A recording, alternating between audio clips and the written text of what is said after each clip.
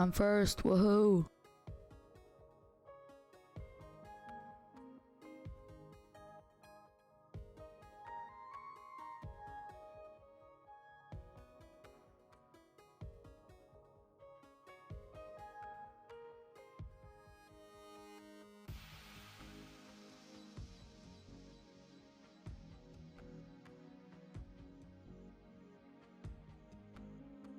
Ha, you got here second?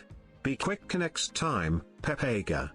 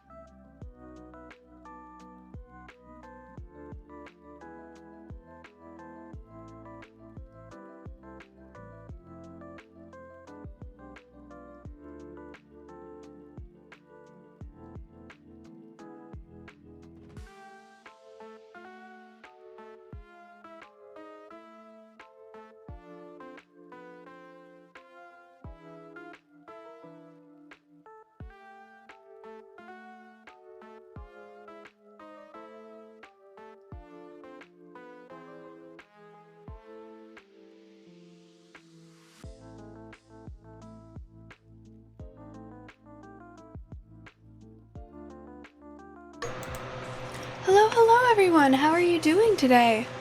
What's new? How's it going? Happy Thursday! Do you like how I always need to try and remember what day of the week it is because I can never remember? How have you guys been? How was your Wednesday? Did y'all do anything interesting today? I don't think I did do anything interesting. What did I do today and yesterday? I cleaned a little bit?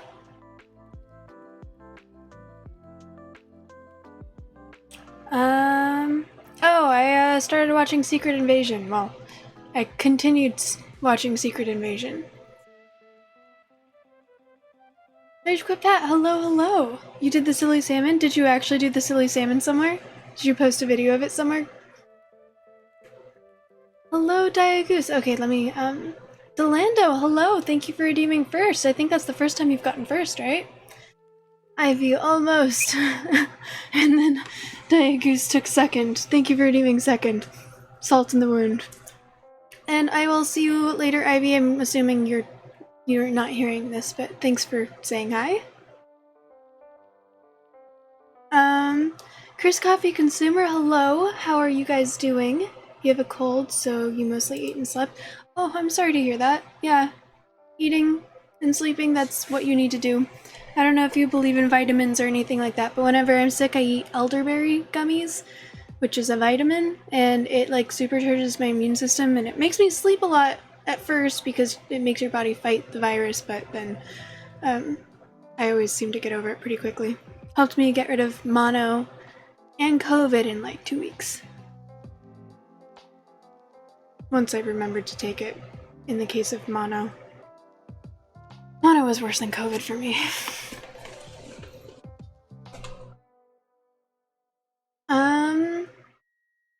You haven't started that shitty show yet, but you will soon. Are you talking- wait, Secret Invasion is the shitty show? Have you heard really bad things about it? I haven't actually heard all that much about it, I just know that Marvel has been kind of slacking, so I wouldn't be surprised if it's not good. So far, I'm not overly impressed, so... But it's holding my interest. Yeah, I heard it's a pile of shit.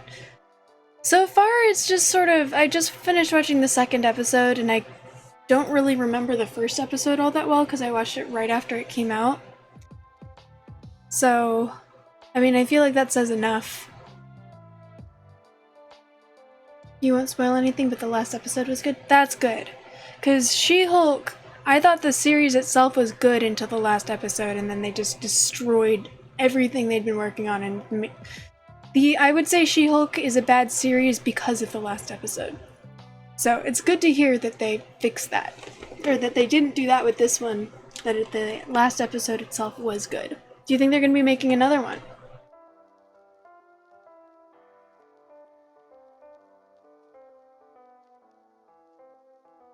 We watch Guardians 3 next Thursday in Discord if I want to watch. Oh, good to know! That's probably next on my list to watch. If I'm around, I definitely will. Do you have voice chat on when you watch it, or is it voice chat off and then there's just the like chat inside?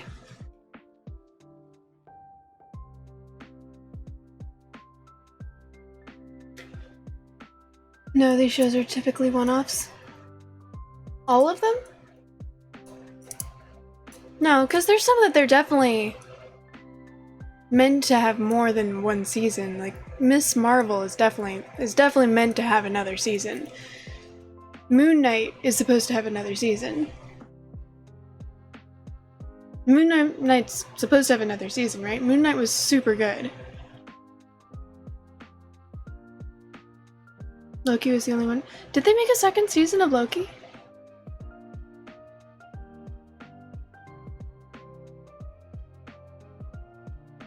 Is it already out? The last thing I remember with Loki is her... I mean, I don't want to spoil it. Okay, so it's not out yet. Okay, that's good. Because Moon Knight... I'm sorry, Loki was also very good. I liked Loki a lot. And that says a lot for me because I generally cannot stand time travel in shows. I think it is very, very, very rare to do time travel well in any show or series. And I feel like most of the time it's just a lazy way of writers trying to keep things interesting and then they fuck it up and make everything worse. But Loki I actually really did enjoy. So the fact that I have this outstanding grudge against time travel in shows and I liked Loki says that they did a good job. Although it is really weird, that romance. Like just, you know, I feel like the jury is out on whether it's incest or not, considering they are literally the same person. They have the same genetic profile with the exception of a gender difference, and that is it. Marvel is getting sloppy, time travel is usually handled in a very lazy way. Yeah, I feel like even shows that do things, unless they are blatantly trying to make it kind of cheesy, like I think that they did time travel in an entertaining way in Back to the Future, they're not trying to make it realistic there. But I feel like Marvel does try to make things relatively realistic for the most part. They're not going for cheesy. And they fucked up. It was not good. That was my biggest gripe with Endgame, is I did really like Infinity Wars, and I did not like Endgame because of the time travel. And a couple other things that I didn't like, but yeah, I was not a fan of Endgame. I know that that's not a very popular opinion. It seems like a lot of people liked Endgame more than Infinity Wars, but I was not a fan. I was very disappointed. Phase 4 has been a shit show. So far, the Guardians is the only good thing. I still haven't seen the third Guardians of the Galaxy. Hurricane, hello, welcome in! Multiverses are becoming the horrible, overused gimmick now. See, if it's a multiverse, it doesn't bother me as much as when they try and fix a timeline that it just like...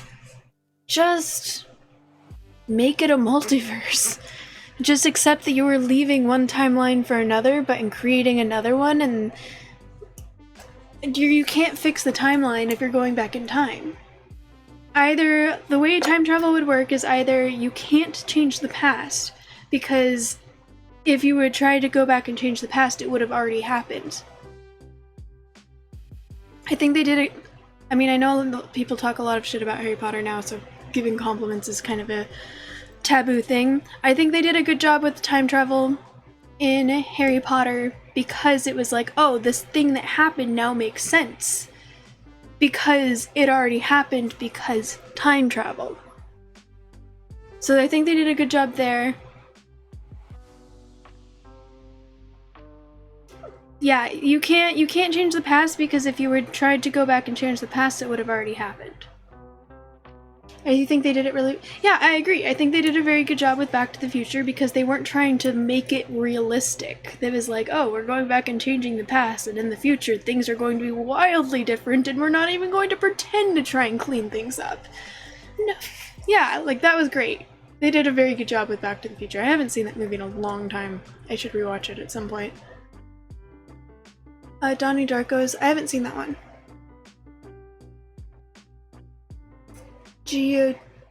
Guardians of the Galaxy 3's decent, not as good as the others, but still good. Okay, good to know. I'll talk if you're around. I'll be watching.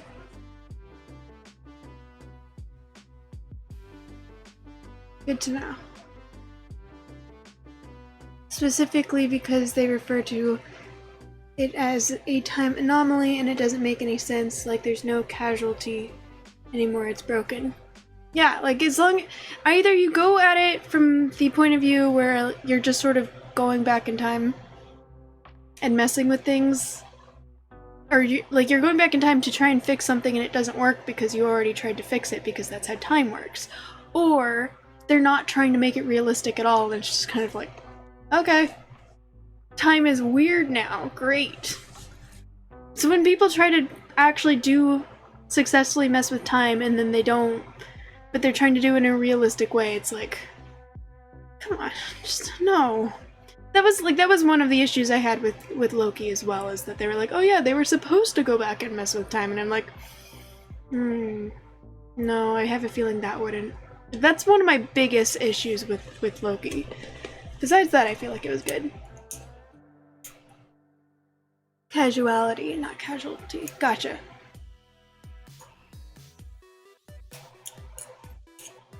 You're glad Gen Z liked a good movie? I'm not Gen Z. I don't know if you're messing with me or not. You know I'm not Gen Z, right?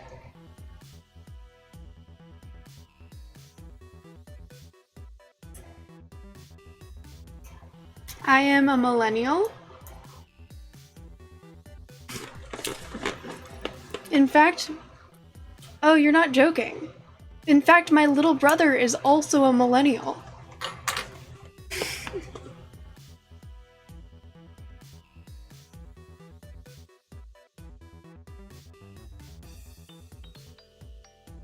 I don't really talk shit about generations because I feel like they're, I don't know. Gen Z, I saw a meme recently where Gen Z was like, oh no, now we're getting talked shit about by Gen Alpha or whatever it's called. Now we feel bad for talking shit about boomers and millennials. I'm like, yeah, I mean, that's just sort of what happens. People get old.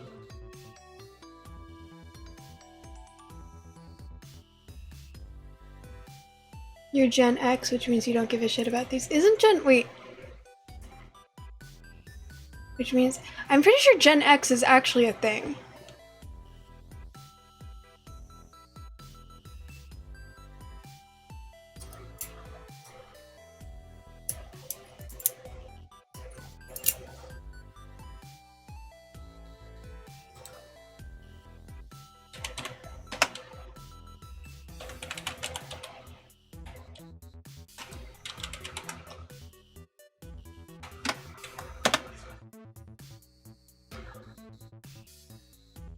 Millennial is 1981 to 1996.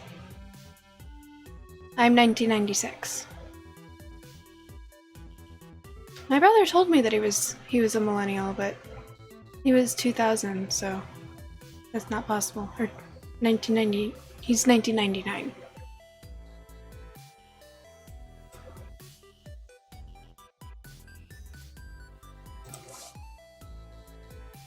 Hi, you're new. Wow, highlighted message. That makes sense. Welcome in, Coffee. How you doing? It's really nice to meet you. Rage Quit Pat. Have you not heard me talk about how people are always mistaking me for being super young, but I'm actually 27? I was mistaken for 15 last week. But I'm 27. Closer to 28 than I am 27, actually, at this point. Stop! Nope, my, yeah. In fact, my longest standing friendship is also 27 years old. Well, older than 27 years old. I met my best friend when I was 6 days old, which means we've been friends for 27 years.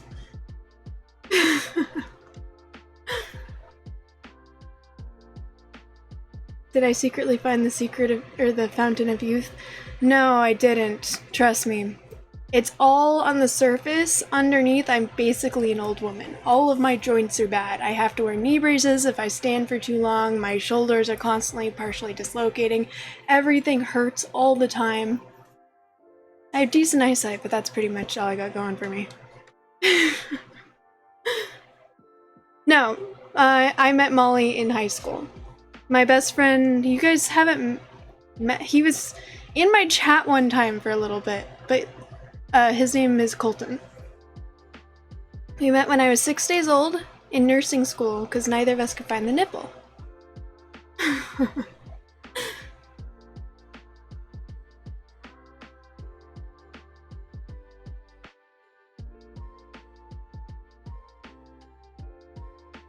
27 is still super young. Yeah, I'm not gonna say 27 is old, but I mean, I work in bars. When I work, my last several jobs have been either serving alcohol or in bars, and you know, there's something that gets really old about asking someone to see their ID and them going back with, "Can I see your ID?" Or getting stopped outside of bars and no one else does, including my little brother. My brother and I used to look like twins when we were growing up, and now everyone thinks he's older than me. Did you guess your age? I don't think I ever told you. I'm so bad at guessing ages, I could not guess your age. You look 15 younger than you are. No one believes your age when you tell them. Secret is denial. Am I in denial? Loonvetch, hello! Welcome in, how are you? How is the rest of your stream? I lurked for the majority of your stream, even though I didn't actually come back and play more games with you. But I lurked for it. I was supporting, even if I wasn't playing Jackbox. Loonvetch just had a subathon.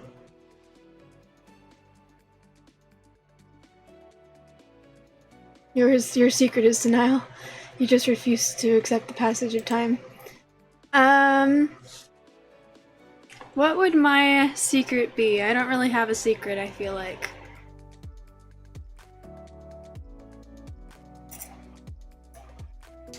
No, I rage quit Pat.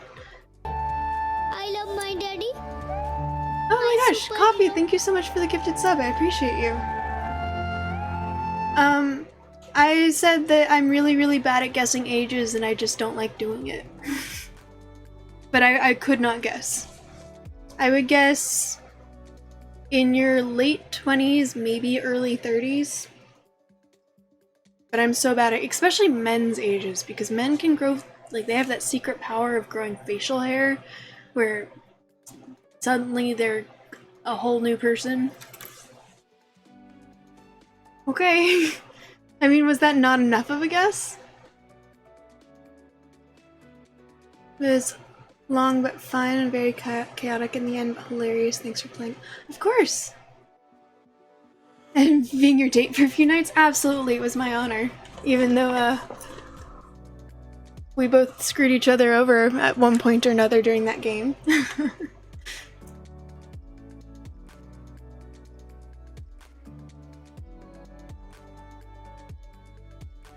If you shave, you lose 10 years. See, I wish that I had that ability. This is the reason my brother, actually no, my brother probably looks older than me at this point because he's taller than me and he's yoked. And then also he has facial hair. But there's other factors as well. Even if he were to shave, he probably would still look older than me. You look like Uncle Grandpa, even though you're not that old. Dead. I'm sorry to hear that.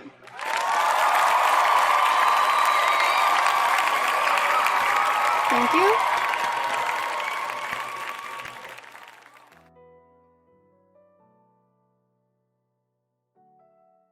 The dates were devious, but the love is real, I swear. Of course, naturally. Especially the parts where we were like, alright, do you want to come back to each other in a couple of nights? If I have facial hair, you look like you're in your 40s. Shave it off, you look 30. Man. Like I said, that would be lovely. Just, you know, be lazy and don't shave for, I don't know, a couple days and suddenly people will stop thinking that I'm a teenager. That sounds awesome.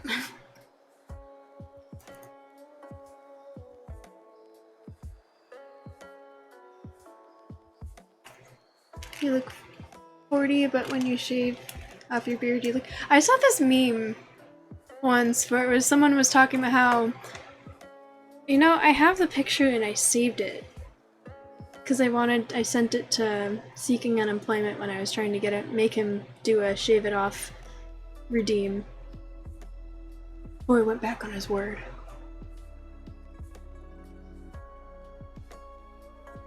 It would probably be in my... but this was months ago, so I don't know if it would be convenient to find still.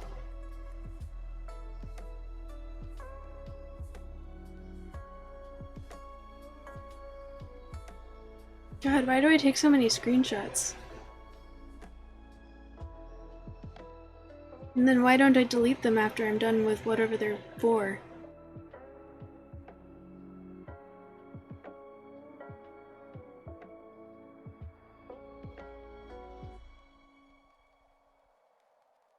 Alright, so it was talking about how a guy, sorry, I try not to be on my phone and then I get sidetracked.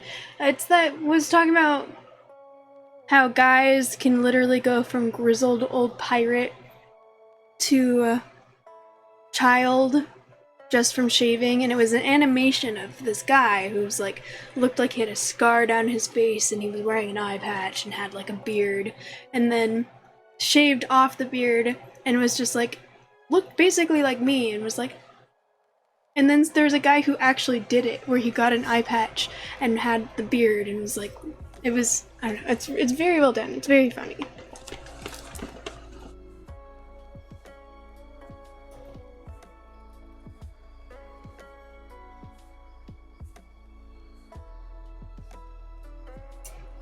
I know, this song again, this song gets me. I don't know if you saw my reaction when it started playing. I didn't really react, but I was like, oh, this song. You've had a few girlfriends that looked super young. All it did was make them paranoid that people would think you were really... Oh, wow. Like you looked your age when you were 25. And your 23-year-old girl. Oh no! Yeah. I feel like it's a valid concern.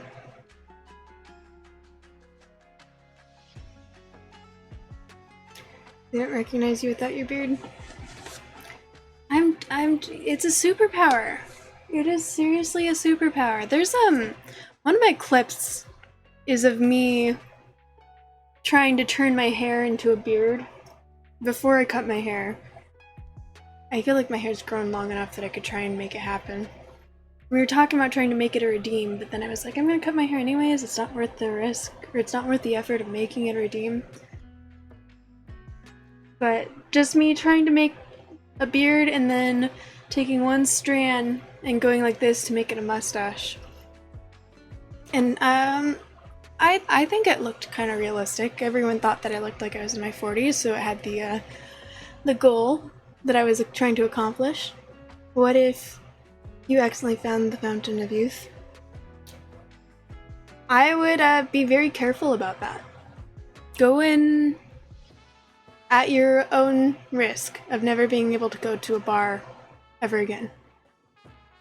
Because the bar that I went to over the weekend, I genuinely think the bouncer thought my ID was a fake. It's not. But I think that the bartender thought that it was a fake. Because he said that everyone else was allowed in, and he stopped me to double check my ID and like hold it up to the light and everything. It was like, you look like you're 15. I'm like, that is a solid more than 10 years younger than I actually am. Thanks, dude. What's my drink of choice at the bar?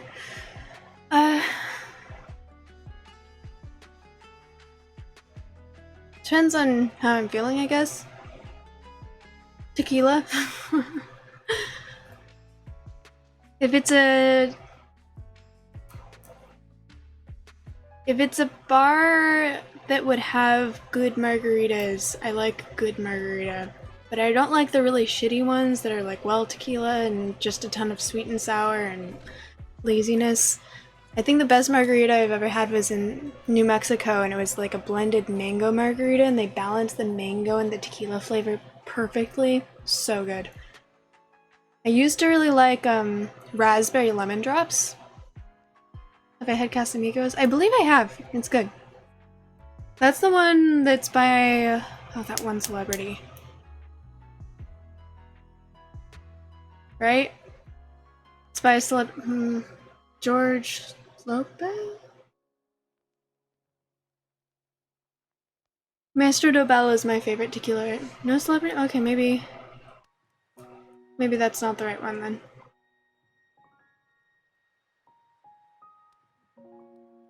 I'm pretty sure that Casamigos is by a celebrity.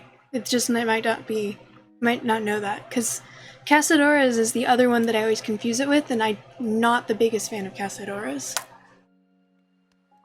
And the $4 margaritas?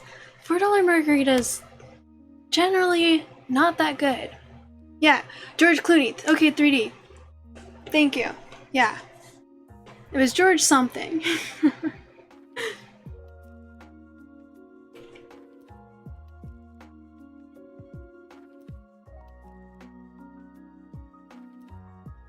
Yeah, Casamigos is good. The first time I had it was at a bar that was right next to my friend's house, and the bartender there was a big fan of shots. It was during quarantine when they weren't able to use, like, everything had to be disposable and everything, so it was just being served in solo cups. And the shots that he was pouring, I was paying for singles, and they were definitely at least doubles. And it was smooth enough and tastes good enough that I could just... Like, there's not many tequilas that I could just take a double and not flinch, but I could with Casamigos. My best friend's favorite tequila is,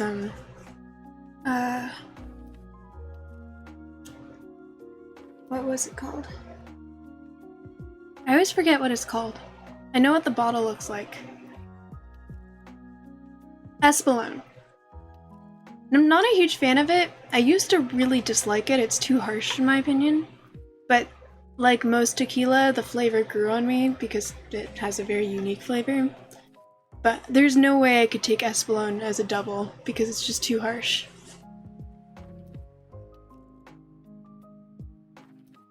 So you're a certified flame person.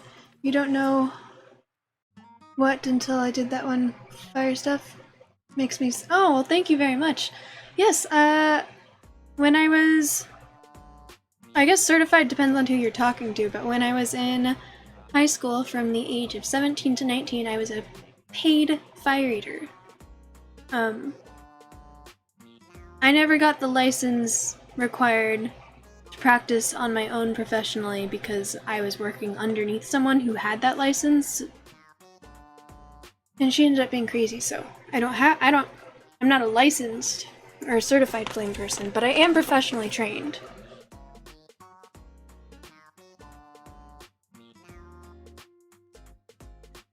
You need to learn to play with lighting. What's up with the lighting? What made you think that?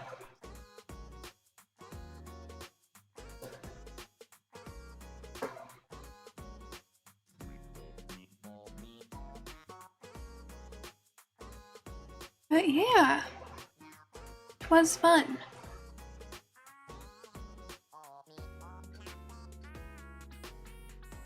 I wouldn't mind trying to...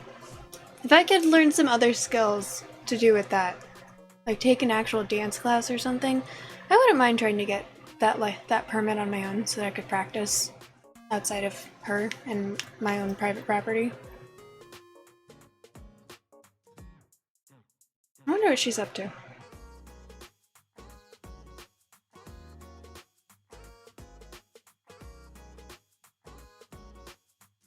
But yeah, what's new, guys? How y'all doing? You teach dance? You'll teach me how to dance and I'll teach you how to do fire stuff? I'm down. Yeah. Let's do it. Except for it's not safe to teach fire stuff over the internet. So maybe some other time. If we're ever in the same location, we'll trade lessons.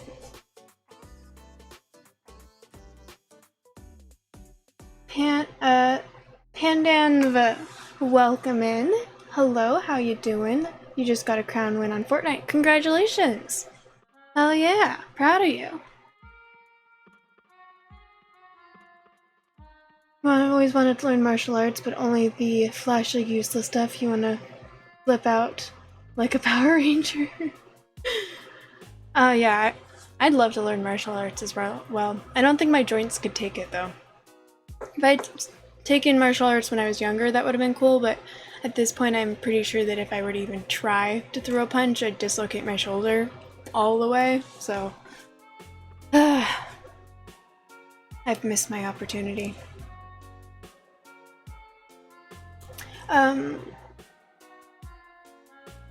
You're gonna drink now. Okay, Sweet Dreams Coffee, thank you for hanging out. I appreciate you being here. It's been fun chatting.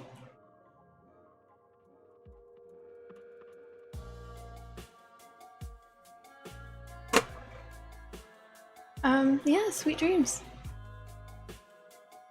Your girlfriend.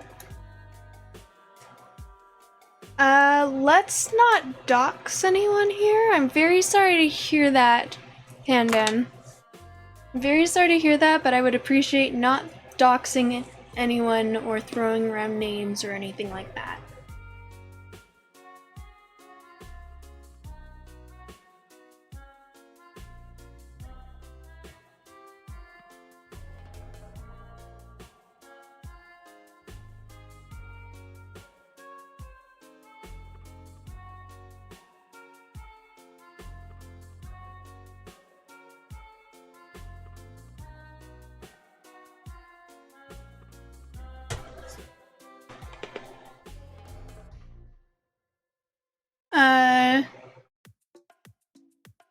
I suppose if you want to dox yourself,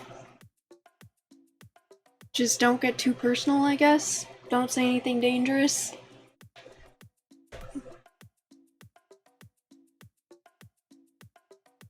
If you're just really bored and lonely, you'd be happy for a SWAT team to show up at your house. Alright. Well, I don't think that'll happen here.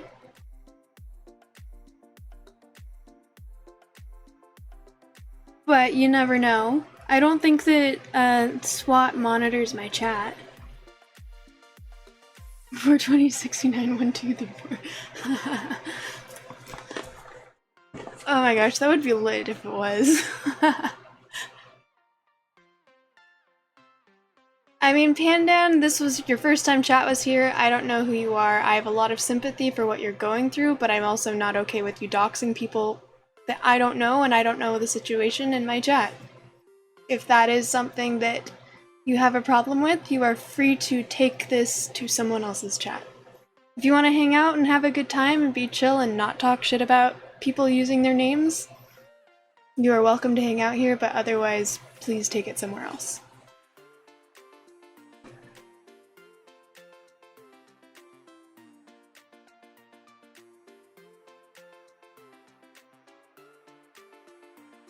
That's a combination an idiot would use on their luggage. I mean, you never know. I'm sure that actually is someone's social security number, though. That would be hilarious.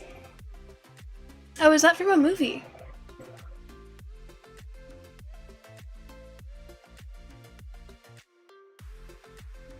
What movie?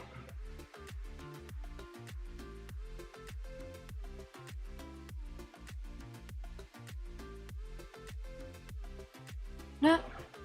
That was one that I wasn't allowed to watch when I was younger. It was inappropriate.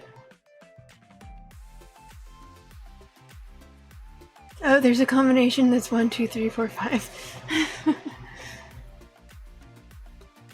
It's like making your laptop password Sorry. It's like making your laptop password.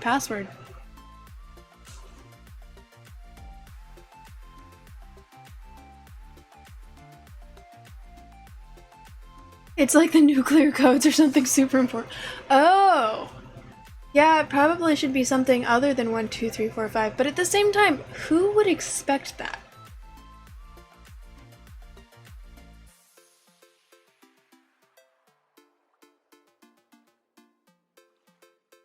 Who actually had that as a password? Password? Or 1, 2, 3, 4, 5?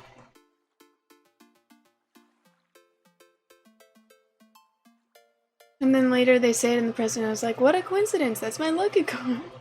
My lucky con, oh my gosh.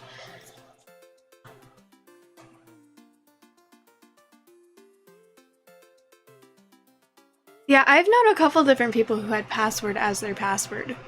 Or password 1.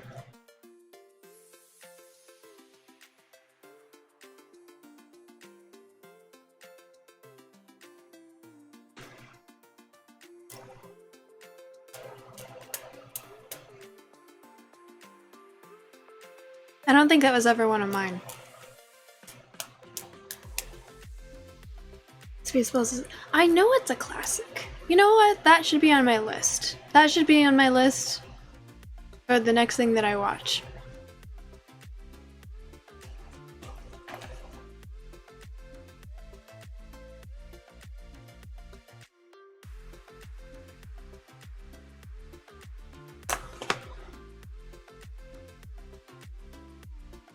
What's it on? Do you guys know?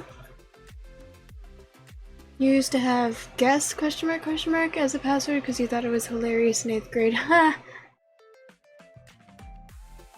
If you're trying, I have links turned off for anyone that's not a mod. But if you want to send it to me or post it in the Discord, you probably can.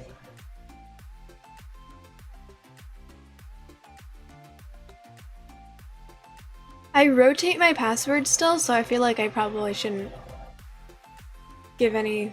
Are there any that I've given up on?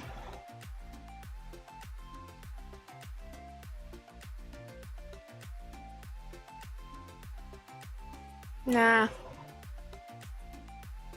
But I would like to say that I feel like most of my passwords were relatively clever. I was always fairly good at being creative.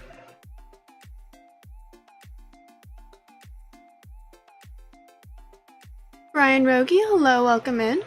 Right now I am chatting with you guys. What are you doing? How are you doing? Thanks for joining.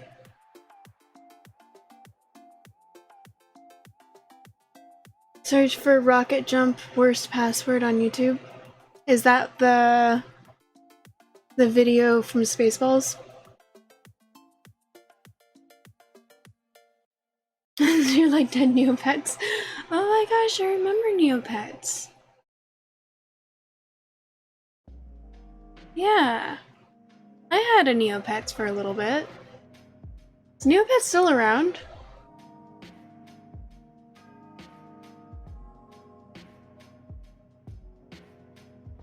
It's on Hulu and Amazon. Okay, cool.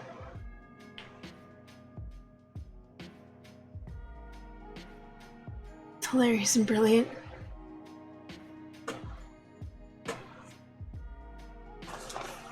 I'll make a note of it. Hopefully I see it. Rocket jump.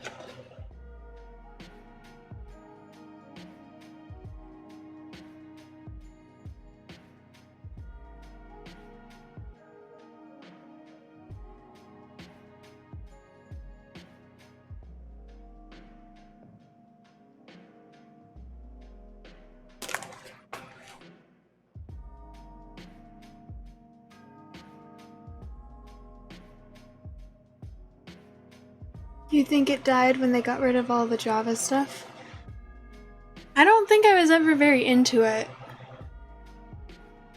But I remember having it and thinking it was super cute when I was in, like, I don't know, it was probably elementary school.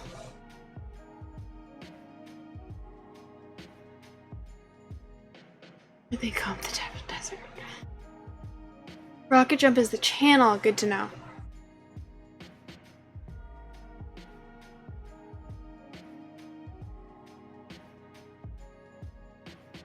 Wait, what? I mean, I'll probably like Spaceballs. I just haven't seen it.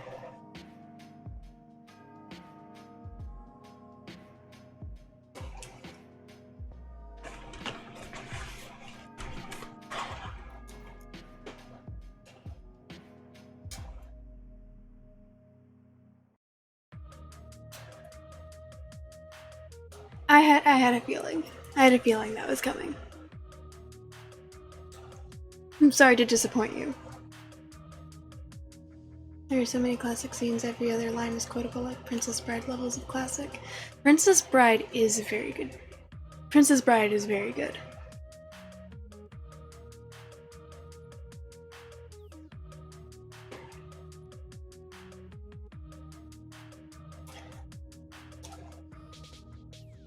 Yeah, Princess Bride is amazing.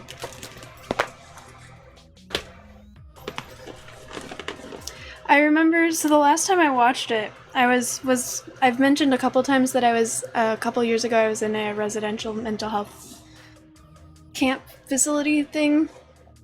It wasn't a psych ward, but it was for people who were very, very depressed. And they had this box of movies that were all supposed to be okay for people to watch when they're in this sort of high stress mental health environment. And which means they're supposed to be light on trigger warnings and stuff. And I'm like, oh my gosh, there's Princess Bride is here. This is so exciting. Like, oh my gosh, I love this movie. This is like incredible. I'm so glad that this one is okay. And so we start watching it, and almost instantly I'm like, this movie should not, we should not be watching this movie here. There's literally like, she talks about wanting to kill herself. She makes an attempt. Someone like there's kidnapping, being forced to get married and stuff. It was like, wow. Very good movie, but should not be played in a residential mental health facility. I remember just being so shocked that it was even in that box as I was watching it, that I was almost like, I was still enjoying the movie because it's an incredible movie, but I was like, wow, who put this movie in this box? Jaws 2 was also in that box. Not Jaws 1, but Jaws 2 was. I hadn't seen Jaws 2 at that point, and I was disappointed. I haven't seen Fight Club. It wasn't in the box that I recall. I only watched a couple movies while I was there, that I remember anyways. There was Jaws 2, Princess Bride, and that one, like 28 Days or something. The one about Sandra Bullock when she goes into the addiction facility. Yeah, I know. People always recommend Fight Club. I know that one is also a classic that I haven't seen. Late 90s existential awakening movies. But we're already breaking the first and second rule of Fight Club. We're talking about Fight Club right now. Someone ruined Fight Club for you while you were watching it, and you've never finished it because you got mad. Oh no! But the Truman Show is the best of them.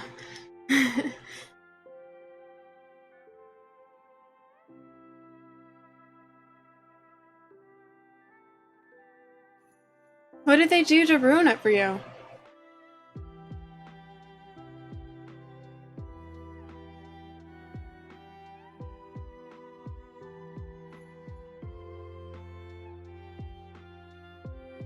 Oops, sorry.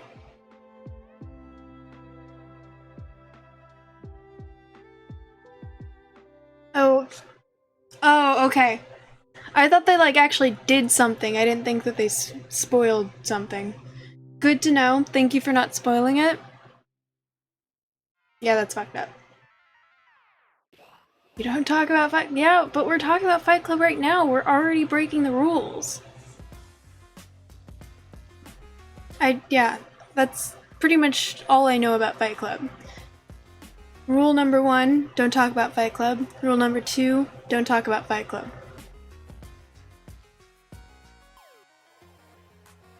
Very anti-spoiler for everything. You will never trust that you will never ruin anything ever. I'm generally pretty okay with spoilers, but there's always some things that are too far, so I appreciate you not taking that risk. First rule of Lady Teddy, don't talk about spoilers.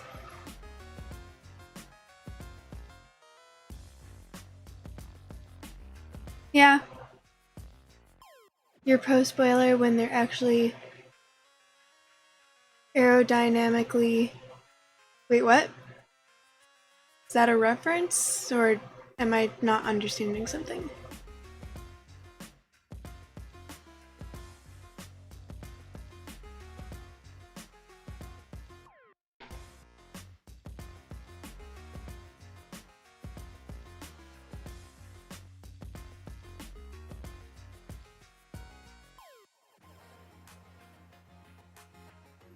Lots of spoilers are just decorative. Like spoilers in shows and stuff? I feel like there's some stories that you need to be in suspense to enjoy. Like one of my favorite books growing up was called Graceling. Has anyone here read it? It's not a super popular book, but it was one of my favorite books when I was in 8th grade. And I'm not going to say what the spoiler is. But the premise is they live in this world where there are certain people who they're born with one color eyes, and then once they reach a certain age, their eyes will change to 2 different colored eyes, and when that happens, those people are known as gracelings, and they're given a grace of some sort. And that grace could be the ability to hold their breath for a stupidly long amount of time. It could be the ability to count numbers really, really well, or it could be something that's really, really insane. I don't know. The ability to read minds, the ability to see the future, the ability, like the grace, like graces can be useless or they can be really, really useful.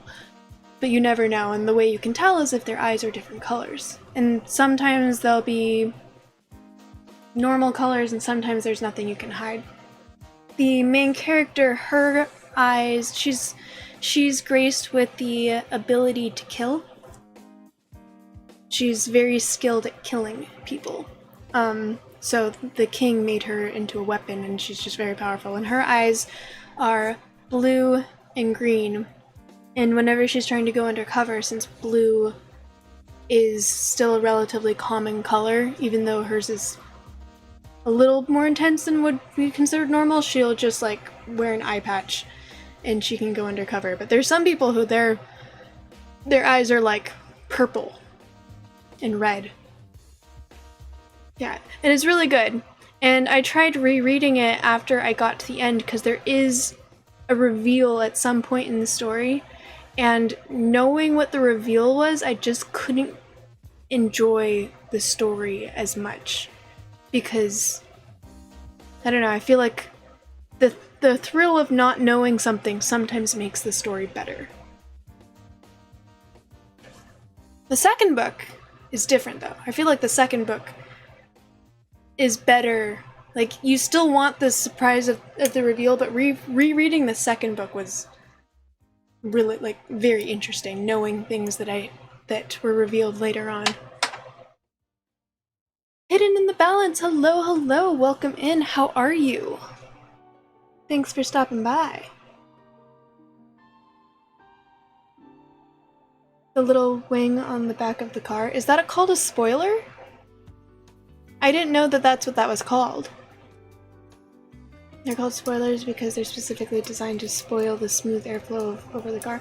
I did not know that. If there's something to know about cars, generally assume I don't know it. The things that I know about cars, I know because I needed to do it specifically to my car.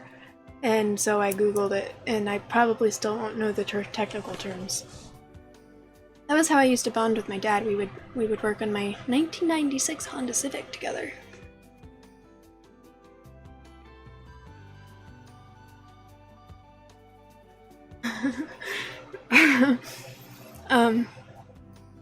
Does anyone know that older cars, sometimes the vents don't dry themselves out very well and mold can grow in the vents?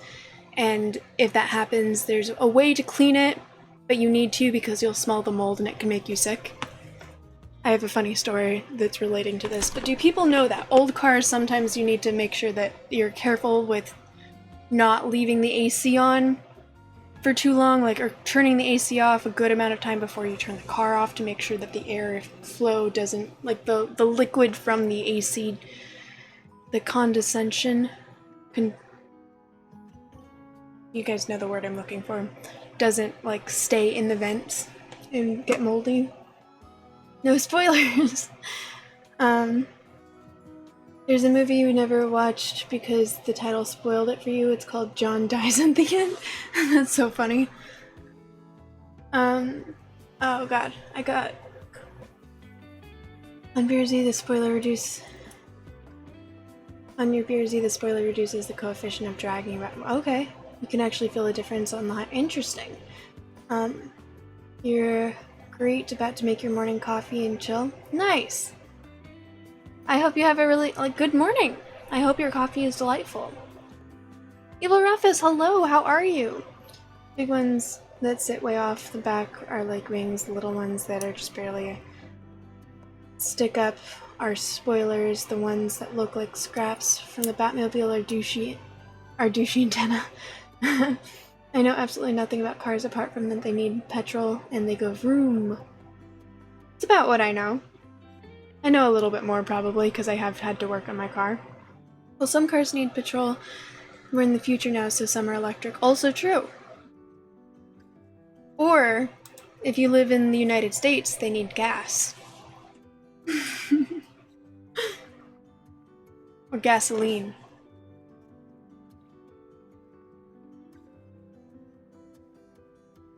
So, my 1996 Honda Civic started to smell really bad, and so I looked it up, and it turned out that there was mold growing in the air vents, and it was just getting worse, so I looked up how do you fix that, and there's a lot of people who were like, oh, you need to, replace all of the vents, and I was like, there's no way we're doing that. No. But there's an easier way to do it that works very, very well, and it's where you flip up the hood, and then you turn on, not the AC or the heater, just, put it on neutral. A neutral air temperature, and put all of the vents on full blast, and then spray 2 cans of Lysol where, you can identify where the vents suck in air underneath the hood, so spray the 2 cans of Lysol into where the vents are sucking air into the cab of the car. Make sure all of the windows are down and no one is inside the car because that's not good for you. And then once you've used the 2 cans of Lysol, you want to leave it running for a good amount of time to make sure that the rest of the Lysol is sucked through the rest of the... there's none that is left over, and that will kill off the mold and you'll be good for a while. I didn't watch the end of the video. I knew that you were supposed to... They didn't explain why you were supposed to keep the vents going. But in my mind, I was like, okay, so there's clearly, this is a very old car. It's clearly, just based on how bad it smells, there's a lot of mold in there. Why don't we, once we've used the 2 cans of Lysol, let's just, turn the car off, let it sit overnight, just make sure it really soaks into the vents and kills off all of the mold and we'll be good. Seems like a good idea. And just didn't take into account the fact that that meant the next time I drove my car, there would be Lysol in the air vents. And that meant that the next time I drove my car, there was Lysol in the air vents, and I got high from it.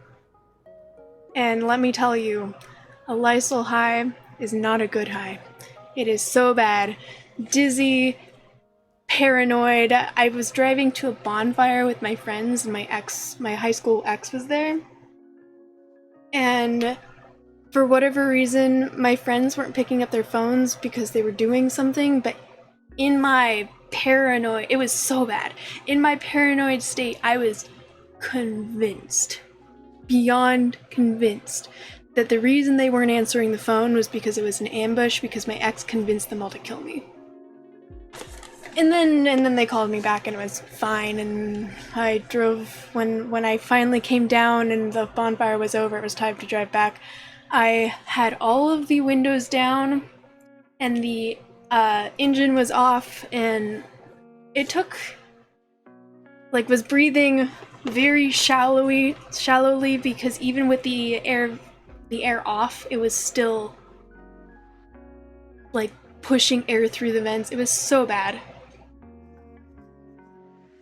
There are better ways to get high than toxic levels of... Yeah, don't get high from Lysol, guys. It's a really bad high. 0 out of 10. Do not recommend it.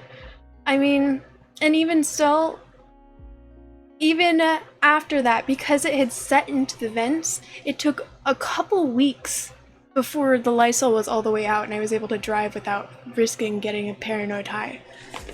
And I literally, like, I was just leaving my car on, parked in front of the house with the vents going the same way that I was supposed to, but it was, like, it had set. Moral of this story is, if you need to do this, you can do this, it will work, it will kill off the mold in your vents. Make sure that the Lysol is out before you turn your car off. This has been a PSA from Lady Teddy. You're welcome.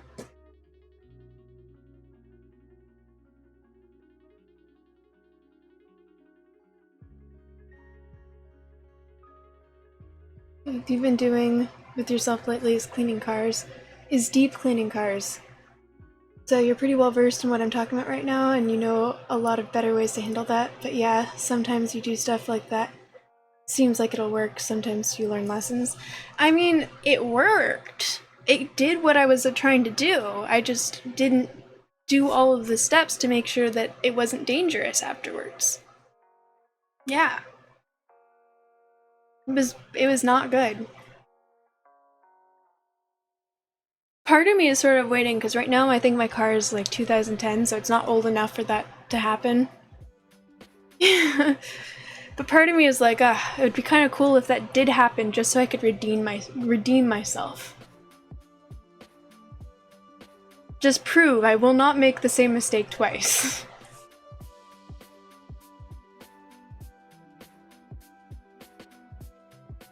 Uh-oh, speaking of PSAs, we've got a public service announcement from 3D coming up.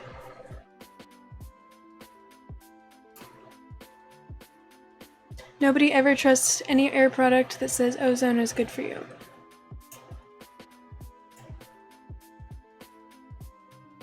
I don't think I've ever heard that ozone was good for you. Are you talking about ionizers?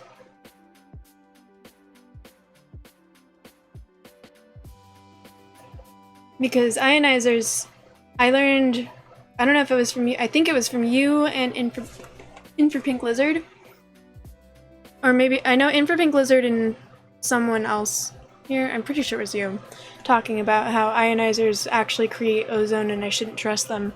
But before that, I'd never heard that about ionizers. I'd just heard that ionizers make, like, molecules in the air sticky so that they don't, or heavy or something, so that they don't stay in the air. Which is why it worked when my roommate would smoke cigarettes in my bedroom. When I was in college, it would, like, take the cigarette scent out of the air. It apparently would replace it with ozone, which isn't good. People sell air purifiers and filters and ionizers and stuff that if they generate... See, I didn't know that I knew that it had an ionizer, I just didn't know that it generated ozone. I've never heard that ozone was good. Ozone is good for the earth, you imagine it would be terrible for humans. It would probably be similar to carbon monoxide. They have a little box that generates ozone, it's specifically for killing organic material. Oh, lovely. Ozone is a layer of the atmosphere way up. You know, my fan had an ionizer, that I would use every night before that. Maybe my secret, since earlier when the stream we were talking about my secret fountain of youth, my secret fountain of youth trick was the ionizer, was ozone. Just doing all of the wrong things. This is not a PSA, guys, don't listen to me. I'm joking, don't do this.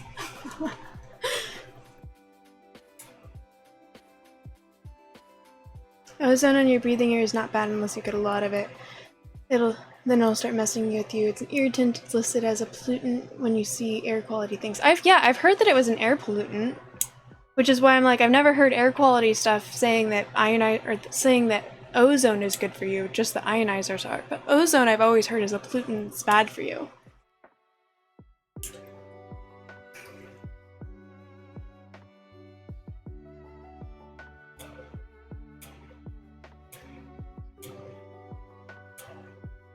Necrotic, hello! Welcome in!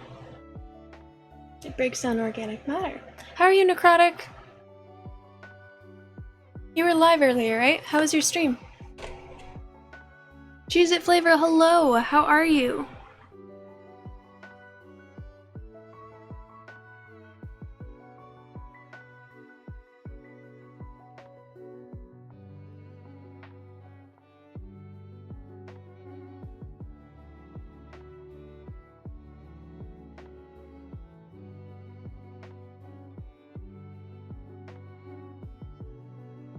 Too much of it and it'll literally start degrading your cells. But oxygen does that too, does it not?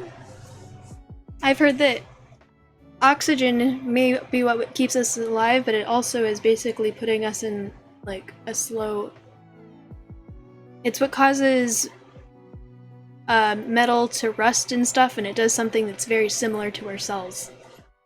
It's like a very slow moving fire or something. It's the reason we age, something like that. It's used for cleaning cars when there's a lingering smoke or mildew smell. Fill the car with ozone for like an hour and it kills everything. Interesting. Very interesting. Volatile stuff, and yeah, basically that. Stream is good.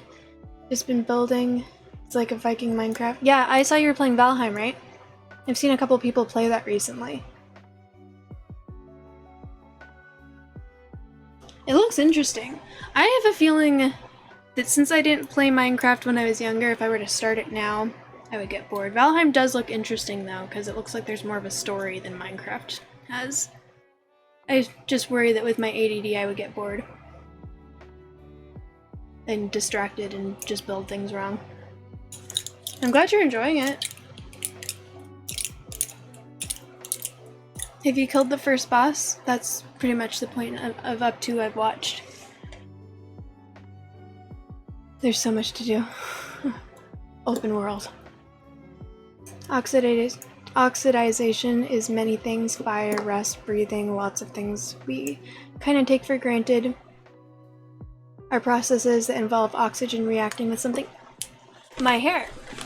I use henna to dye my hair, and there's a 2-week oxidation period where, like, you can't tell right now because there's still the dark dye and I haven't re-dyed it recently. But after I re-dye my hair using henna, there's a 2-week oxidation period where it's very aggressively orange coppery, and then it becomes a more muted red of what it normally is.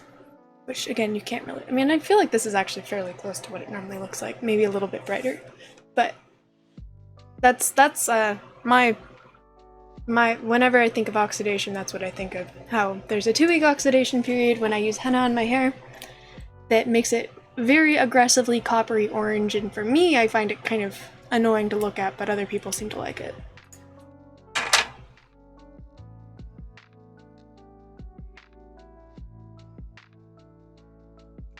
You like it, Necrotic? Thank you. I tried dyeing my hair black a couple weeks ago, like temporary dye. And it's mostly washed out at this point, but it's still definitely darker than usual.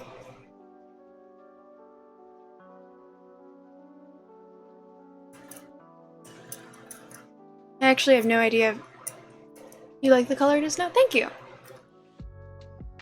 I like it a little bit brighter than it is right now. To me, I feel like today I'm liking it more than usual, but it was definitely too dark in my opinion. I always had that question in the back of my mind of whether or not I could pull off black hair, and I didn't get to black. It was just very, very, very dark red that was almost black, but it was enough of an answer for me that I don't think I could.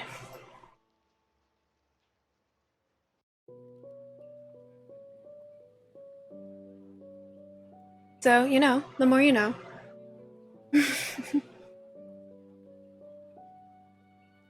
made me look super pale. Yeah. I mean, well, I am. It just made it more apparent. To be fair, I've been in the sun multiple times since I've done that, so I actually am more... I probably have developed more of a tan since then, as well. But yeah, it was too much. Made me look like a vampire. People already think that I am one, based on the fact that I apparently don't age. You got up to the third, actually. Sorry, I didn't see that necrotic. The person that I was watching play Valheim, they beat the first boss, and then they got the Forest is Moving event, and were like super freaked out and thought it was based on a dream, and then had the chat look it up, and it was like, nope, this is something that happens after the first boss. You're fucked. Because you weren't prepared.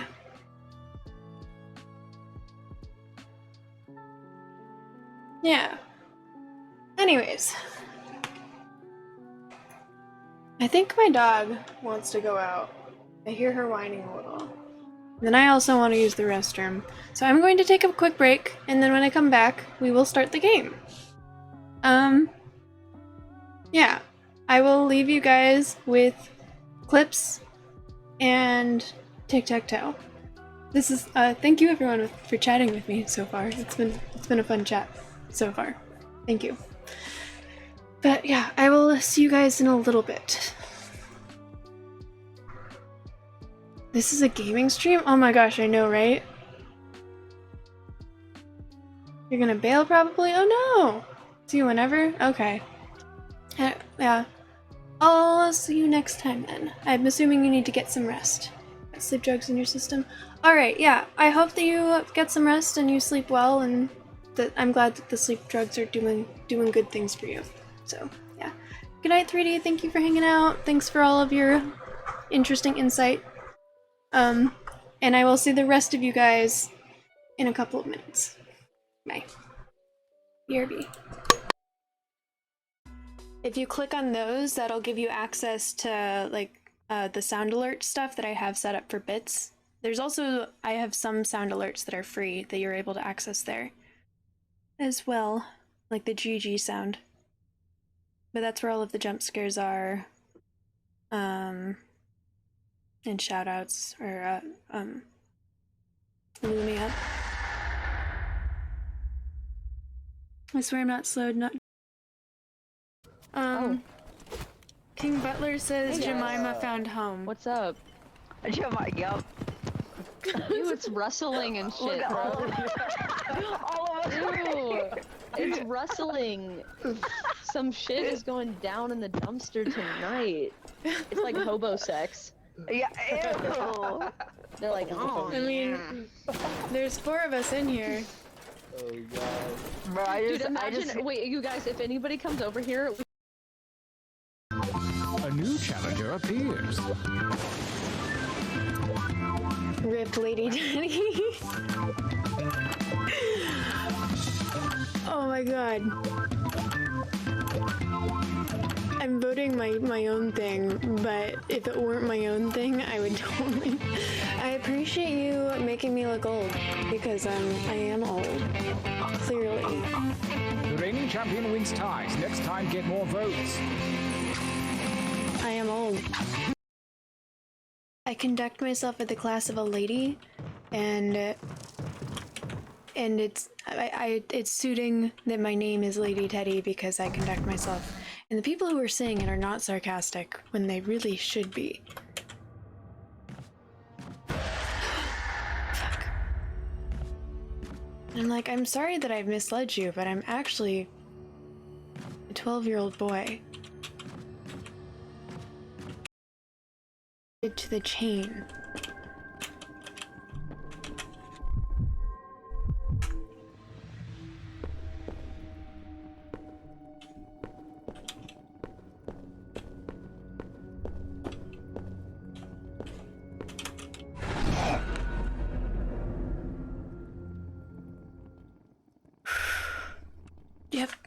Yep, that one worked. Anything like that before. The dragon that attacked my carriage was wearing a collar, and Professor Fig was genuinely baffled by its behavior. That attack always did strike me as a little strange, seemingly coming out of nowhere. Surely you aren't suggesting that the collars somehow control the poor creatures? Exactly. Merlin, I don't think the dragon we set free was wearing a collar, but we should check. And if we can find her, we can return her egg. See? Is there gonna be another statue murder? Statue murder! Statue murder! God damn, this dude needs anger issues. Like, danger management classes. So extra. And watch. Keeps humming. Whimpered humming.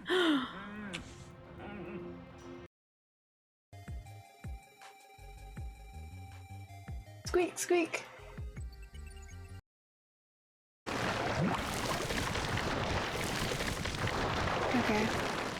That's what I wanted to see. Fuck.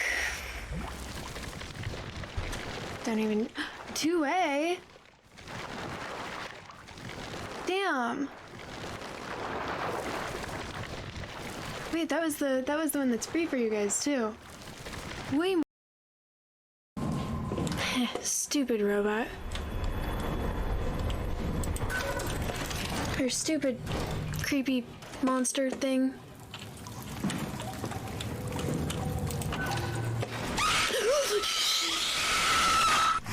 Fuck. You got me that time. God damn.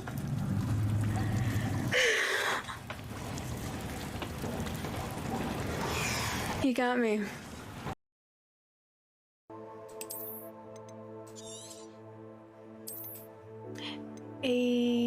Nice.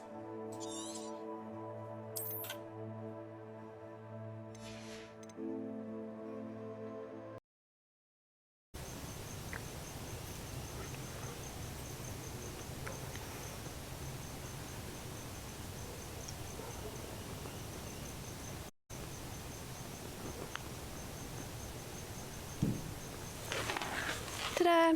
Now you must have seen that I'd let it go that time, right? And I was just holding it in my teeth.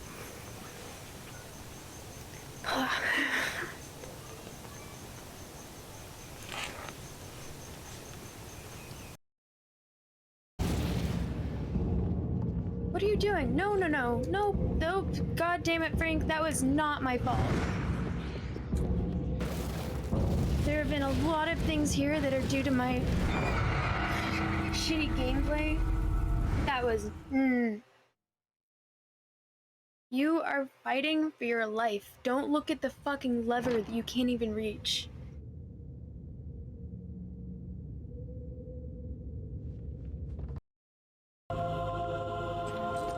So he's able to do it without even touching them now? The world's largest kelpie is also known by what other name?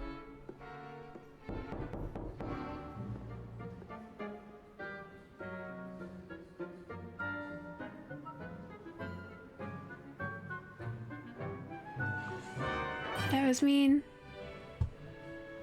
Oops. I'm back. Did y'all miss me? Okay, so let's get to the game.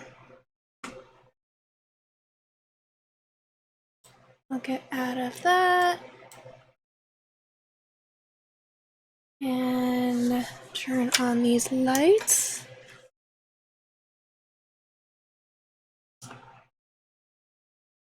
And then I will turn off that light, which in hindsight I probably should have done this first.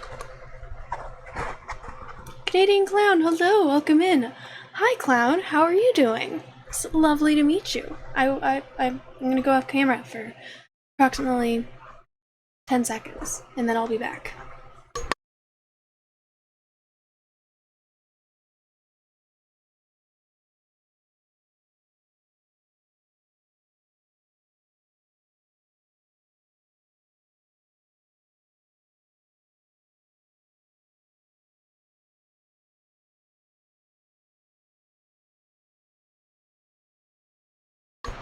Okay, I'm back.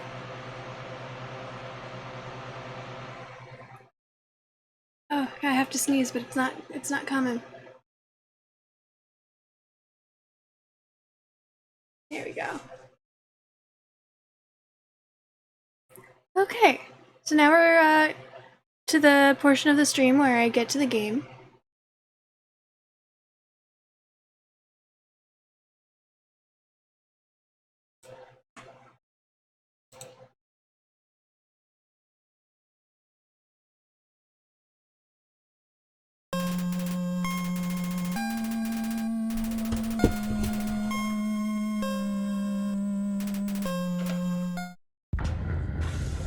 And we're gonna go back to being evil, and you guys are going to...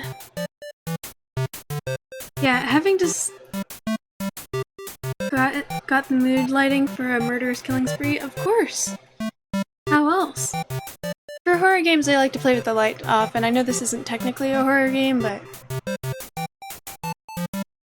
it's technically psychological horror. Yeah, having to sneeze and not being able to is terrible.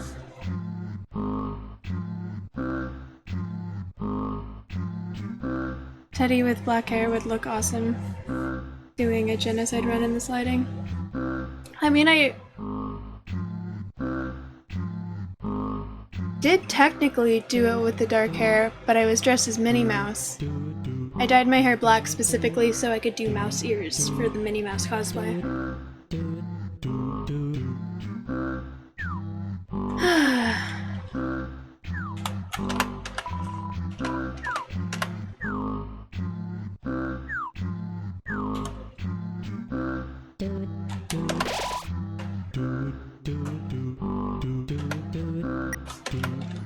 Alright, let's we're gonna go and buy a weapon.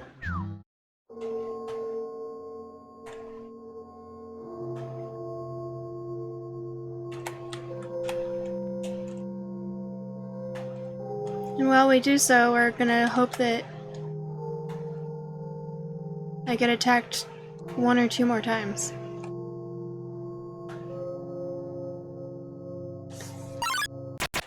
Oh, there we go. Forgot that I cosplay. I should do a Wednesday cosplay or something for Halloween. I was thinking about trying to do a Wednesday cosplay while my hair was still dark, but it washed out really fast, and it never got all the way black. It didn't take properly, and it was still just like a very dark red. I also don't know if I would have a dress that would work for Wednesday Addams. I mean, I have black dresses, but they're not like a Wednesday dress.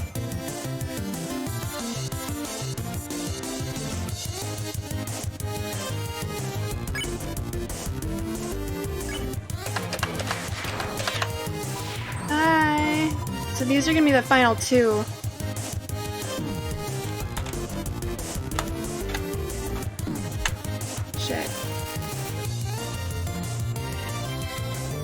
Is the turtle dude still gonna be there if I kill the last 2 monsters in this area?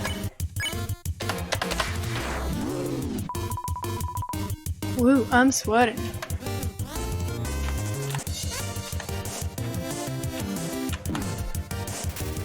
Smells like a mussel farm. 104 experience and 50 gold.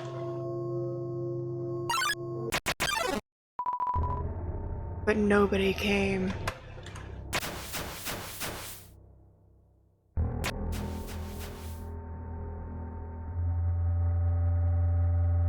So dark. So creepy. Wahaha, so you came here. What a treat. Okay. So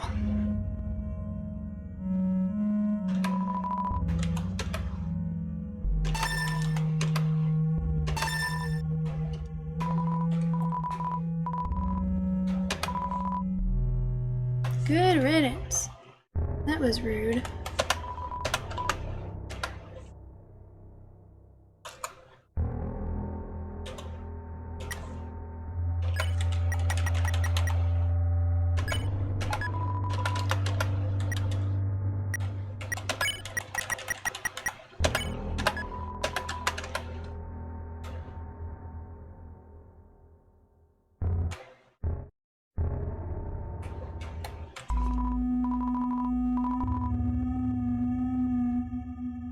You might have to play Undertale. You hate the art style but love everything else about it. Really? You don't like the art style?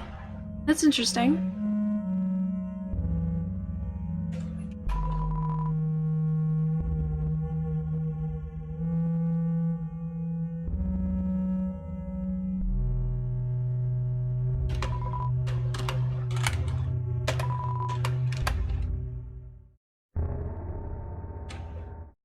I forgot that, nobody came.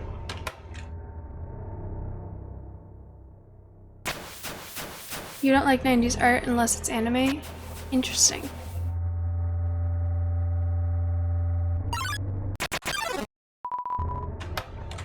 Of course.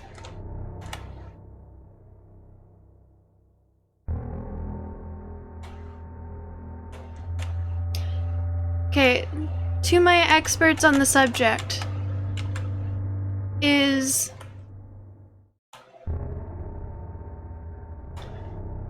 are items that increase your speed worth it?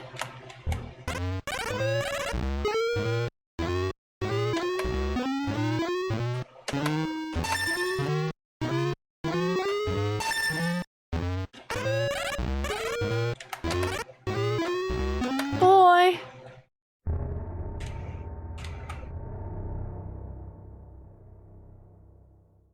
Maybe you're just biased because this game reminds you a lot of Earthbound, a Super Nintendo game, one of your favorite of all times. Interesting.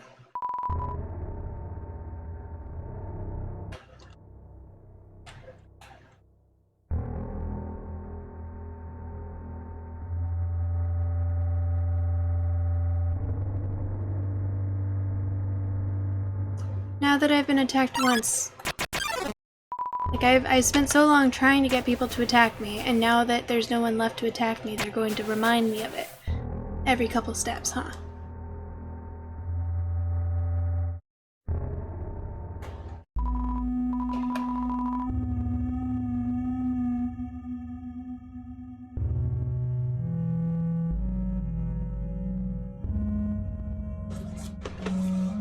They're both 8-bit RPG psychological horrors.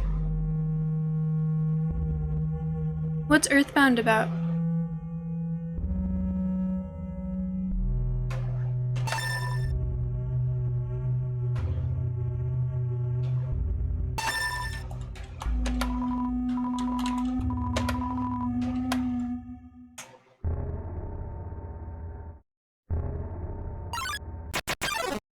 Yeah, I get it. Nobody came.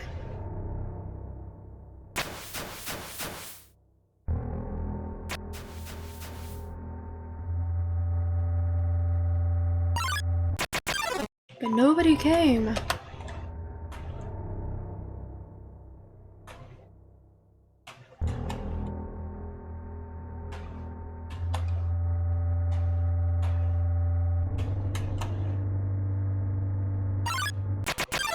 But nobody came.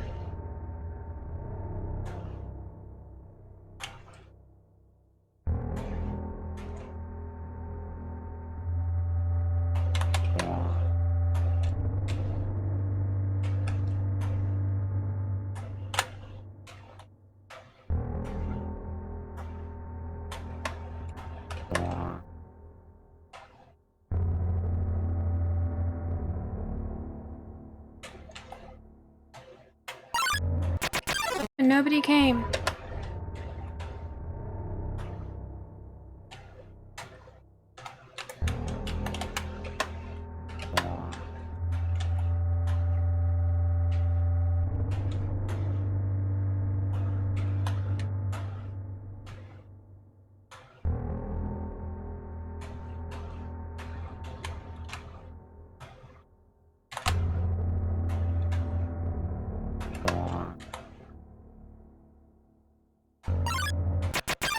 nobody came.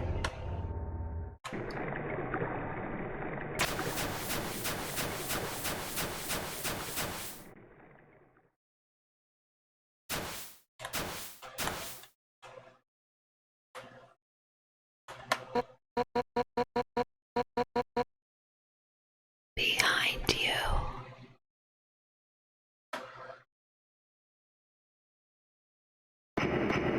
What's up, girly? You ready to fight? 7. 7 human souls. With the power of 7 human souls, our king, King Asgore Dreamer, will become a god. With that power, Asgore can finally shatter the barrier. He will finally take the surface back from humanity and give them back the suffering and pain that we have endured. Understand, human?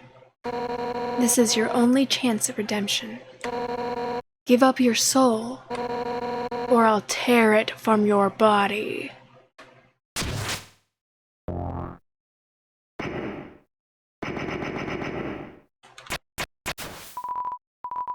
Undyne!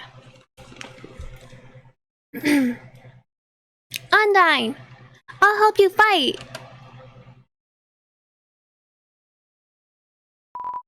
Yo! You did it! Undyne is right in front of you. You got front row seats to her fight.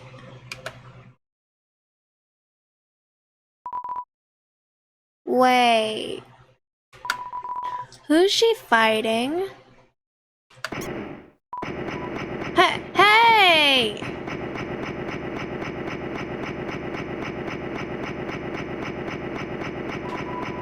You aren't gonna tell my parents about this, are you?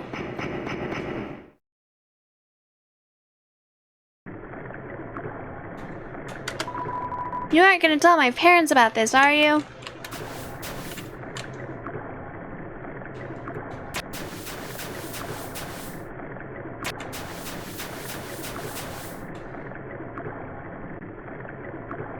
You don't think you describe Earthbound as a horror, since so much of it is comedic, but it does have a dark story when you realize what the ending is about. It's mostly makes fun of North American culture from the time. That's probably fair. Oh, I missed something. Basically, a kid goes out to play with his friends and ends up fighting apocalyptic demons or something like that. Huh. Sounds like fun.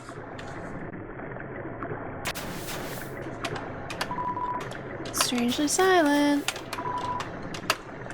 I know the one that I skip is going to be the one that says something interesting.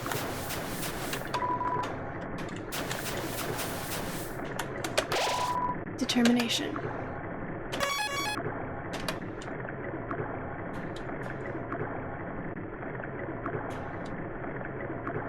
This were pacifist, this would be where I save the kid. Yo!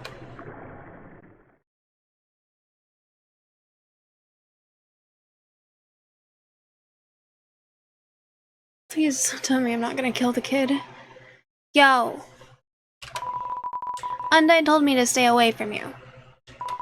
She said that you hurt a lot of people. But, yo, that's not true, right? Yo, why won't you answer me? And what's with that weird expression? No. Oh man. Man, my heart is pounding right out of my chest. What would Undyne do? Yo. You'd better stop right there. Right where you are. Because if you want to hurt anyone else, you're gonna have to get through me first. And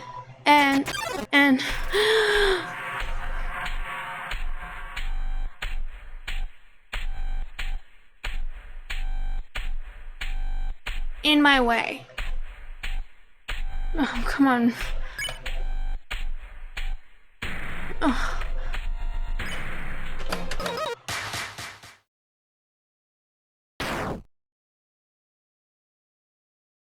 Isn't the Undyne fight supposed to be hard?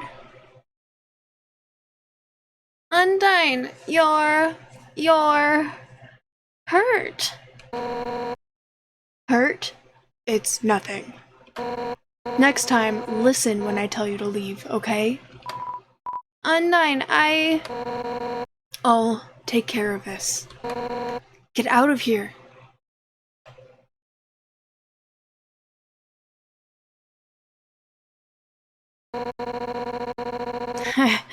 It's nothing. No. Somehow, just with one hit, I'm already... Damn it. Papyrus. Alphys. Asgore. Just like that. I've failed you. Fucking not cool, bro. No. Oh, okay, that's better. My body, it feels like it's splitting apart. Like any instant, I'll scatter into a million pieces. But deep, deep in my soul, there's a burning feeling I can't describe.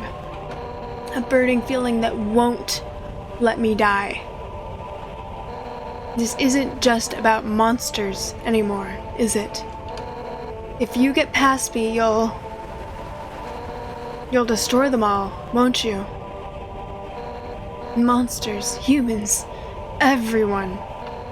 Everyone's hopes, everyone's dreams vanquished in an instant. But I won't let you do that.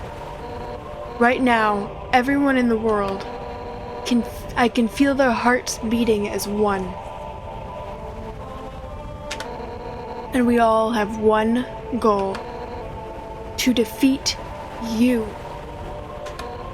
Human, no, whatever you are. For the sake of the whole world, I, Undyne, will strike you down. Oof.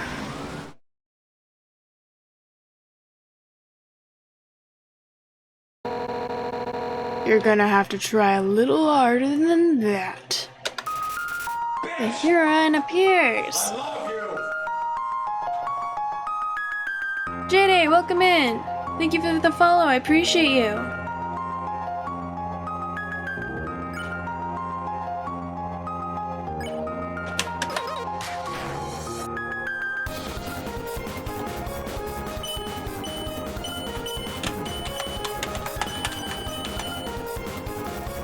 The wind is howling.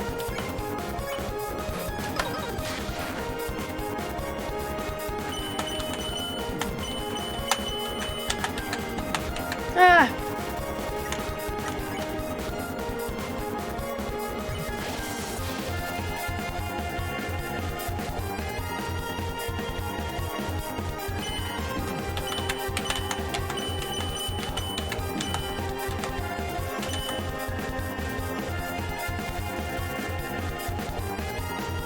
Do I run?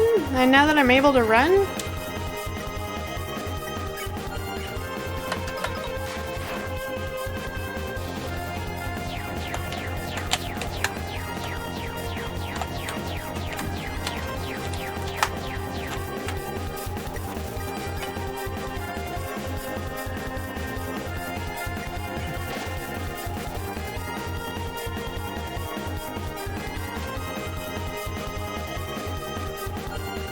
Wind's howling. Want to play some Gwent? Okay.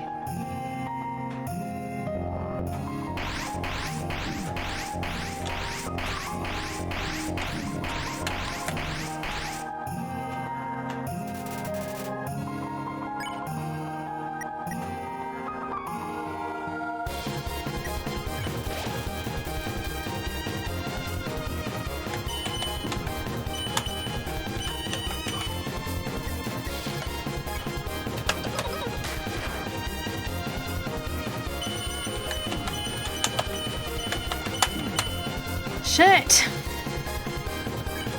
Fuck!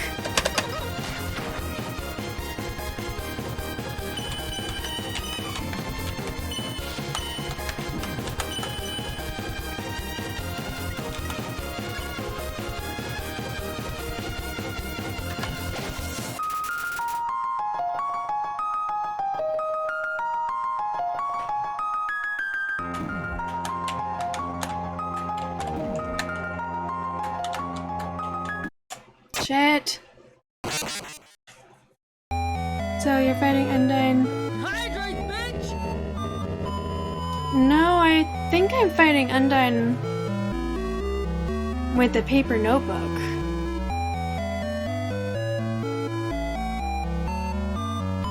And thank you for the good luck.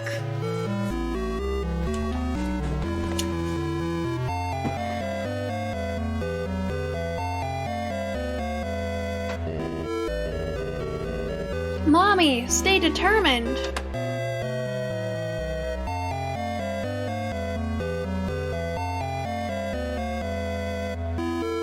Yep, paper notebook.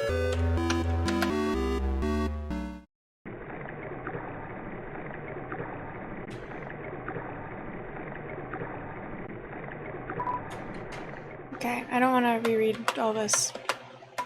Yo, dude, I heard some. Okay. Oh shit. The dialogue was different.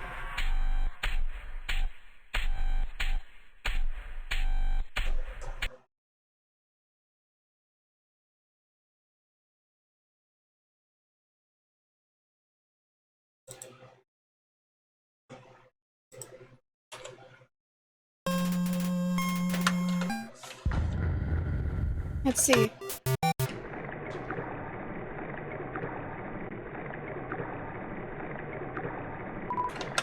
Yo! Nope, shit, I fucked up.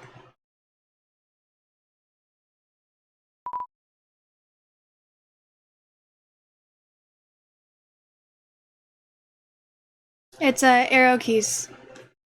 Arrow keys and the shift button. You don't get the mouse. Yo, Undyne told me? Okay.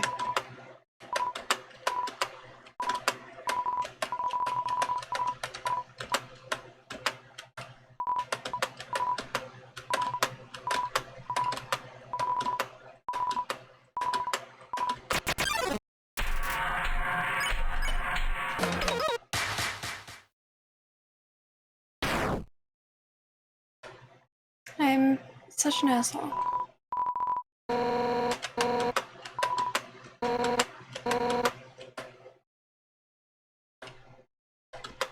Okay, bye.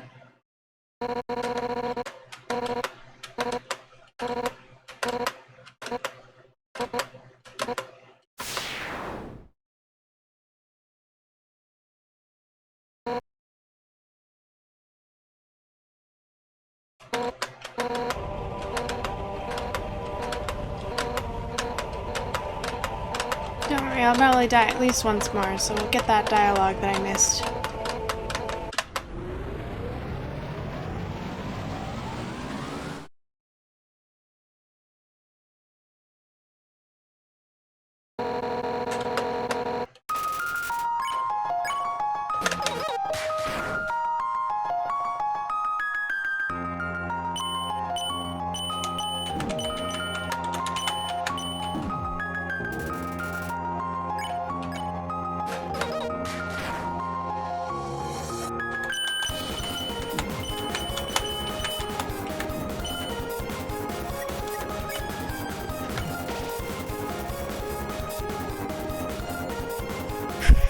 Okay.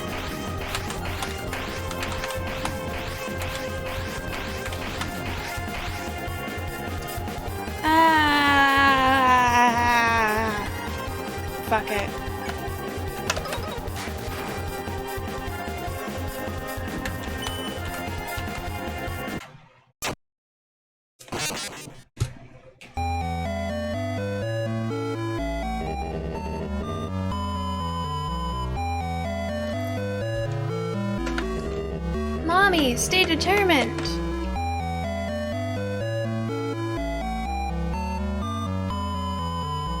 And I wonder if the boss has a phase has the same HP and damage you just dealt.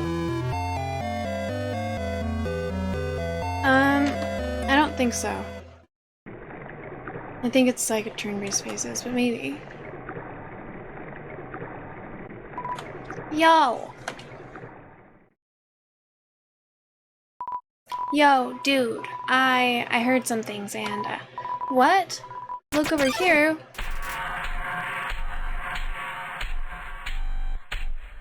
What for? Oh, okay.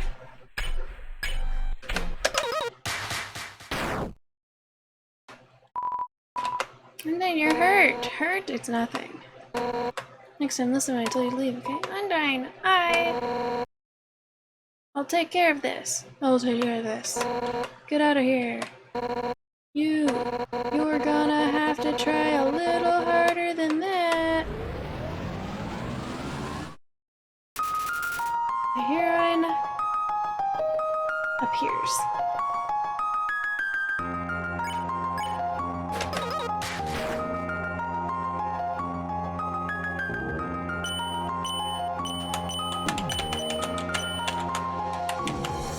It's so hard to tell because they go at different speeds.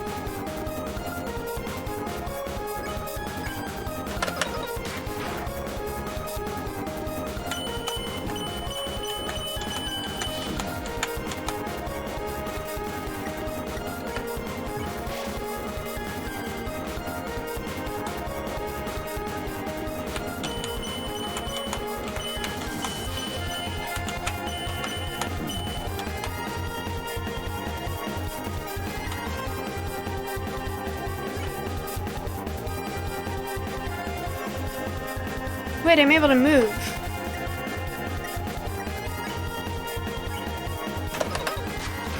That wasn't. Why did I do that?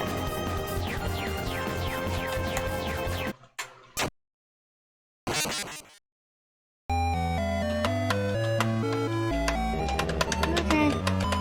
Get it down, Mommy. Stay determined.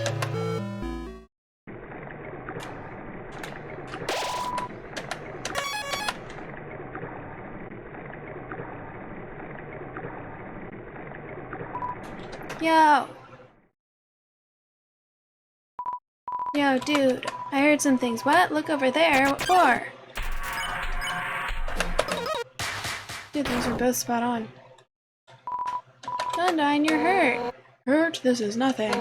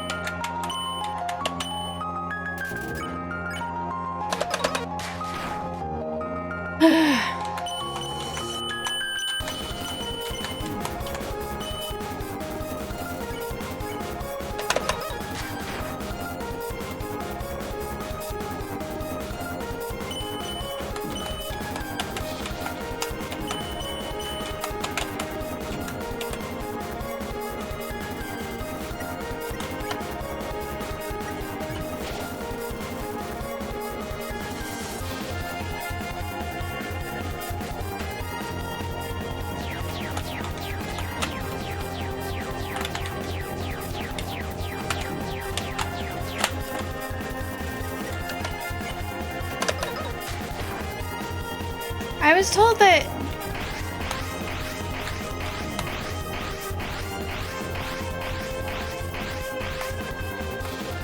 this would eventually give me, like,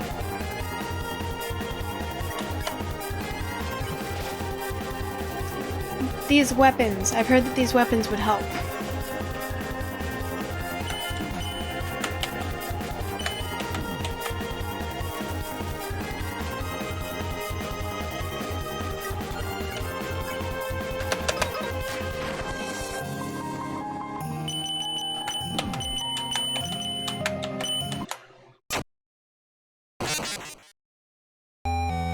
by giving me like an invincibility period.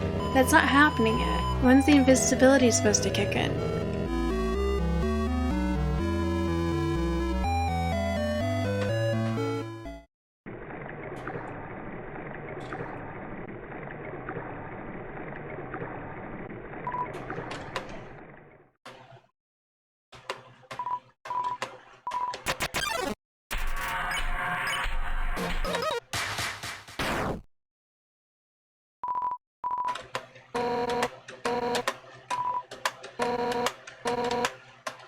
Alright, let's get to it.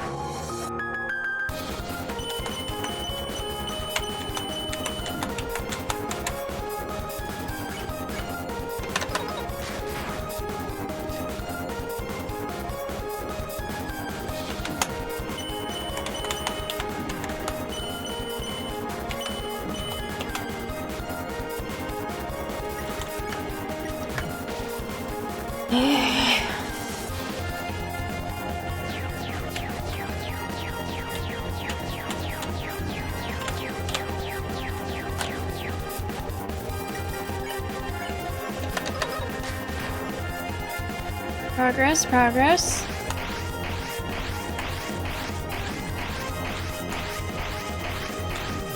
Ah, shit. That was bad. That was bad, and I feel bad, don't worry.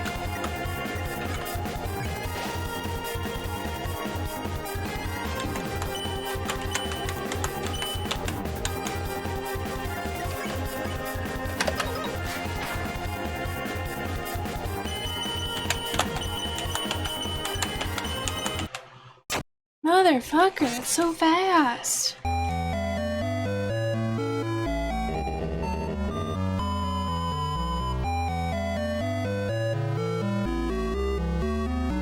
Okay, yeah, I get it.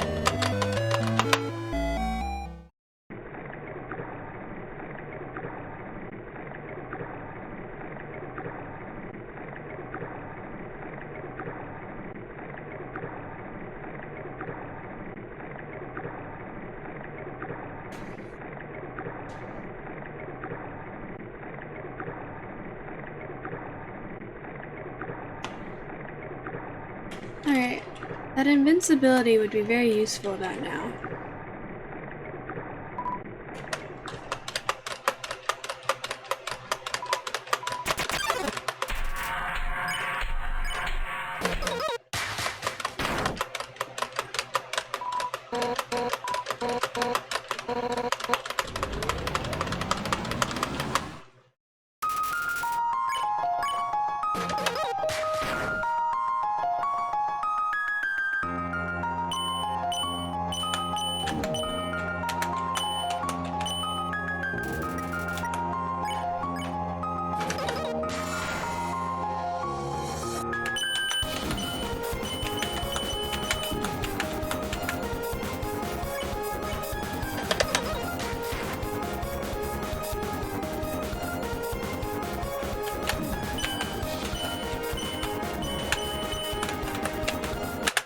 Yeah, that was bad. That was particularly bad. I saw it.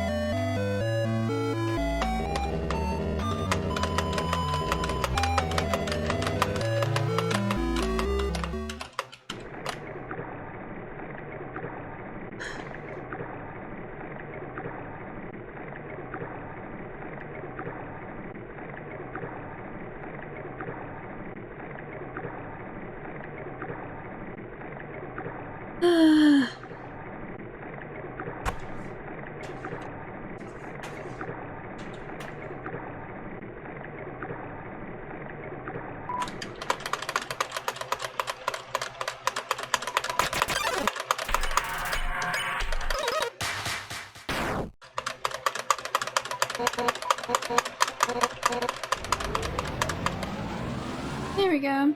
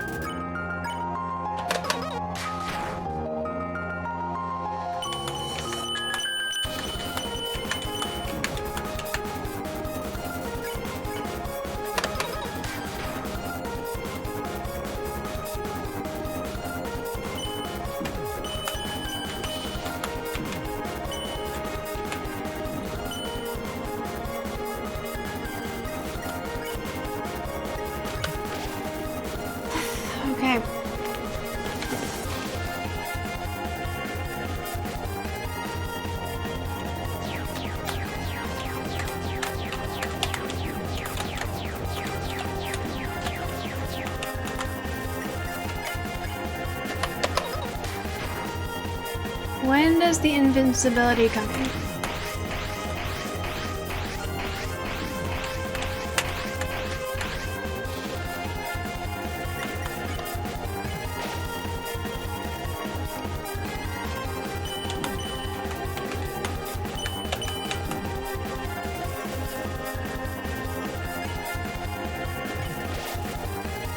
This isn't working.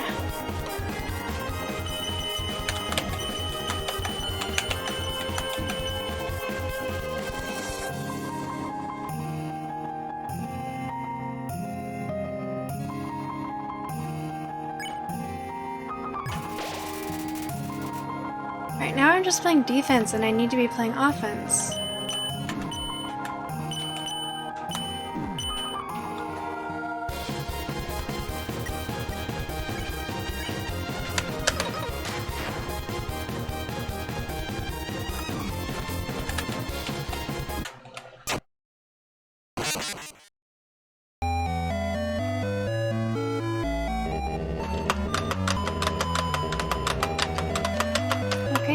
Okay.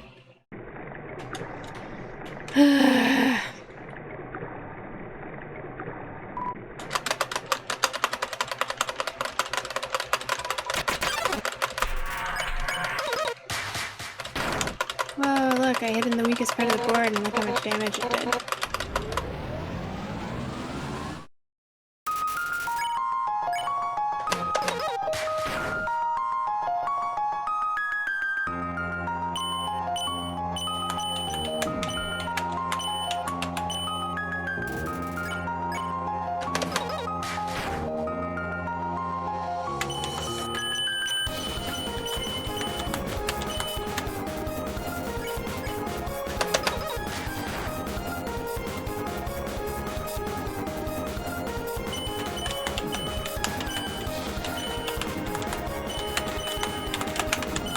Shit!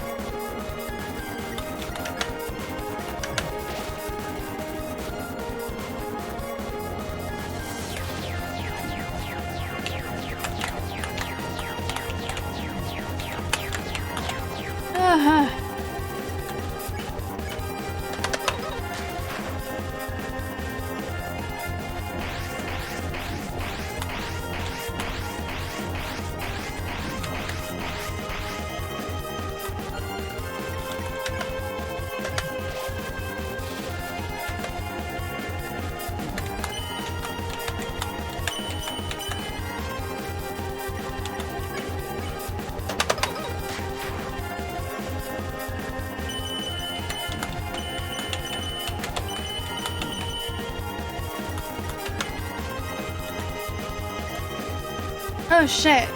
I need to get the stronger stuff out of my inventory.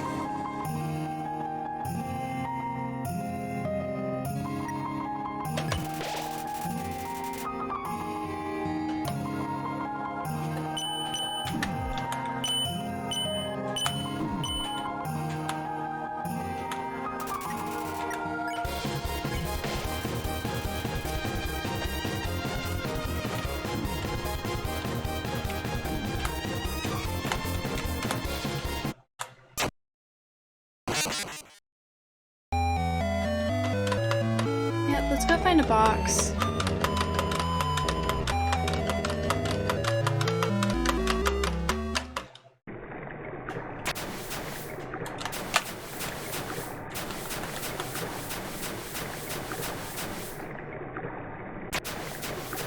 This is me annoying.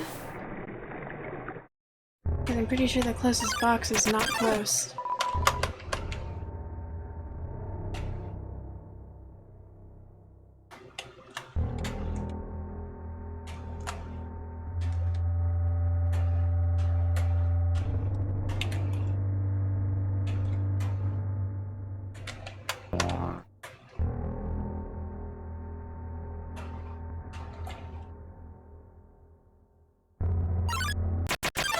But nobody came.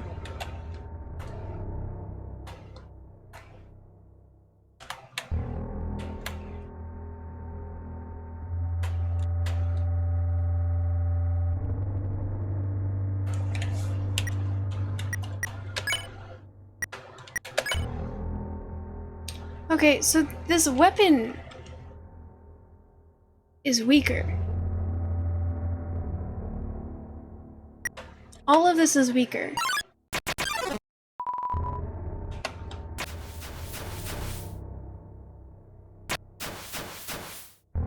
Shit, I shouldn't have gotten rid of the tutu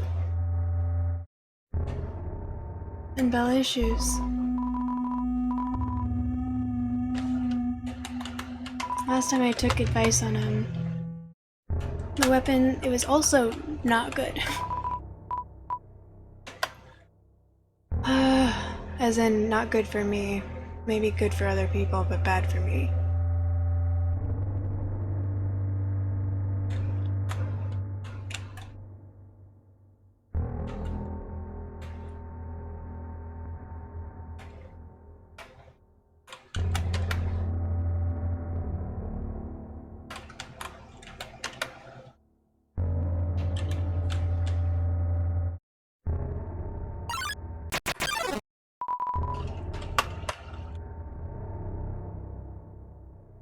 And I already saved over it, so that won't work.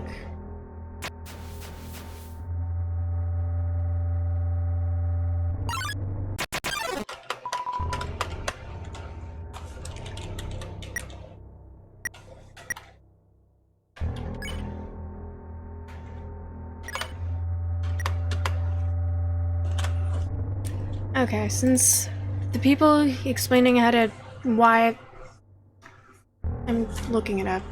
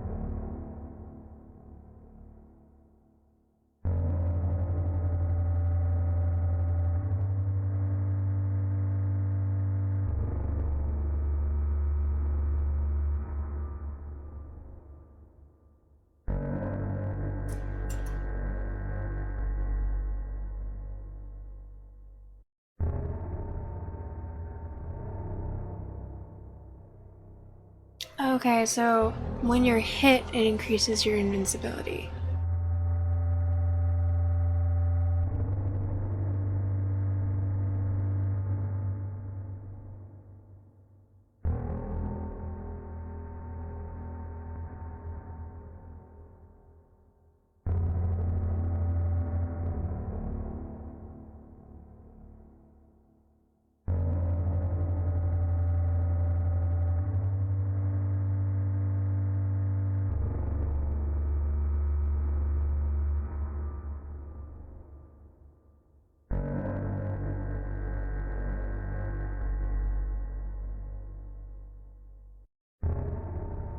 Okay.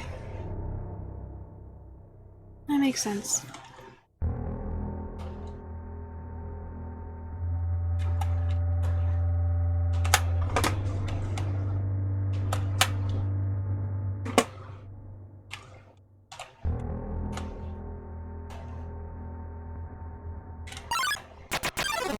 And nobody came.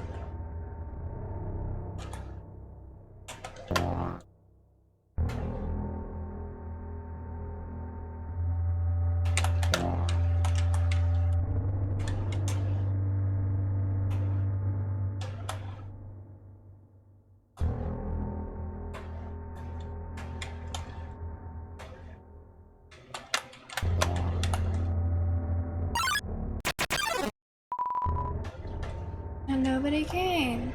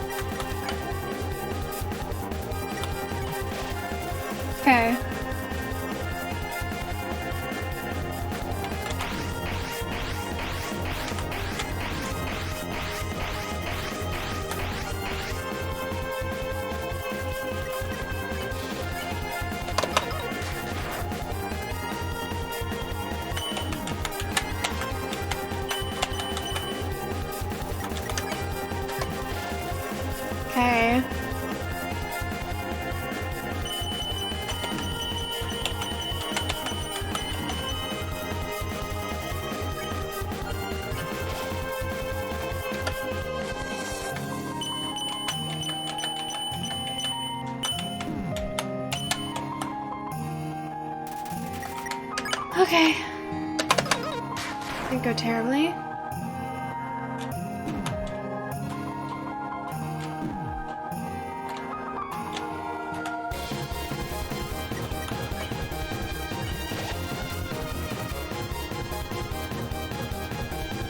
Okay, Canadian Clown. Sorry that this, yeah.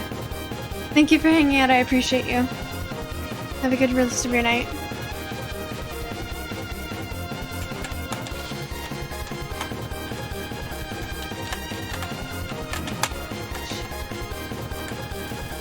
That one okay as well.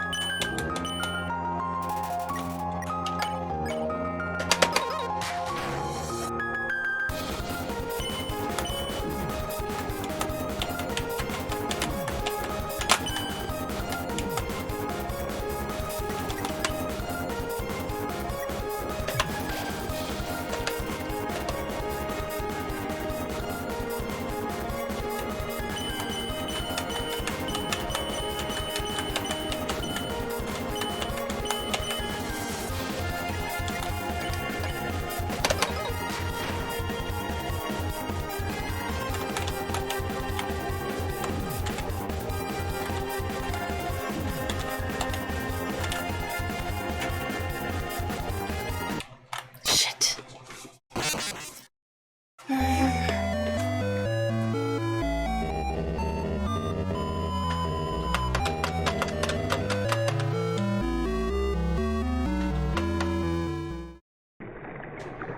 Okay.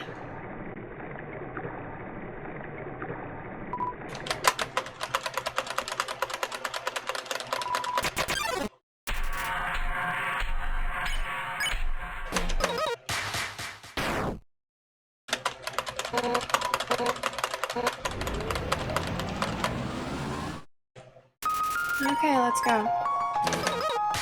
This time.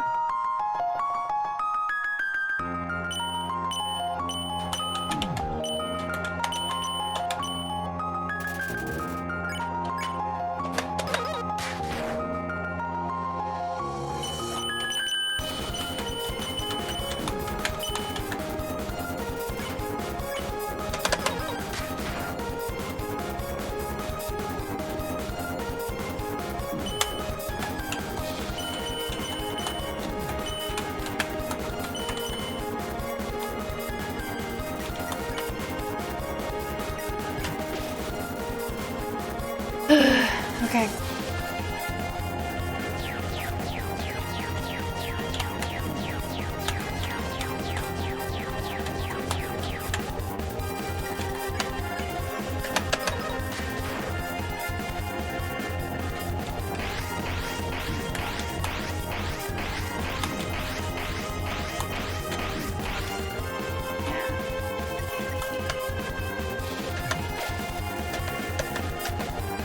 Okay.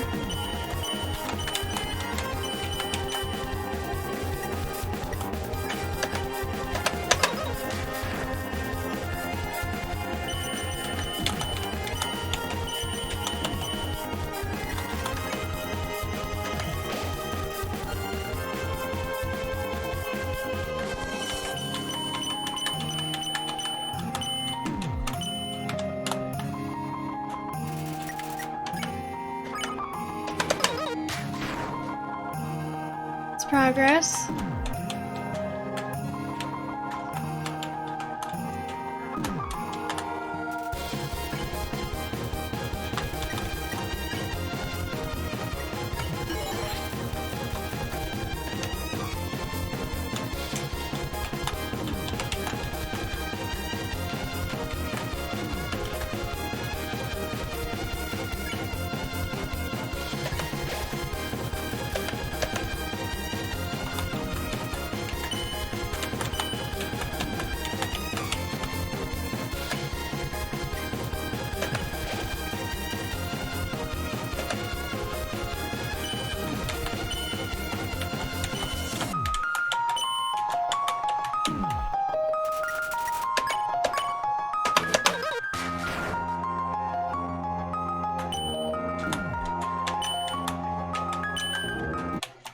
Yeah.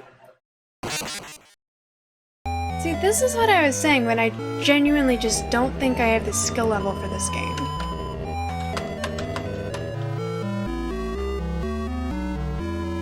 I think there's a lot more required hand-eye coordination than I have.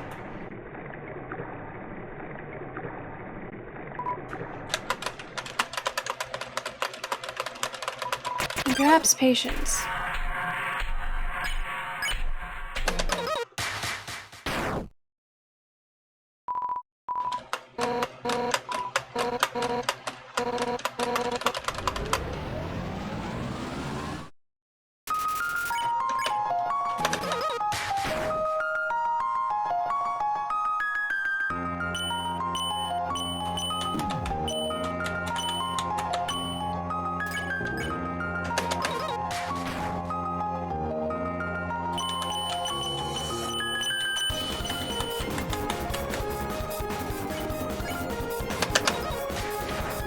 That one okay.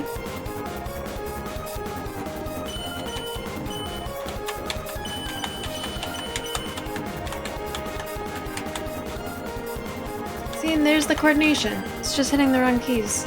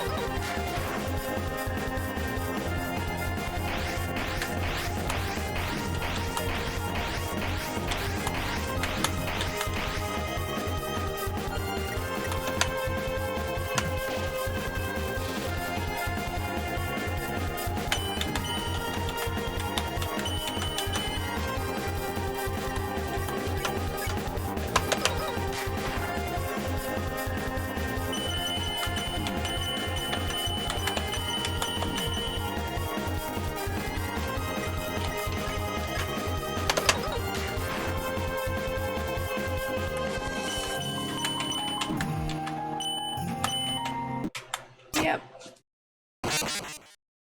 Okay.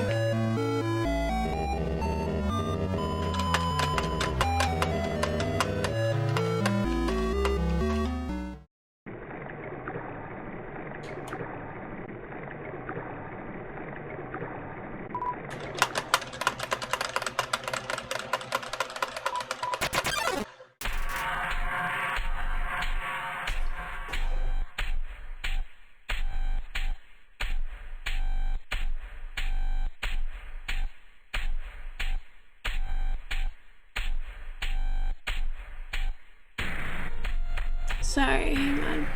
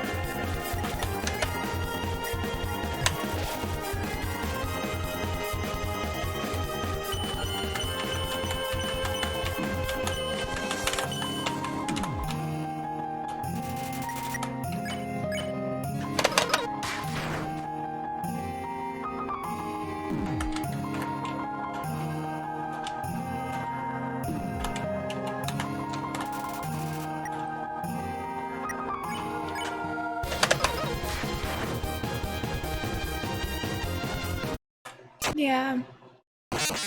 Saw that coming.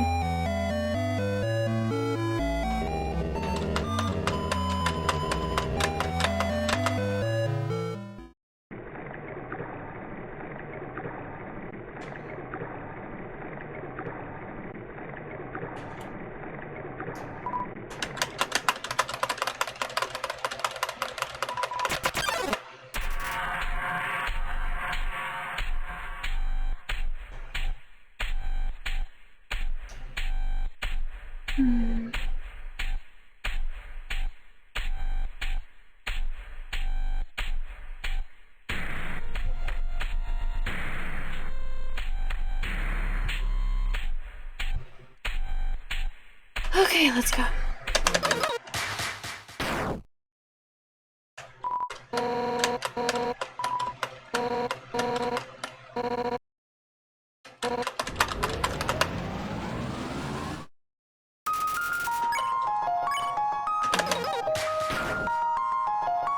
Not bad, not bad.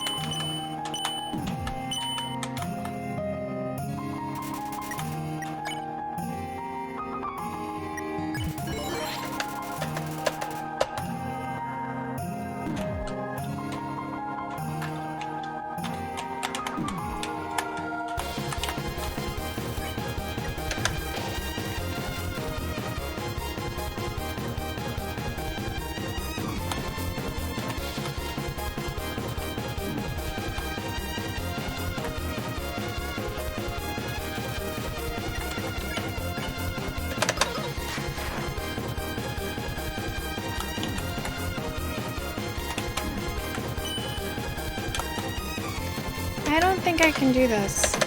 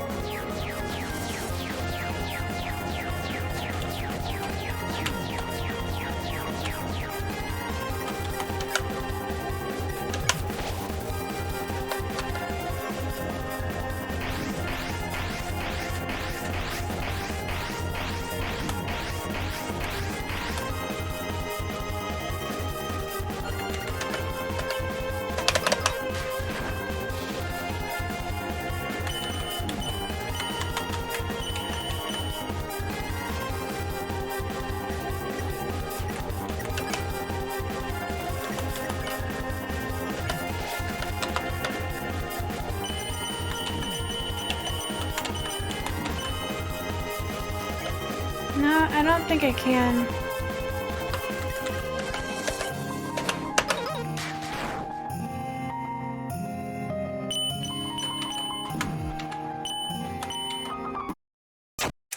I'm not having fun anymore either, so I don't think I want to.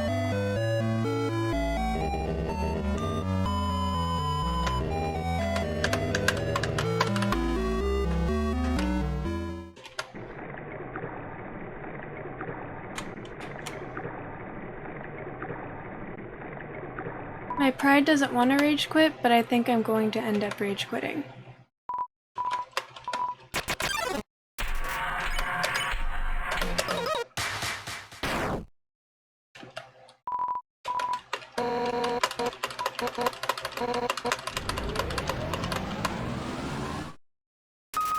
Hydrate, bitch!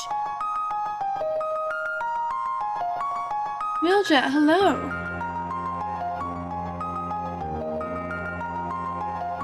Hydrate, bitch! Hydrate, bitch! Hydrate, bitch! Hydrate, bitch! Hydrate, bitch! Hydrate, bitch! Hydrate, bitch! Hydrate, bitch! Hydrate, bitch! Hydrate, bitch! I wasn't counting. Shit.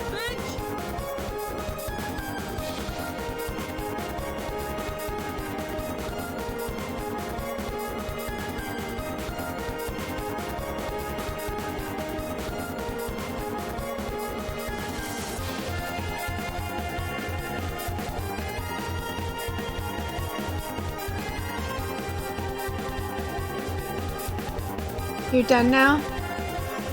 Was that 10? Ivy, welcome back! Congratulations on finishing work!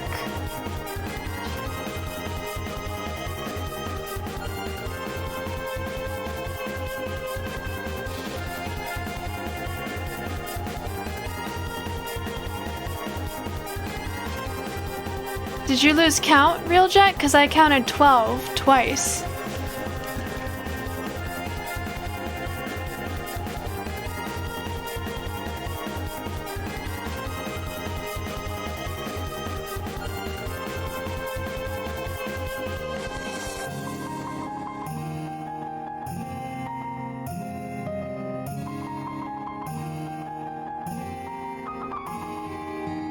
Either that or I miscounted. Either ways, gave you 12. Thank you for the hydrates. How is work, Ivy? Hydrating? Gave me a break from getting my ass kicked for a couple seconds.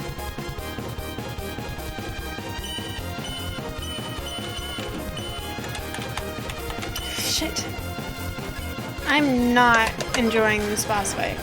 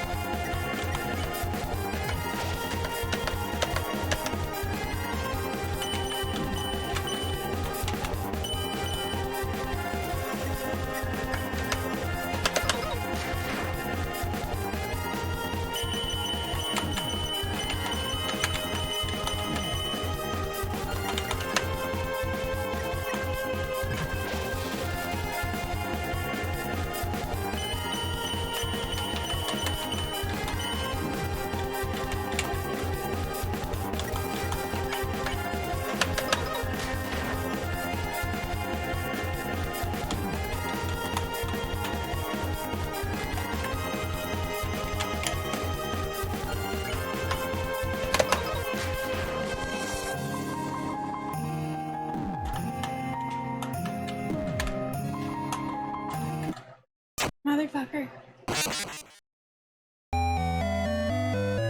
It's work, you start tomorrow by yourself, so that's fun. Well, that's exciting.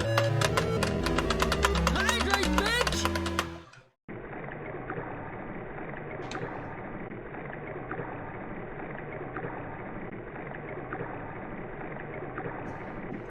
We were just talking about cleaning out cars earlier in the stream. I didn't know that's what you did. Blue Pirate, hello! I really don't think I can. I do like water.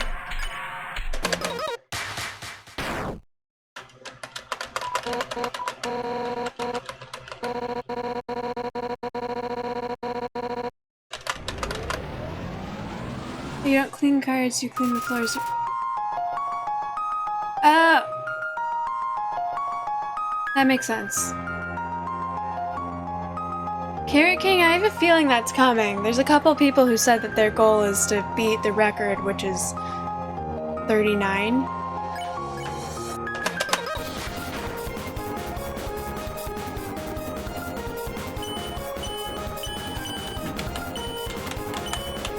Yeah, but beating the bandits is different.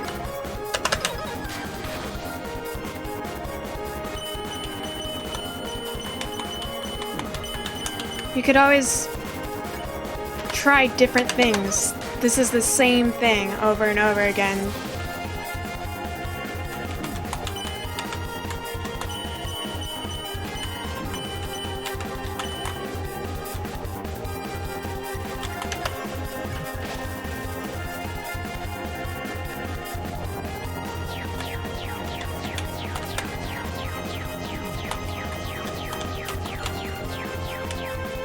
Not to mention,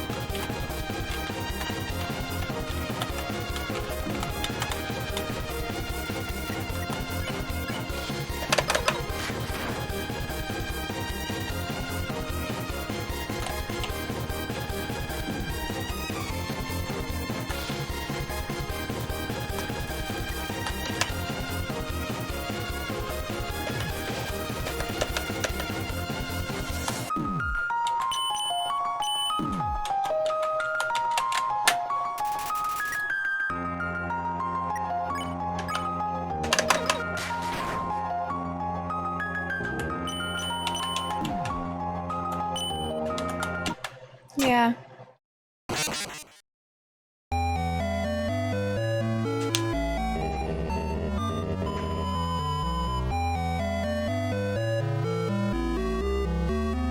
You cleaned 2 out of 4 buildings, actually?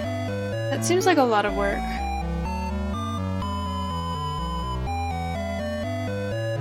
By yourself?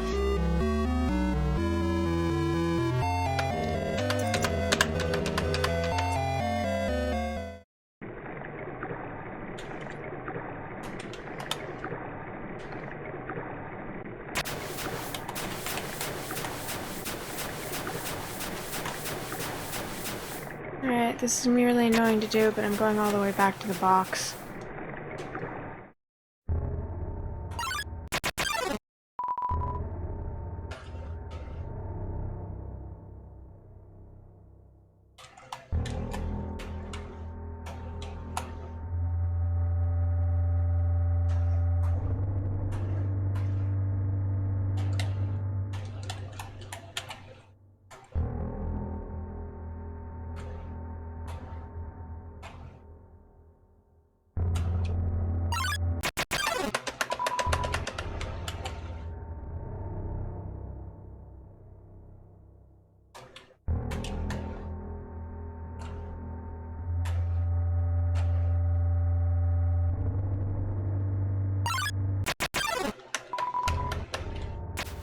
Kinda if you do one small building by yourself, then most of the big buildings.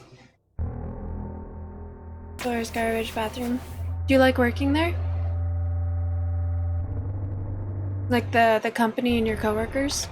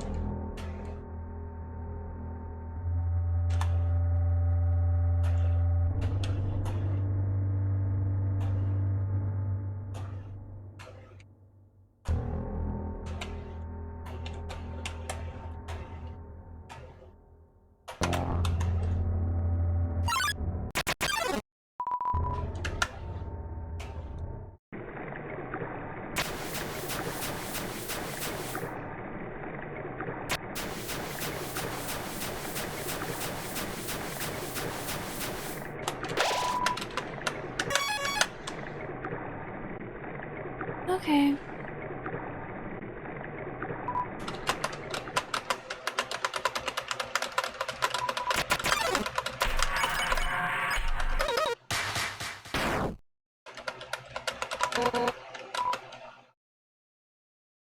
Yeah, perks are great. Discounts on car work, free drinks, huge bonuses, longer stay, and food raffles a few times a year. Nice! Coworkers are kind of shitty, but you only deal with one of them for like 2 hours. Okay, that is a bonus, not having to deal with the coworkers. Sorry that the coworkers suck, though. Having bad coworkers can be really annoying.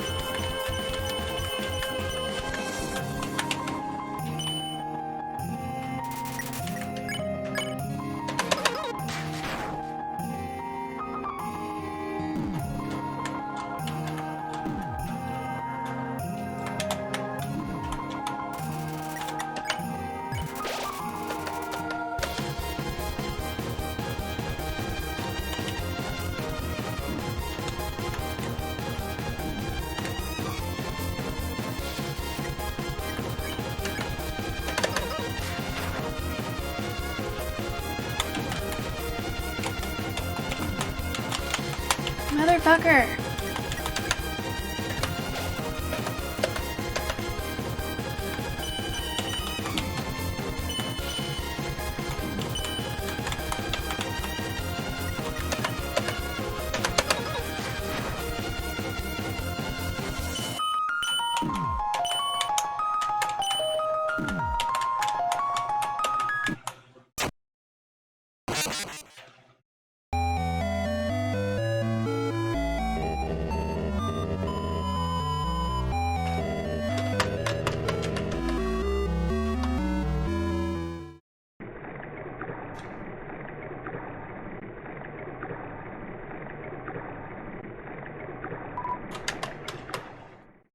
Scariest part is steering the big floor cleaner.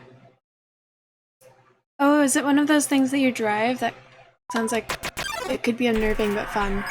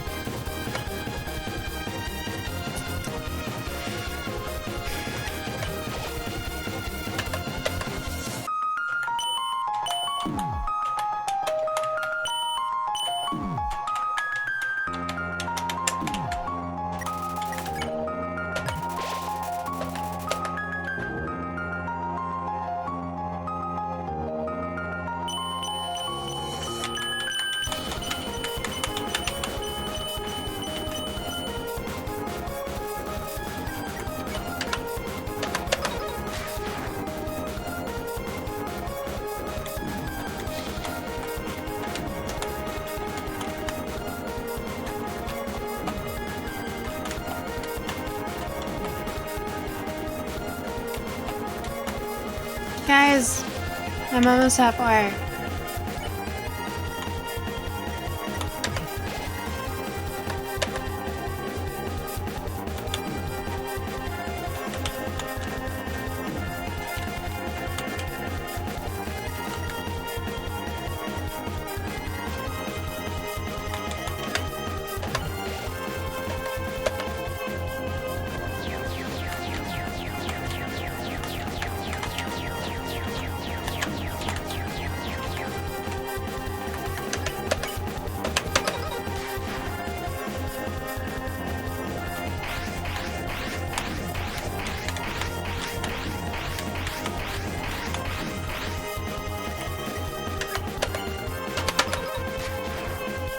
Guys, I'm more than halfway.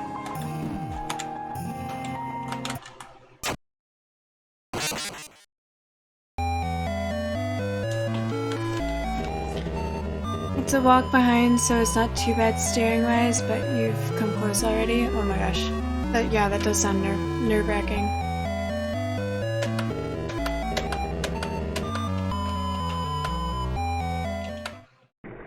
This is true. I guess this is evidence I am improving.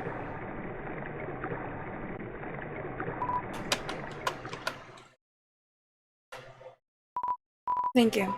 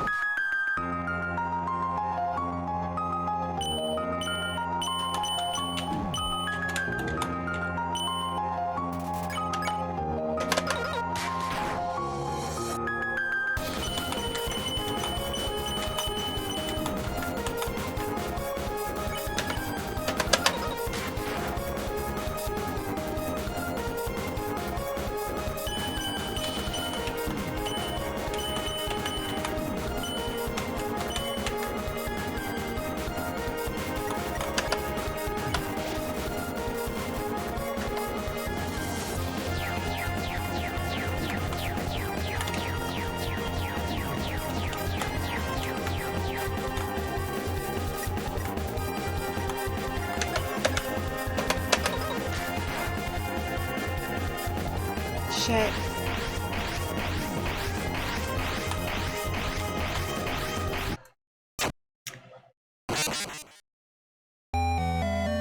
When the 22 Corvette came out, there were tons of those in the showroom.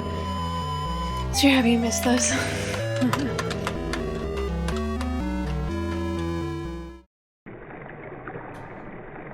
Is this where you've worked for a while now?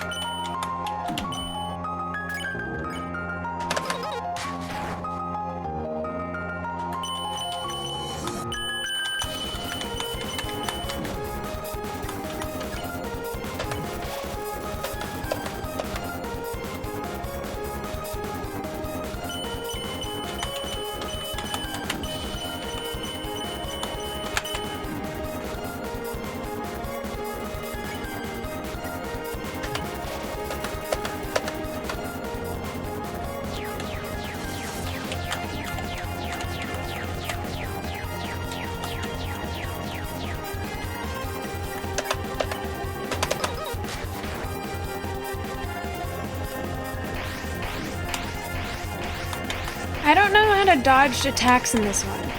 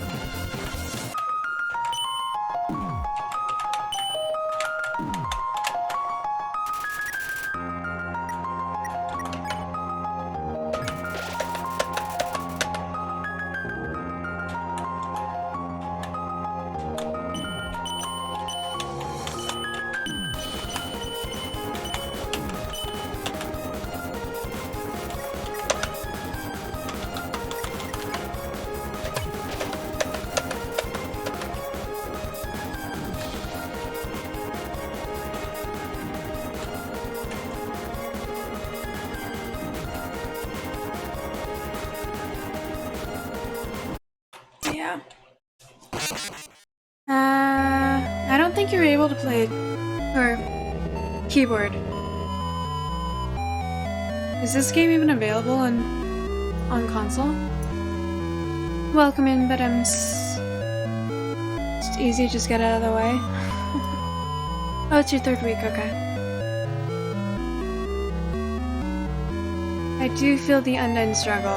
I'm not a fan so far.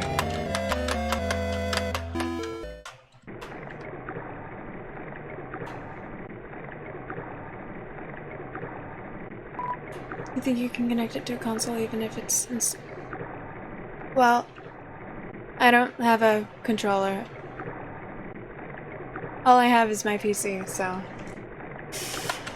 unfortunately that's not an option. Controller is worse.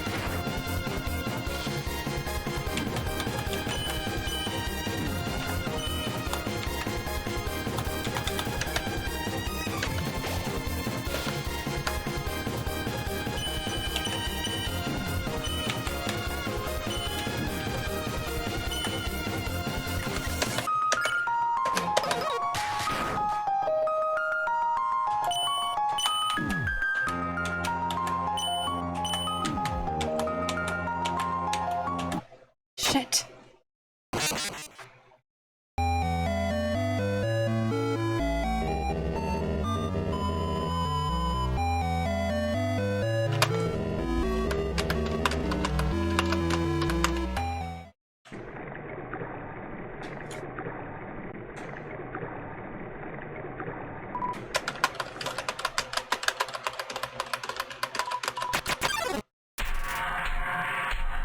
Too many times.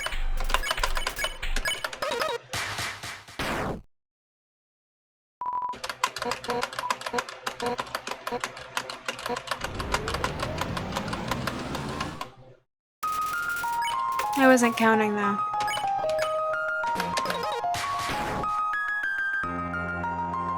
Yeah, Undyne is a girl.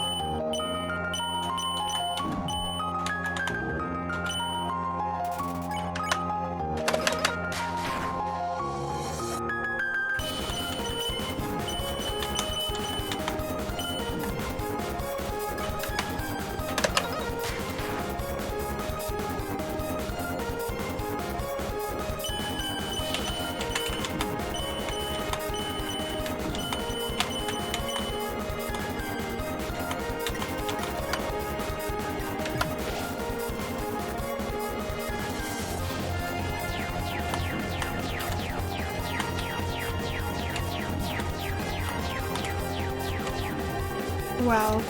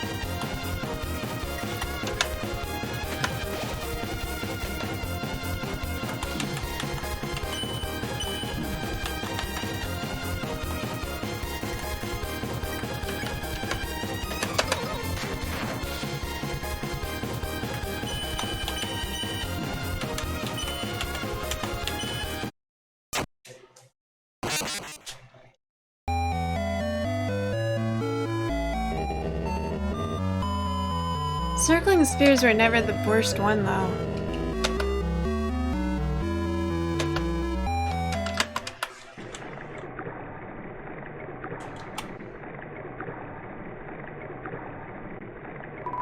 They were the worst for you?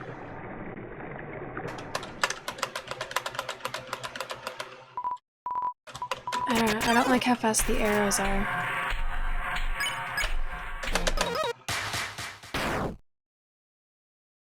Will you now, Lordos?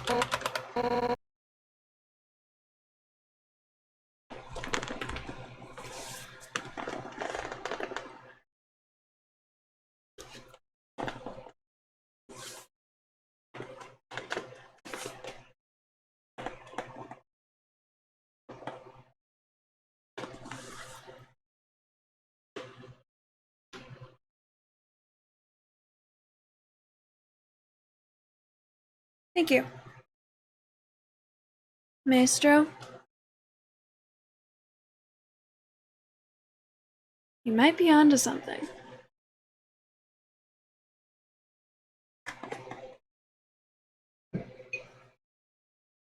Think alcohol would help? I have some Maestro Dobel right here.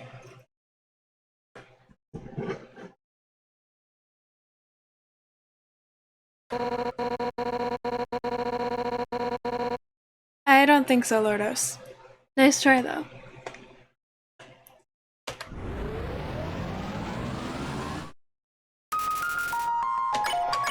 Okay.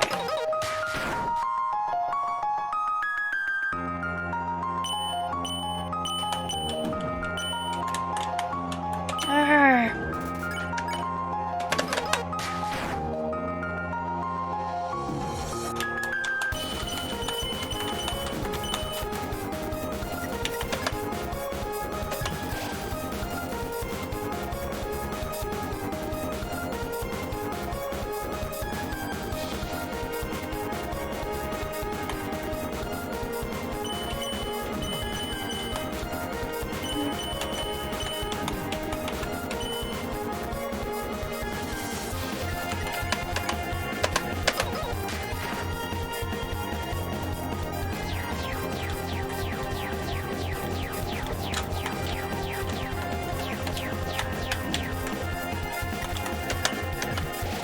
Shit. Damn it. That was the wrong one.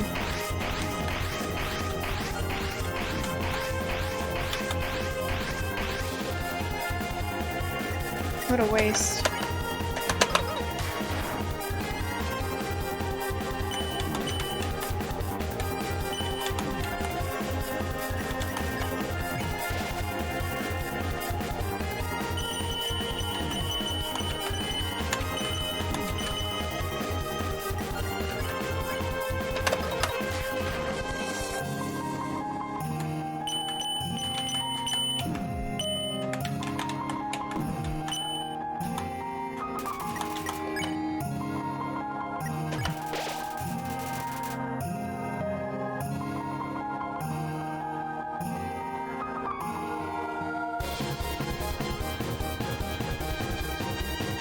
Alcohol won't help gameplay, but it will make me enjoy it more.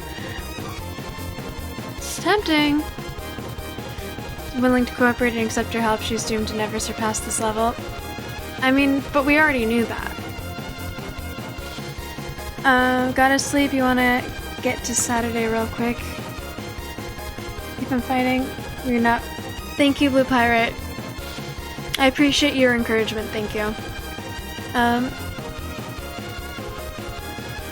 Good, I mean, tomorrow's Friday, isn't it? I hope that Saturday comes quickly. Okay.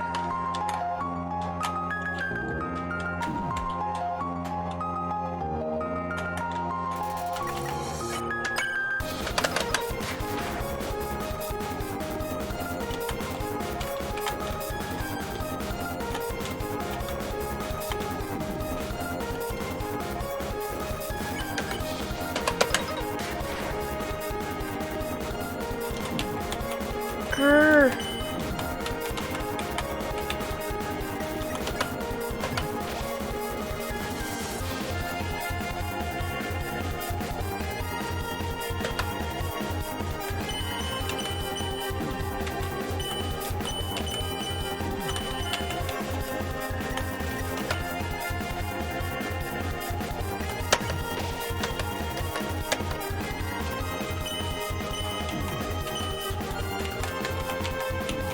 Shit.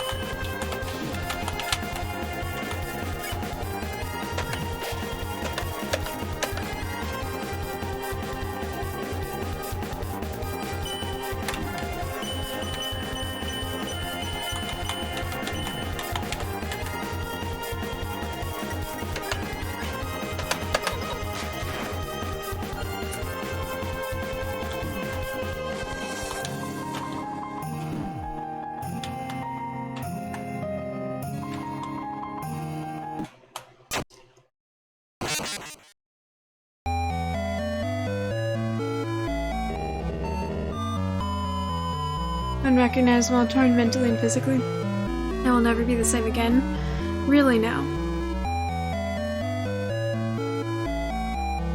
Not from be blonde, not from hair dye, but from going Super Saiyan. We'll see about that.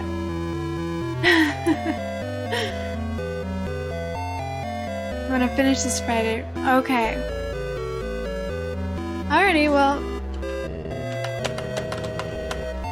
I hope you have a really good rest of your night, Blue Pirate. Sweet dreams. Thank you for hanging out and your encouragement.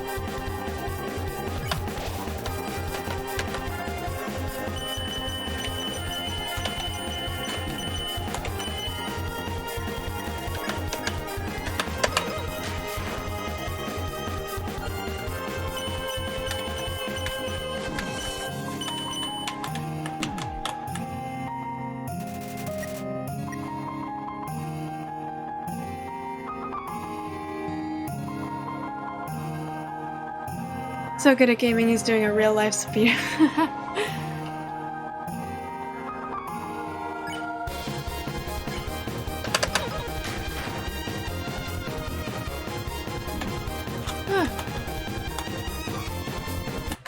Yeah, I saw that coming.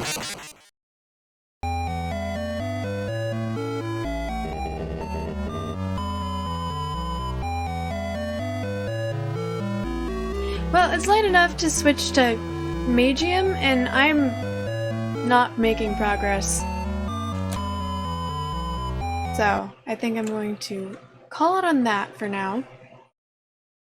Maybe my brain will absorb some of what I've been working on. So that the next time I make an attempt, it will go better. Or maybe I'll watch videos or look up tips or something.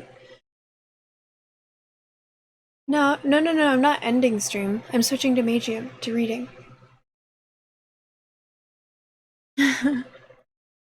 Don't worry, stream isn't ending yet. It's late enough to switch to Magium though. Yeah, so I'm gonna go on a break really fast to switch everything over and refill my water and everything. Oh, yeah. It might also be considered rage quitting, but considering I've been stuck on the same boss for the last 2 hours, well, yeah, it could be considered rage quitting. But I have switched over to Magium at this time, so I waited until it was late enough acceptably for me to switch to Magium to do so.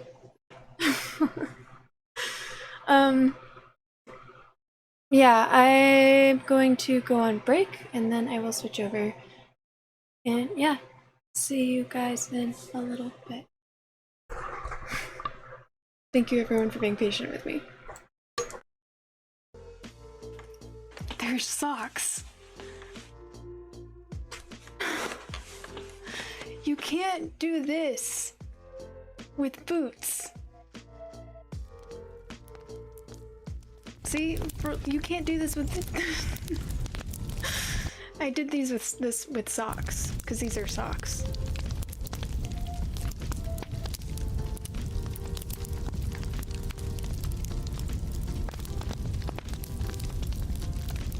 Wait, so Necrotic, are you taking my side now?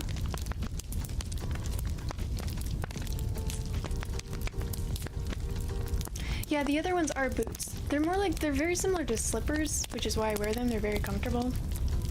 But these are socks. Now, the other ones are boots because they have a rubber sole that will protect me if I were to step on a tack or something. These would not protect me. Too bad. And the rest of it over here, so you know.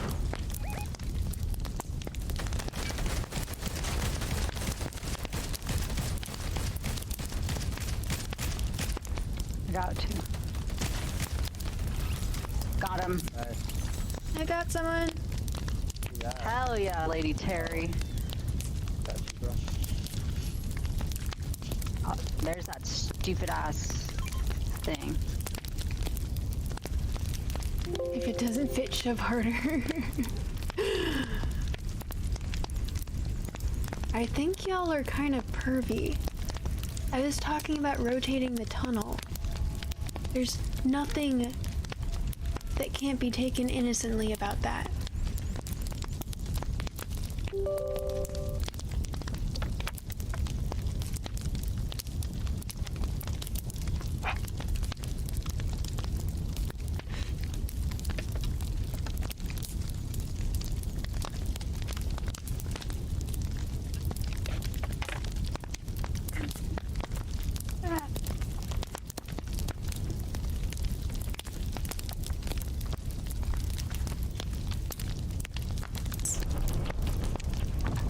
It's turning the entire tunnel. Isn't that a little bit extra?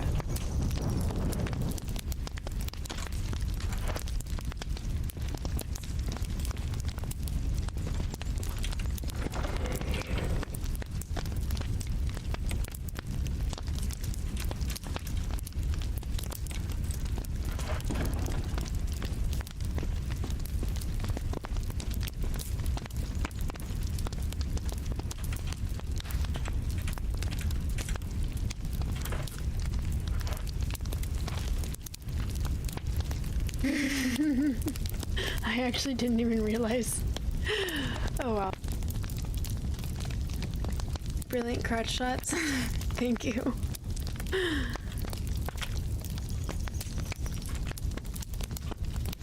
This game makes me panic. Oh my god.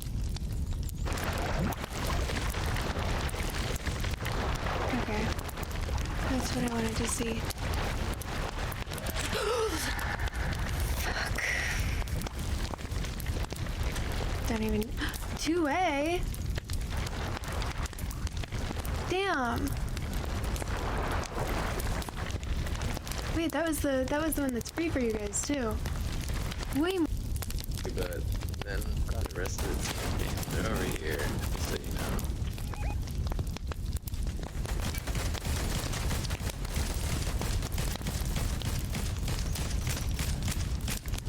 Got two. Got him. I got someone. Hell yeah, Lady Terry. Oh, there's that stupid ass thing. To the chain.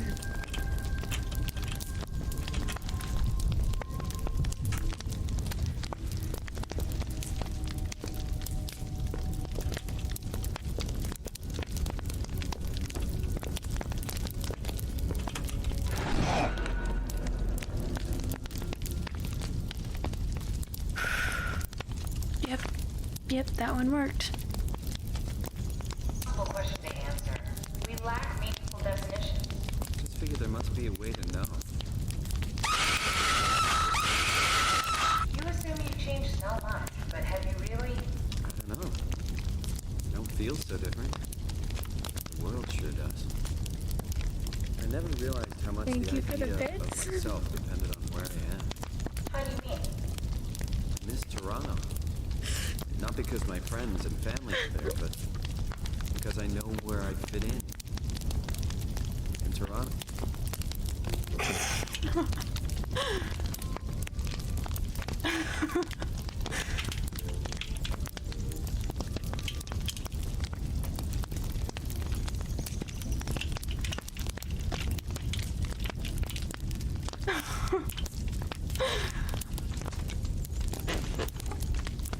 Okay. Timer starts now.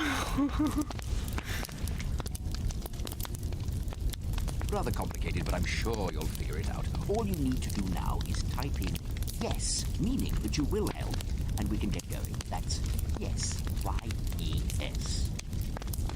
An odd way to spell it, but that will do fine. Well, maybe you will. Let's get you on board anyway. Anything else you want to say or ask, just type. Not now, not now. We've got to get you on board. Oh, look. A nice picture of the sky above your house. King Butler says Hey, Jemima found home. What's up? Jemima, yup. Ew, it's rustling and shit, bro. Ew, it's rustling. Some shit is going down in the dumpster tonight. It's like hobo sex. Yeah, ew. They're like, oh, I mean, there's 4 of us in here. Bro, dude, imagine. Wait, you guys, if anybody comes over here, There's no room to silly salmon without damaging my equipment. No. I'm gonna buy $50 a baklava, and I'm gonna eat it. $50. I don't even feel bad about it. I feel great about it. All right. Holy shawarma. Let's go, Thrifty Fields. Actually, I bought. Wait a second. I bought those today. I bought baklava. Have you ever had a shawarma? Was it yummy? Tell me. Be shawarma. Kill myself. No, Molly want a chicken shawarma. Serena, I want. I am.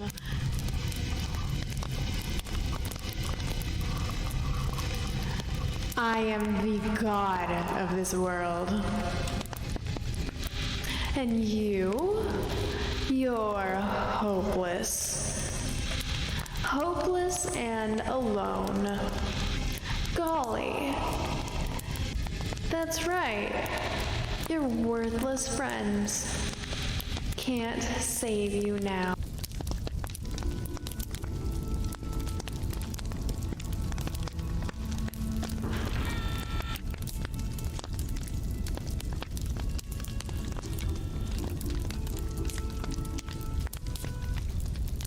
Tired?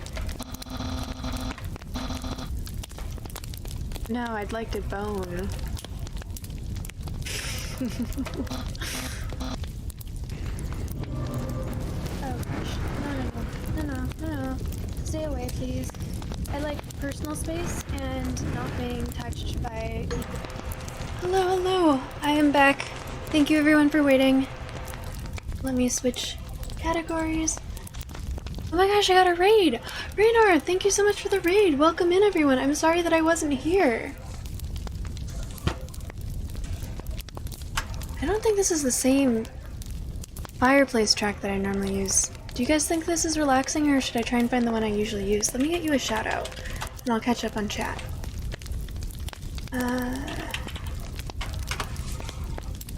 Thank you so much for the raid, how was your stream? Playing Dungeon Siege? Welcome in everyone. For people who don't know who I am, if you guys are still here, I am Lady Teddy. I do all sorts of, like, variety streamer, do all sorts of games, new to gaming, so gameplay. I am sort of rage quitting right now by switching to the other thing that I do, which is I read out loud from a text-based choose-your-own-adventure story game that I'll explain more in a little bit once I catch up on chat. How are you? Let me see, yeah. Did I just get called?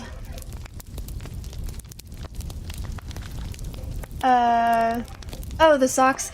Yeah, those socks, my mom got them for me on her trip to Ireland, and, it created a war where everyone was saying they were boots, and then some people just said that they weren't boots or socks, they were just sheep. And they are very comfortable, yes.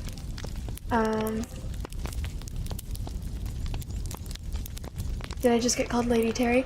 Yes, I have some IRL friends that misread my username, Lady Teddy, and just started calling me Lady Terry, and I was like, as long as you don't use my real name, that's fine. So, now whenever I play games with them, they call me Lady Terry. Then welcome in Raynor. How did I get? So they're like beds. How did they get to like an inch thick?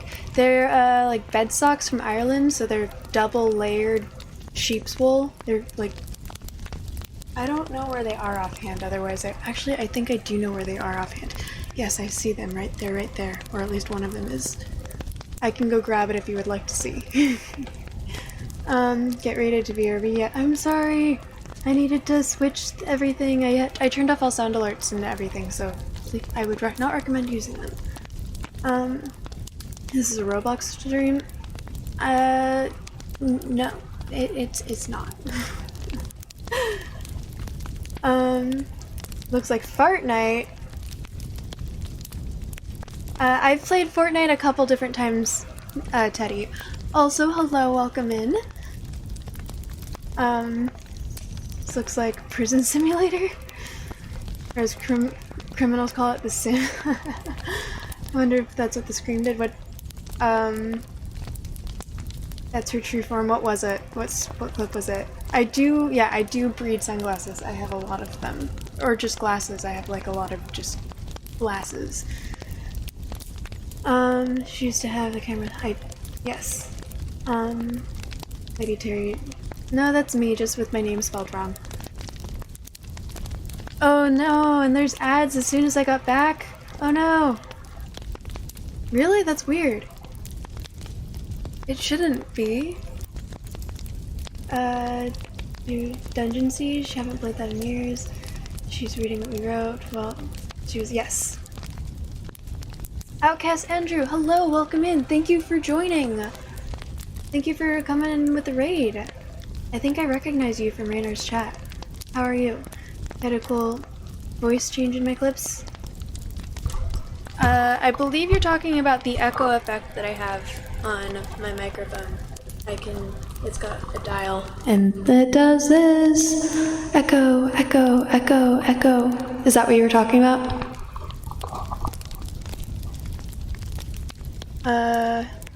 You know my real name, it starts with an S, that is not true. Magium, yes. Welcome back, Carrot King. Okay, you're back. Hello, Teddy. They came on as soon as... That's really weird, because it shouldn't have. I try to play the ads while I'm gone, so that they don't play while I'm here. That's really weird. I'm sorry that happened. Googling some voice-changing softwares for OBS, but never know one that works. I have something that's been downloaded that I haven't used yet, but I saw someone recommended it. It's called... where is it? Voice.ai. Someone recommended it to me at one point, and I downloaded it, and it's on my desktop, but I've yet to use it.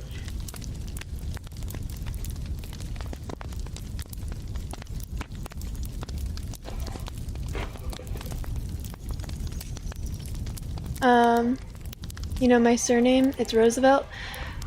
Don't dox me like that, jeez.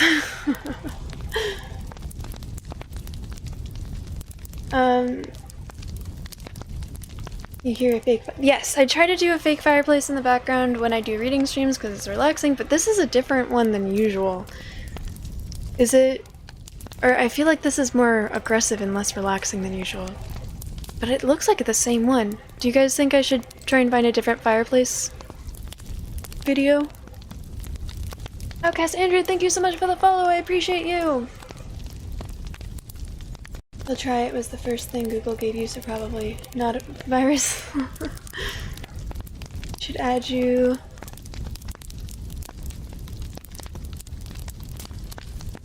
And oh, I don't mind doing that. I don't think I use Epic for anything. Do I? Are there games that have... I don't know anything about video games. Are there video games that I play that are on Epic? Probably. Yeah, I can add you after my stream if you'd like.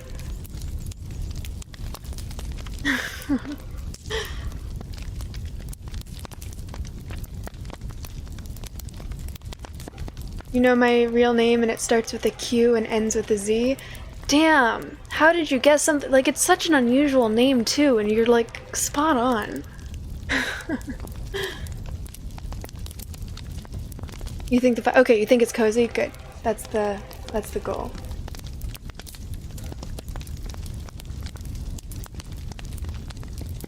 I should uninstall? Your name is... Carringtons? Carringtons? Small world, yeah, small world indeed. So small that I don't even need to know how to pronounce my own name. Well, we have known each other for so long, Raynar. So long. Carrington's Roosevelt. My real name, it does have letters in it. Yeah. Okay.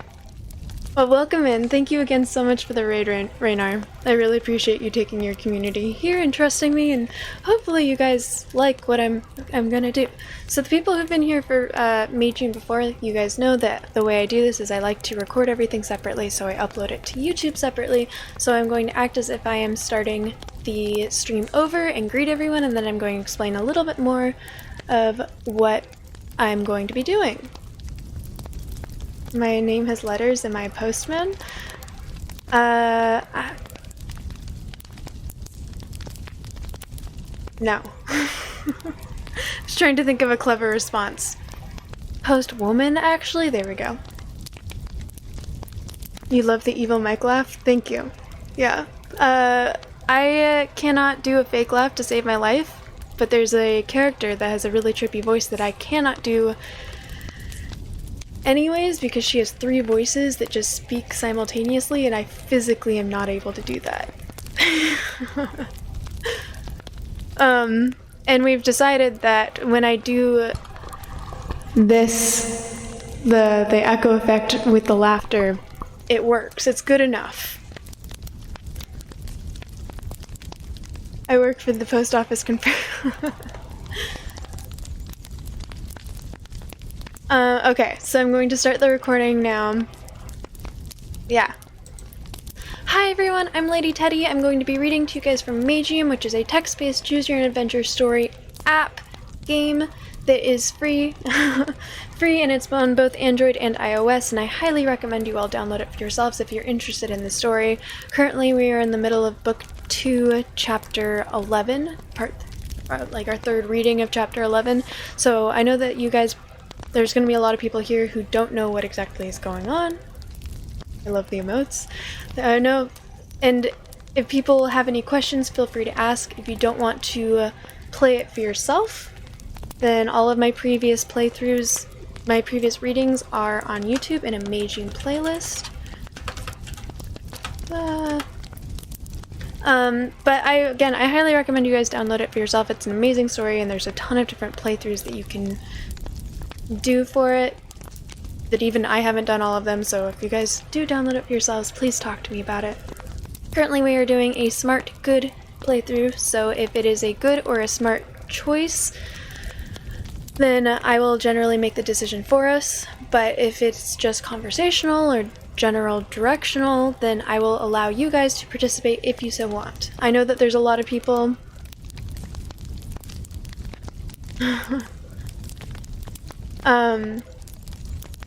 I know that there's a lot of people who just like relaxing and falling asleep, and if that's the case, then that's totally okay. There's no need to participate. Did it block something? Do the... Huh. If you like this content, go check out.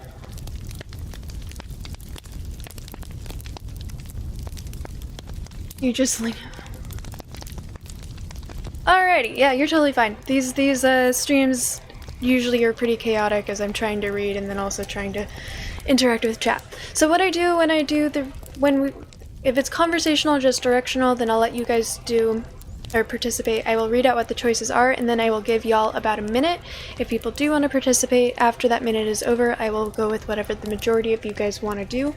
If no one says anything, then I'll make the decision for us. And again, if anyone has any questions, feel free to ask. I don't mind trying to summarize what's going on or who someone is. So, without further ado, here we are. Did I miss anything during my spiel?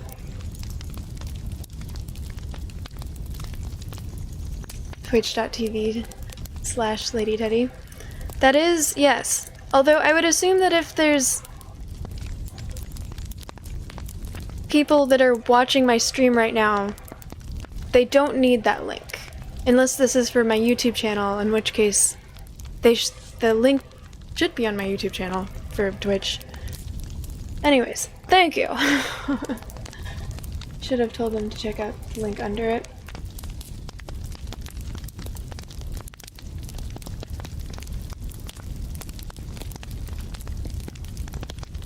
Everyone act actual.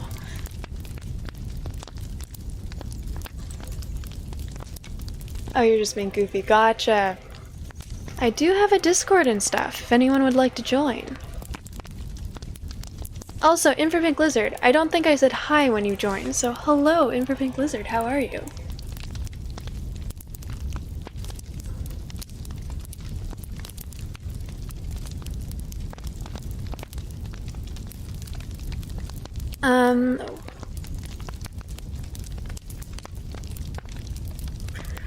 So what's going on right now? They were just basically ambushed by the god of time, who is putting them through these trials where they have to basically relive their worst memories. He sent them back in time to relive their worst memories and didn't give any instructions, and it turns out what they need to do to get out of the trial is to redo exactly what happened in the past. And the god of time harvests energy from their negative emotions throughout it. And the main character, Barry, has completed his trial, and now a character who is able to sort of tap in they're now watching one of their party member, Kate's trial, as she's reliving when she was in an experimental torture camp as an orphan, as a child. They also, Araka, the character that decided to... It's actually fans? Yeah, only space fans. Only, yeah, there's a space in the middle. There's only fans there with that link. Hello, Woodjello, how are you?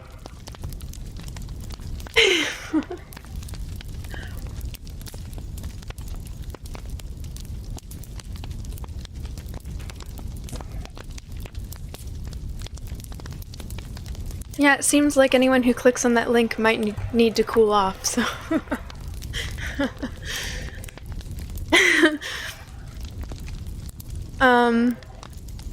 So Araka, who's the character who put them into the Magium to watch this. Thank you so much for the follow. I appreciate you joining. Welcome to the Toy Box. This entire trial has been being run through the Magium, which they don't know what that is, and apparently the Magium doesn't want to be outed for what the Magium is, because when Araka was going to tell him, the Magium almost erased them from existence, and it was scary, and now they're trying to figure out how to get out of this trial so that they're no longer connected to the Magium. 48%? It's not too bad. I was just curious, right? Innocent curiosity. Oh my goodness. Okay, I'm gonna pause the recording now.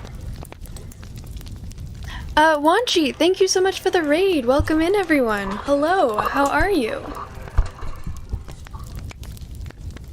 Hi.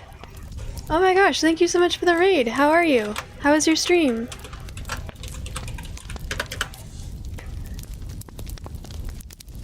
Playing Dead by Daylight? Sounds like fun.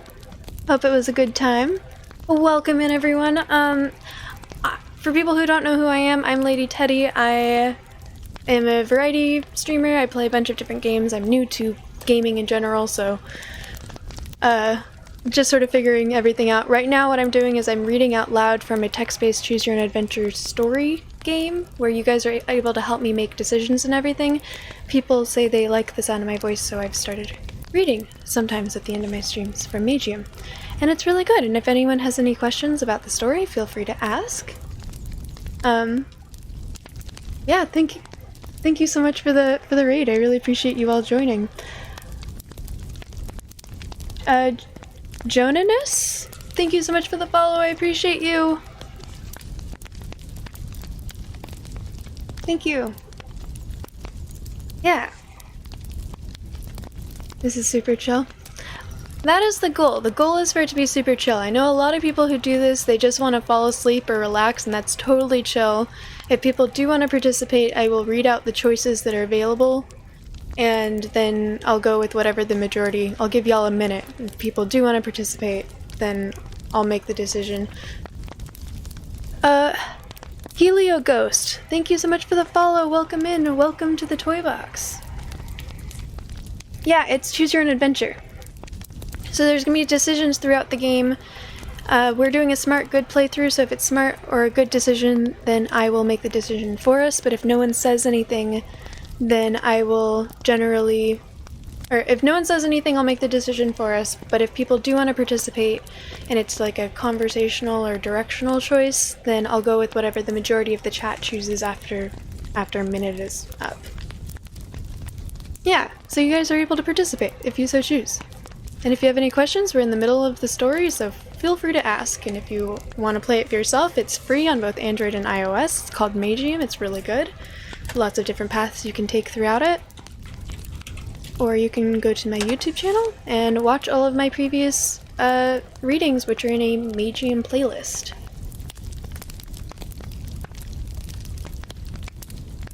I go by Teddy or Quarantines. Apparently, as of today, that is one of my accepted pseudonyms.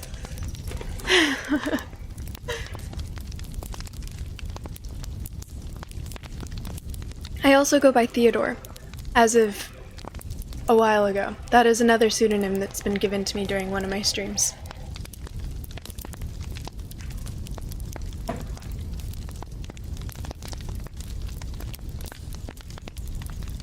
Quarantettied. Okay, I will get back to the story now. Good night, Carrot King. Thank you so much for hanging out. Sweet dreams. I appreciate you being here. Okay, Magium. Also, I have all sound alerts and everything turned off because I don't want it to be like jump scared or scary or anything. So I wouldn't recommend anyone redeeming those. And I'm gonna unpause the recording now.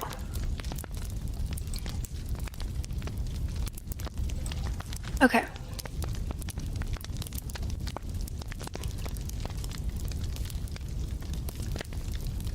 Super young. You can't believe I was the 26th president. I mean, you never know.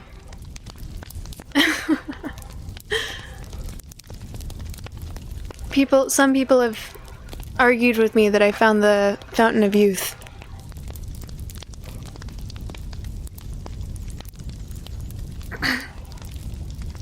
Kate? Meredith says. You mean your best friend from the beacon that you once told me about? Allow me to explain, Lady Meredith, the bearded Lasathi says. He then points towards Kate with pure hatred in his eyes. This reject was trying to interfere with our process of re-education, the Lasathi says. Re-education? Meredith asks. Precisely, the Lasathi says. Those four orphans that are standing over there have broken our rules, and they must be re-educated so that they will no longer cause any problems. But this reject was trying to give us orders. She was telling us that we have no right to take the orphans away with us. Collab, hello, welcome in. How are you? Sorry that you woke up at 4 a.m. Unless that's a good thing.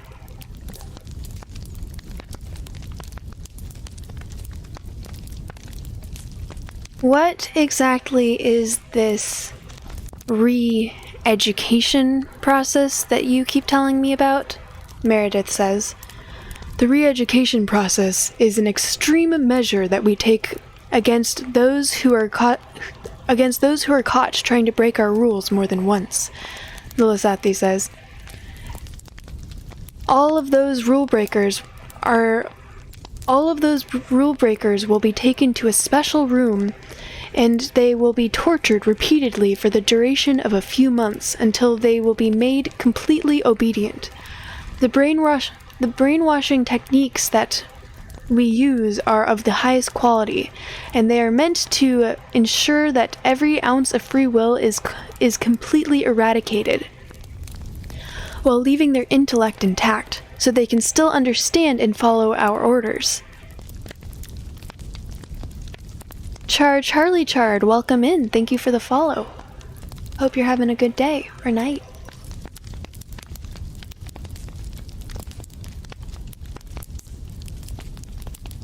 Thank you.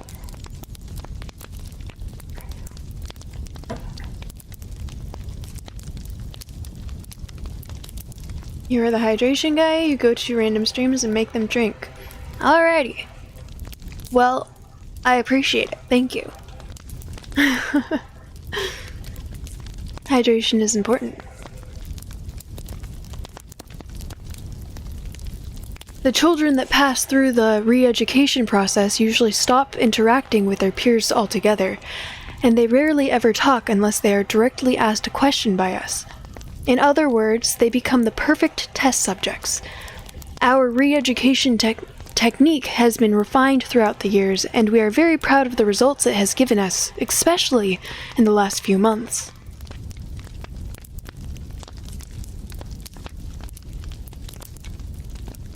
Oh, goodbye.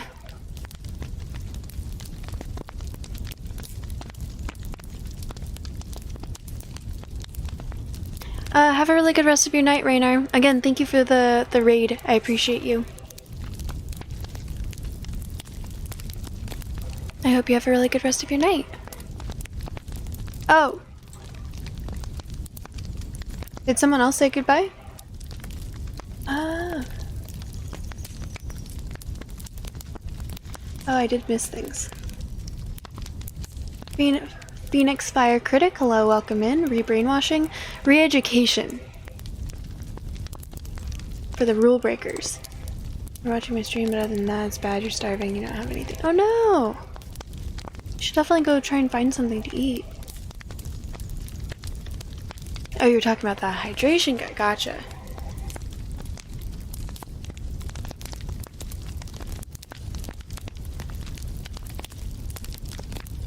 The faraway zone and being 4:30 a.m. nothing. Oh no!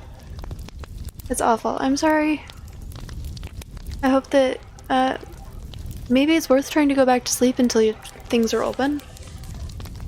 Melody, hello, welcome in.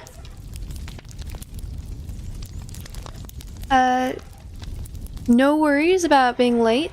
You're allowed to show up whenever you want if you want to. I appreciate you being here regardless, and good luck with your studying. Sweet dreams, Teddy. Go fix the fairies. Make sure that they're safe to eat.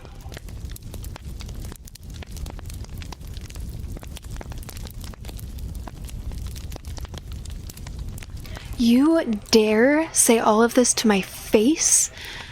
Meredith says with a furious look in her eyes. And you even present these barbarities to me as if they were some sort of accomplishment deserving of praise? What in the God's name is wrong with you? These are all children. How is it possible to be this cruel? When I saw how the experiments are run in this place, I already had my doubts, but I never thought you would go this far. On Fire, thank you for the follow. Welcome in.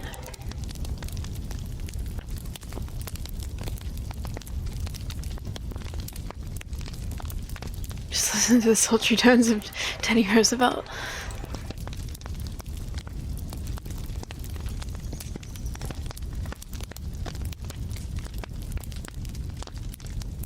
My pleasure, Honfire. Thank you for joining. I'm glad that you find my stream comfy.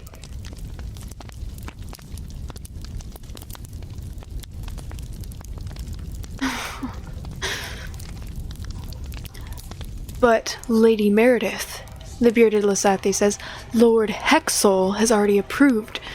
I don't care what Lord Hexel did or did not approve, Meredith says. Give me all of your names, and give me a list of all your procedures. Bring them to me now.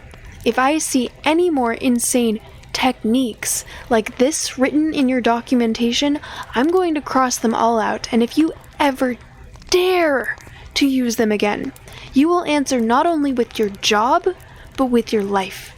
Do you understand? Yes, madam, the Lysathi says reluctantly. I will bring the documents to you at once.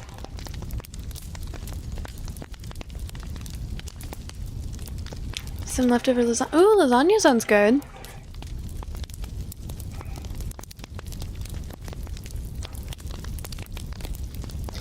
And the rest of you, Meredith says while looking towards the other Lysathi, I will hear your sides of this story right now. You'd better not skip any important details. I don't think you'd want to anger me any further. Well, wow. That was a pretty interesting development, Araka says. Isn't Meredith the Lysathi's current leader? I wonder how their management has changed in the years since she took over.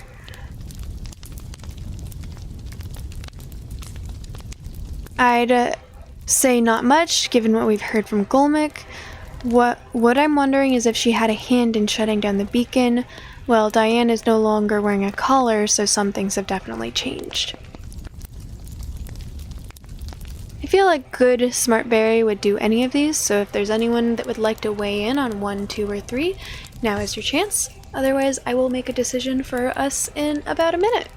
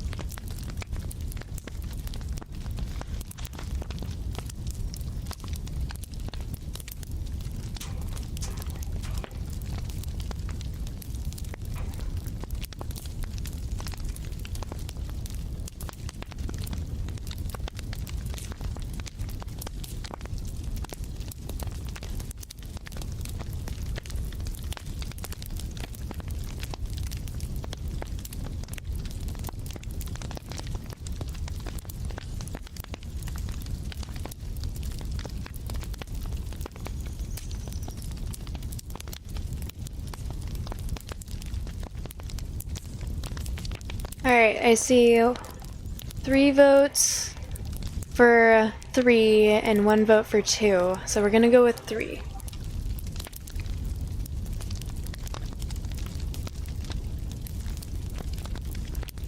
Zero is when water freezes, 20 is room temperature, 36 is body temperature, 100 is water boiling. Well, Diane is no longer wearing a collar, so some things have definitely changed. Oh, you've met her recently, Araka says. Yeah, and she said that she was working with the Lasathi of her own free will. I say. It didn't really seem like she trusted the Lasathi she was escorting at the time, but from what I heard her say, it looked like she was at least considering Meredith to be her ally, at least. Araka, Aluna says, don't you think we should be focusing on escaping this place instead of having casual conversations? I am focusing on escaping, Araka says. The only reason why I'm continuing with the ritual is to calm my nerves while I try to make an escape plan. Why can't we just go out the way we came in? Aluna says. Because I'm not sure it's safe, Araka says. Normally, I would just waltz right in here without a second thought, but this carelessness of mine is what got us into this mess in the first place. Now, I'm double checking and triple checking everything. As long as we stay here, we're fine. But if we try to exit without taking any precautions, we may alert the Magium by mistake. You think the exits could be booby-trapped? Aluna says. I don't know, Araka says. I'm not sure of anything anymore. I thought that the Magium was supposed to remain in a state of constant hibernation unless you tried to mess around with the really important stuff, like the time when Mempher banished me from the magical plane. I didn't think that it would wake up just from me trying to reveal its true nature. But now that I woke it up, I'm not sure how long it will stay up, or what are the extents of its capabilities. We are going to keep spectating rituals as long as it takes, until I can be absolutely certain that the way out is clear.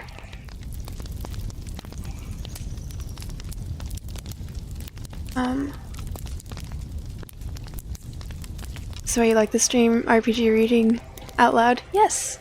I'm glad that you like it. I mean, it is a choose your own adventure book, but it's also like it's based off of it's based off of D&D, like inspired. It's got stat points and everything.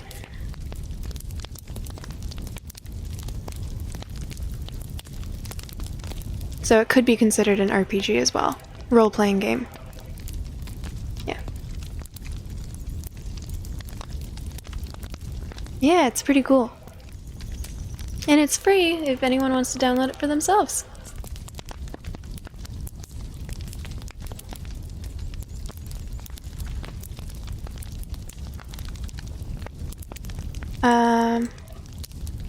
Okay, fine, Aluna says. Do what you think is best. While we were talking, Meredith was just getting done with interrogating the Lysathi, and she's sending them on her way. When you see the caretaker who was bringing me the documents, tell him to come by my temporary office, Meredith tells the Lysathi, who are now leaving the room. She then turns towards her Lysathi bodyguards. Go on ahead, she tells them. I'll be with you in a second. As her bodyguards are leaving the way they came in, Meredith approaches Kate, and she bends over so she can talk in a low voice in her ear. What you did back there was very brave, Meredith says. But bravery by itself is worthless unless you also have the power to enforce your own ideals upon others. Remember this advice. She then taps her lightly on the shoulder, and she goes to follow her two bodyguards out of the room. Shortly after Meredith leaves, the whole room gets covered in a bright white light, and as soon as the light is gone, I realize that we are now situated in Kate's holding cell, where Kate is also standing somewhere beside us, looking around her confused.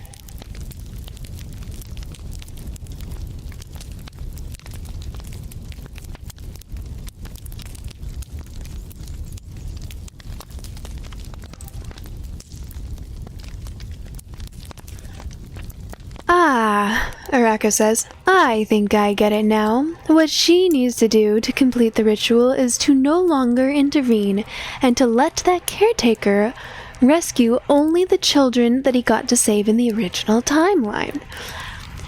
That's going to take her a while to find out, I guess. Alright, let's move on to the next scene. We then get transported to Diane's room, where we see Kate trying yet again to convince her friend that she knows some information from the future, and that they can escape the beacon together.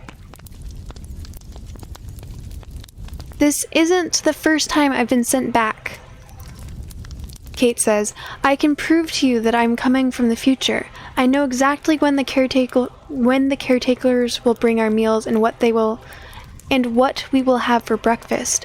I know when the caretaker who wants to help us escape will contact us, and I know what he will say. I know many things, and I also know that Olivia is an informant for the Lysathi. We can't let her know about our escape plan, or she will tell them immediately.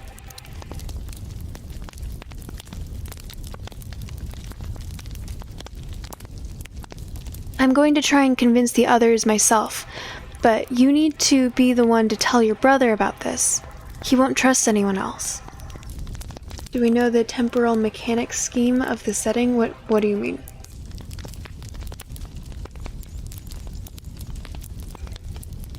Are you asking what's going on right now?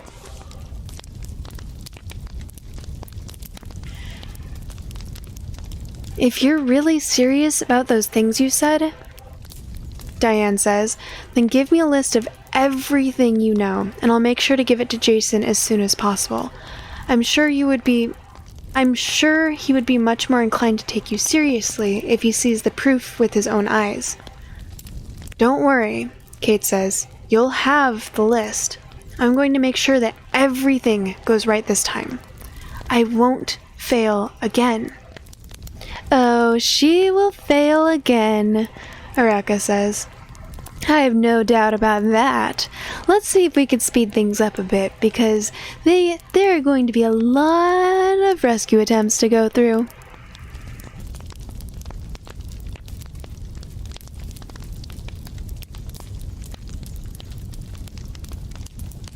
Okay, so what's going on right now? You're talking about what's going on in game right now, with, like, time and everything.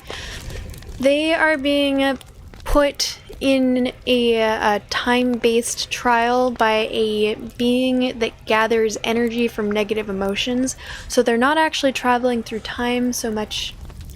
Well, Kate is the one who's in her trial right now.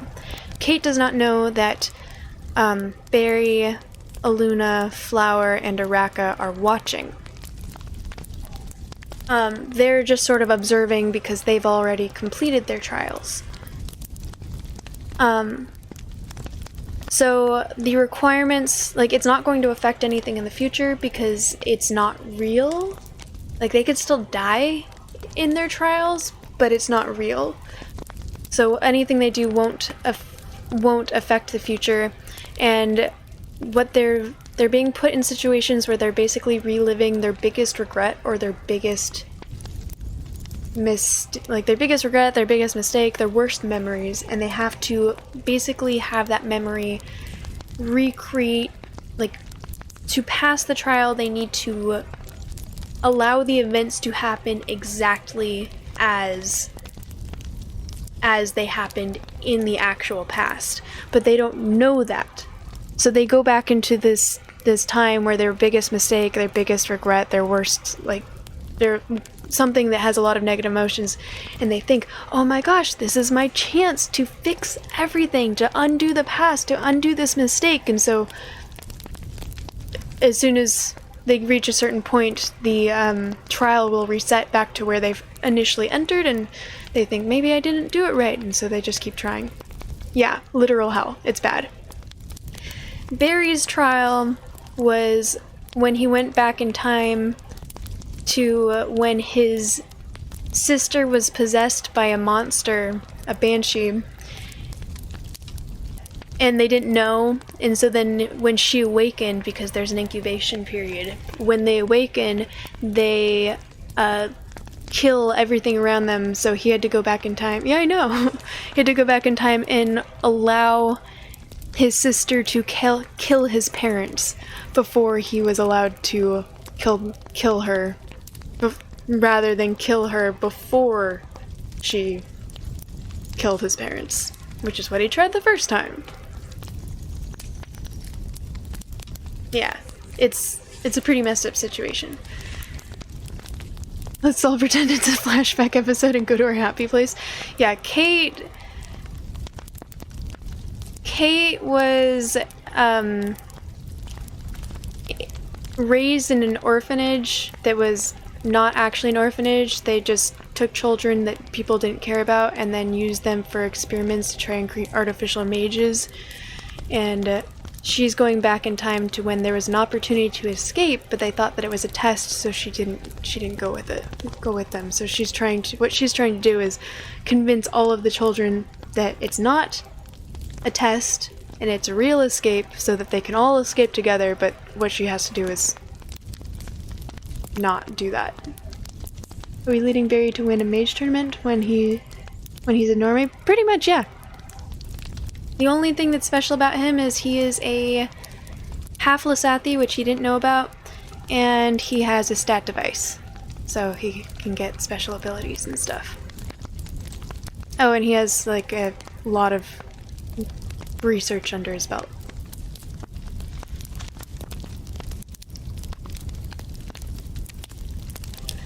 We then are okay. I won't fail again. Oh, she will fail again, Araka says. I have no doubt about that. Let's see if we can speed things up a bit, because we're going to get a lot of rescue attempts to go through. She then began to show me the key events of what happened next, except this time around all of the actions were summarized much more succinctly, and in an order to paint a larger picture. For the first few attempts, Kate tried to focus on two things: finding the elementalist sibling, or getting the elementalist siblings on her side, and trying to convince the other orphans to follow her escape plan, without letting Olivia know. Every time when she was flung back in time, Kate would try and convince Diane and her brother that she was coming from the future by letting them know about very specific things that were going to happen just before they happened. This was enough to convince Diane, but Jason was always skeptical, no matter how many details she was providing them, and he thought she was either using tricks to find out the information or was getting some really lucky guesses. Convincing the other orphans to follow her rescue plan was even harder because she couldn't risk telling them about her travels through time out of fear that they might give this information to the Lysathi. Since she couldn't really provide any genuine proof that the Lysathi caretaker trying to help them was actually trustworthy, the children would only get more suspicious every time she insisted that there was nothing to worry about. Therefore, by the end of the day, Kate would either get ratted out to the Lysathi by one of the orphans, or she would simply get sent back in time without making any notable progress. It took Lysathi many tries to finally find a way to get everyone on her side and to enact their escape plan flawlessly. But what she didn't know was that this was only the beginning of her trial, since saving the orphans was the exact opposite of what she needed to do if she wanted to complete her trial. Wow, I say, as we are now watching Kate struggling to find her way out of her time loop. I didn't expect her to repeat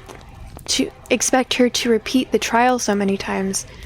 She must have spent at least a few weeks in this place, if not more. How much time has passed in the real world while Kate's been doing all this stuff? Probably only a minute or so, Araka says. Time flows completely differently in these worlds. Time flows completely differently in each of these worlds that you people were sent to. The dwarf, the mute girl, and the revenant already finished their rituals. The healer is still busy with his, though. So, are you any closer to finding a way to get us out of here safely? I say. It's hard to say, Araka tells me. I've been making progress, but there's still a lot of verifications that need to be done. Like I said, I'm not doing anything until I can be absolutely certain that there are no risks. Right, I say. As we keep watching Kate go back in time over and over again, her tries seem to be getting more desperate with each new time loop. She is now trying to save even Olivia from the beacon, because she is under the impression that the reason why time is repeating itself is that she didn't manage to save every single one of the orphans from their prison. Her tries have gotten her captured numerous times, but luckily for her, even in the cases where she didn't get rescued by Meredith, the time would always reset itself at the end of the day, so the Lysathi never managed to finish their preparations for her dissection, or her re-education process, before she was sent back. After many more attempts, Kate finally managed to get everyone out safely, including Olivia, although time would obviously still keep repeating itself, even in the most perfect possible scenarios. The optimism that could be seen on Kate's face after the first few successful rescue attempts was now gradually turning into despair, as she was slowly starting to suspect that completing her ritual would require a completely different course of action on her part. Evil Rafis, thank you for the lurk. Araka says. I think she's finally starting to get what's happening here. I'm still expecting her to be in denial about it for at least 5 more time loops, though. Anyway, never mind that. What's more important is that I may have actually found a proper way out of here. But I need to time it perfectly. Get ready to experience some strong nausea, because our comfort will be the very last thing on my mind when we escape this place. After Araka finishes her sentence, I feel a strong headache all of a sudden. And then we all get transported back into the real And then we all get transported back to our real world in the blink of an eye. Once we return to our regular non-transparent bodies... Sorry, hang on.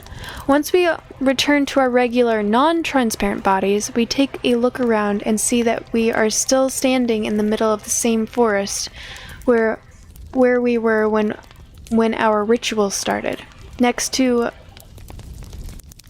all of our friends. It appears that the time is still frozen in this world, and that not everyone has managed to get out of their trance yet. The ones who finished their rituals, aside from us, seem to be Melindra, Layla, Hadric, and the Revenant, who are all looking at us while Darren and Kate are still staring blankly in front of them with bright, glowy eyes. We made it, Araka says, sounding both surprised and relieved at the same time. We made it! We got out of there alive!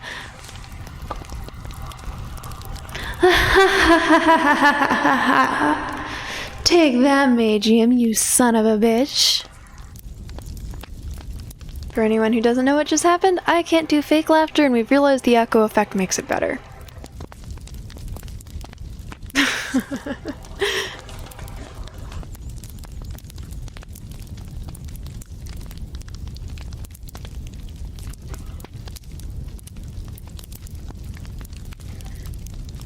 Could you maybe avoid taunting the Magium when we're still technically standing right on its doorstep?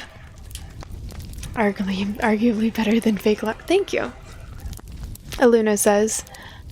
Relax, Araka says. Everything is under control. I got us out of there alive, didn't I? And besides, I wasn't even insulting it. I was giving it a compliment by treating it as if it were an actual person. I thought an evil mage appeared. Actually, Araka is a 10,000 plus year old banshee spirit that is trapped in an amulet because they can't figure out how to kill her since she's too powerful, so all they could do is trap her in this amulet that is being worn around Aluna/Flower's neck. And she has 3 voices. Oh, Fears, got it.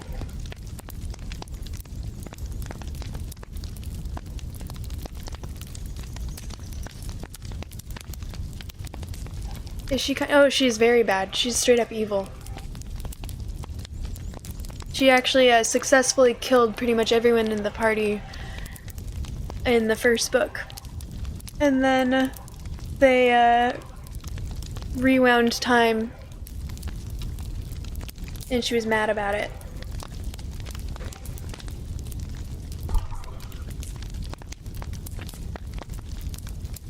Unless you're meaning bad as in like baddie, in which case I haven't seen her physical form, so I wouldn't know. I don't think they've seen her physical form either. But honestly, I kind of imagine that she would be. Can I stack these? Yes.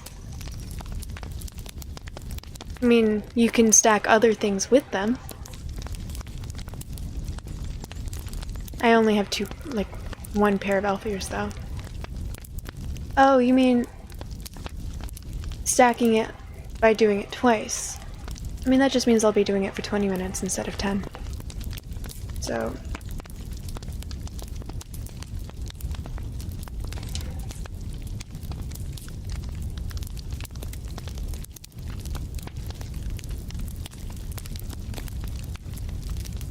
at 1:26.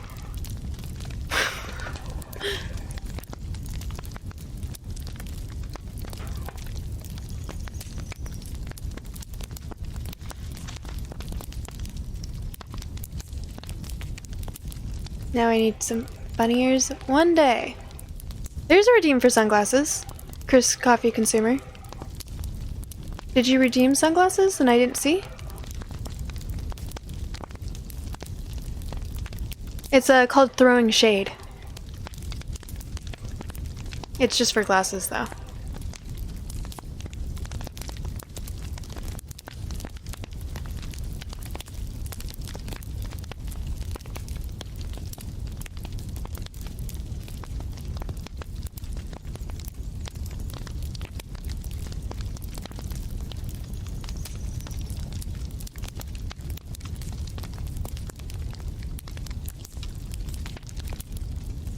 Do you have a preference of sunglasses or glasses? No, throwing shade is to put on glasses. Thank you.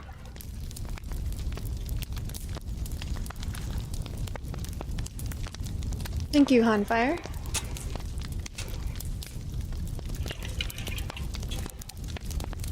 It will be difficult for me to read with the sunglasses, but I have fake glasses as well.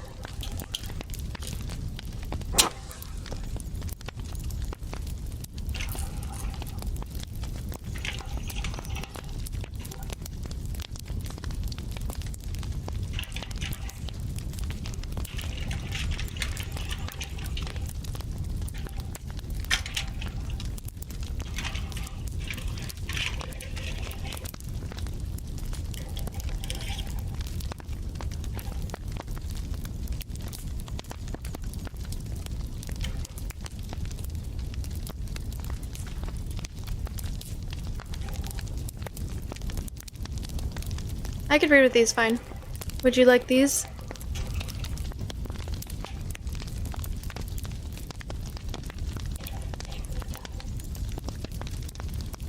Whoa!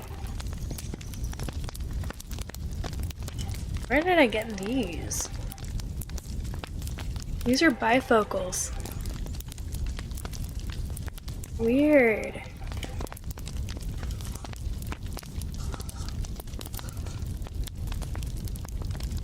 Not bifocals, but they've got like the reading magnification like at the very bottom. I was very confused as to why suddenly I couldn't see like right here. Yes, you can make me wear two. Let me pause the recording really fast though.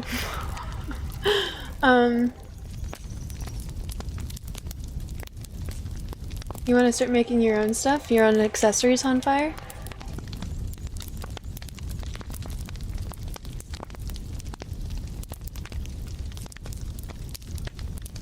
I see elf ears, cat ears, halo, and one throwing shade.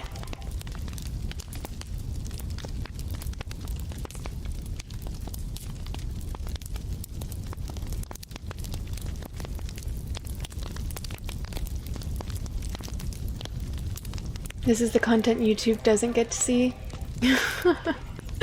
They'll see afterwards. Oh, that's so weird.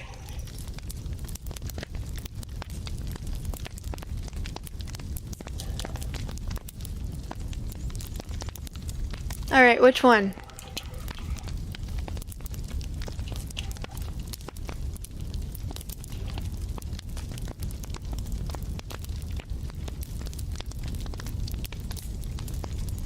Or just random? Hunfire, thank you for the lurk.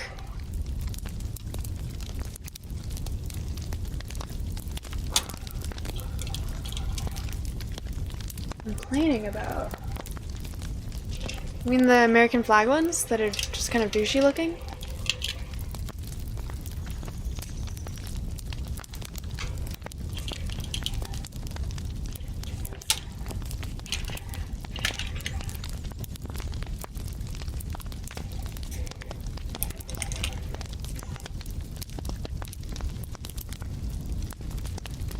Good?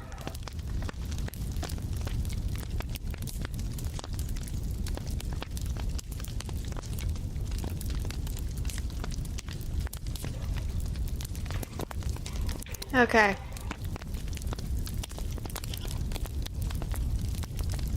It was...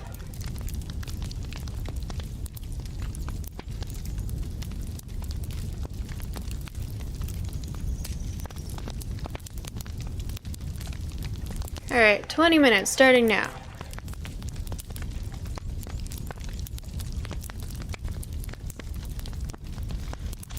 Think the outfit is complete? I'm glad. Alright. And we're back. Next 20 minutes I will be dressed like this unless someone redeems more, and then the time will be added.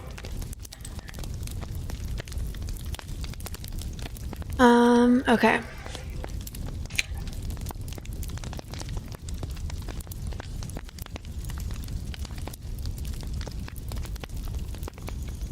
Where were we?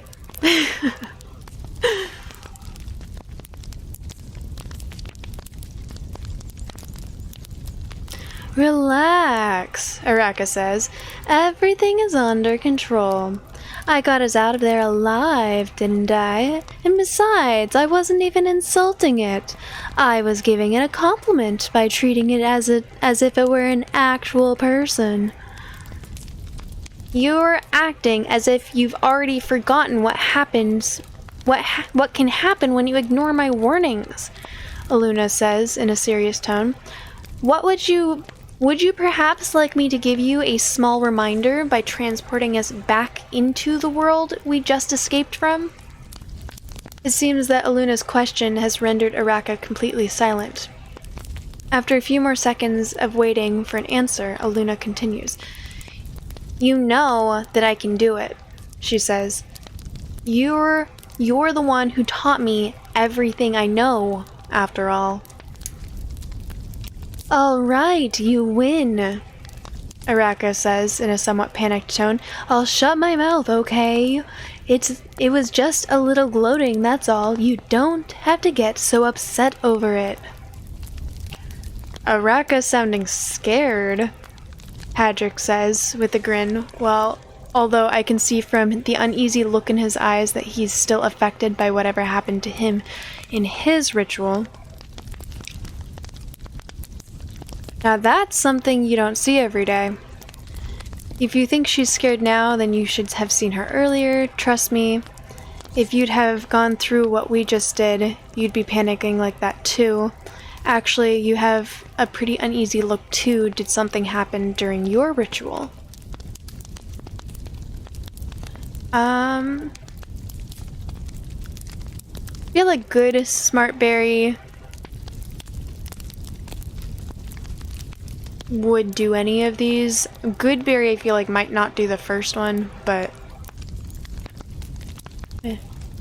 yeah, if there's anyone that would like to weigh in, now is your chance. Otherwise I will be making a decision for us in about a minute.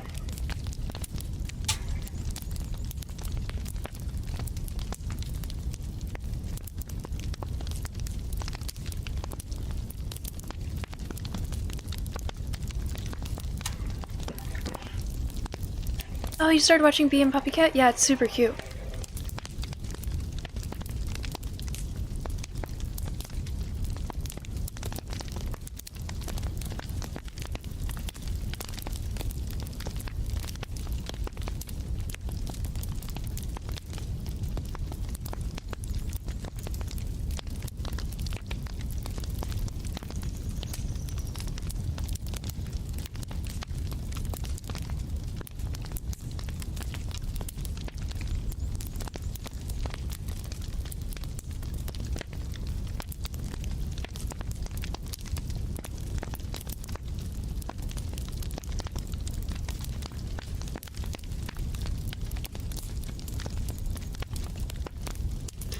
Kaylee Strawberry, hello! Welcome in!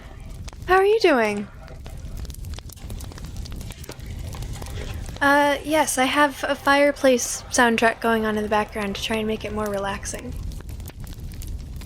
Yeah, thank you so much for joining, it's good to see you. I am good. I'm, oh, I pushed those up higher than well, whatever. I have redeems where people can make me wear ears and a halo and sunglasses, and they've realized that they stack, so...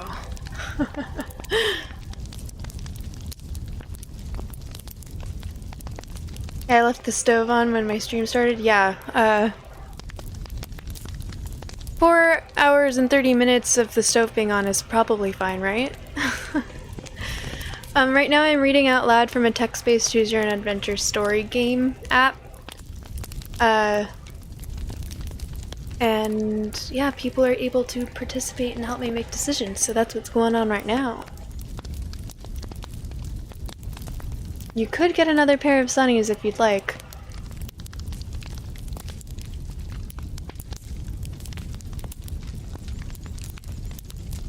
So I see 1 person voted for 3 and 2 people voted for 2.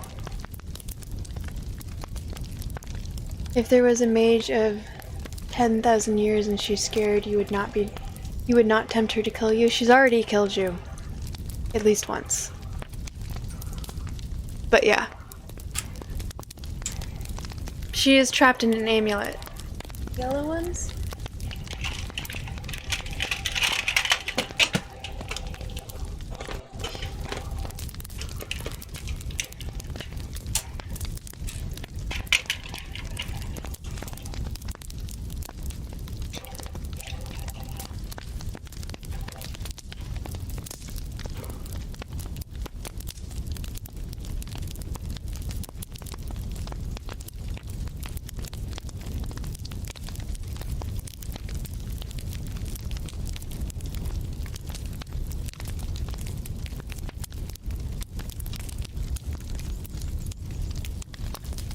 Okay.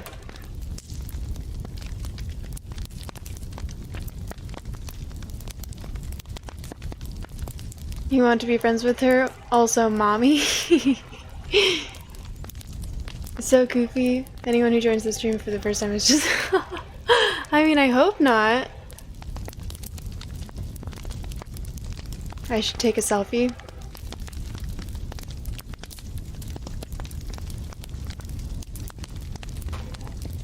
I've got a couple of photos like this on my Instagram of you guys making me look ridiculous.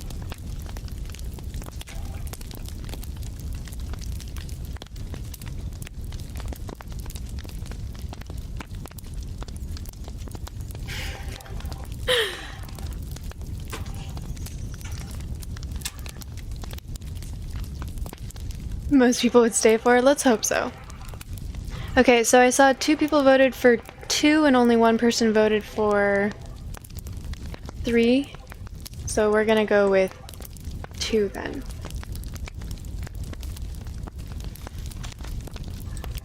Trust me, if you'd gone through what we just did, you'd be panicking like that too. Well, you know me, Barry, Hadrick says. Even if I'm scared out of my wits, I still could never pass up a good challenge. Is that so? Araka says. But in that case, you must have absolutely loved your ritual, because from what I saw, to say that your trial was a challenge would have been quite an understatement. What do you know about my ritual? Hadrick says, as he regains the uneasiness from before in his eyes. More than you think, dwarf, Araka says, and I'm not talking about your trial from the god of time. I looked through some of your memories too, since they were pretty much out in the open, with you trapped in there. I saw some very interesting things while I was looking through the memories that were related to your trial. Want me to tell you what I found out? You're bluffing, Hadrick says, as I see him starting to sweat a little. You're just trying to bait me into give away the information myself. How stupid do you think I am? Well, I don't know, Dwarf, Araka says. How stupid are you? For the next few seconds, the two of them remain completely silent as Hadrick watches Araka's amulet intensely, while a few more drops of sweat form on his forehead. But seriously though, I was only joking, Araka says all of a sudden. I have absolutely no idea what's going on in your ritual. The only reason why I said all that was because you were pissing me off. And I just wanted to make you sweat like a pig. Who's the one panicking now, eh?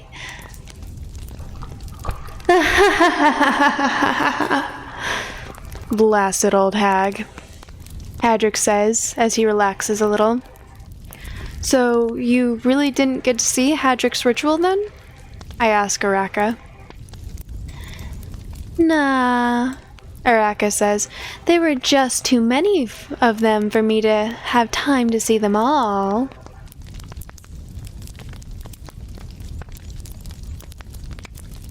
Well, anyway, it's pretty obvious that his ritual wasn't all sunshine and rainbows either, but I guess we're just going to have to wait until he feels like telling us about it if we want to find out what it was. Personally, I don't mind all that much. It's not like we don't have anything better to do at this point than to listen to his sob story. You know what I'm saying? Not long after we finished our conversation, Darren's eyes opened. Not long after we finished our conversation, Darren's eyes lose their bright yellow color as he finally exits his trance as well. From the look on his face, I can easily tell that he's pretty upset. Oh, look, the healer is out, Araka says. How is it going, Darren? Had fun in your ritual? Darren chooses to completely ignore Araka's question and he turns to me instead. How many are still inside their ritual? Darren asks me. Only Kate? Yeah, only Kate, I say. You can tell from the glowy eyes. I think that we need to wait for everyone to be done with the first stage before we can pass on to the next one. I can't say that I'm looking forward to it, Darren says. Where is the God of Time? Is he watching us? No. He went back to the magical plane, I say.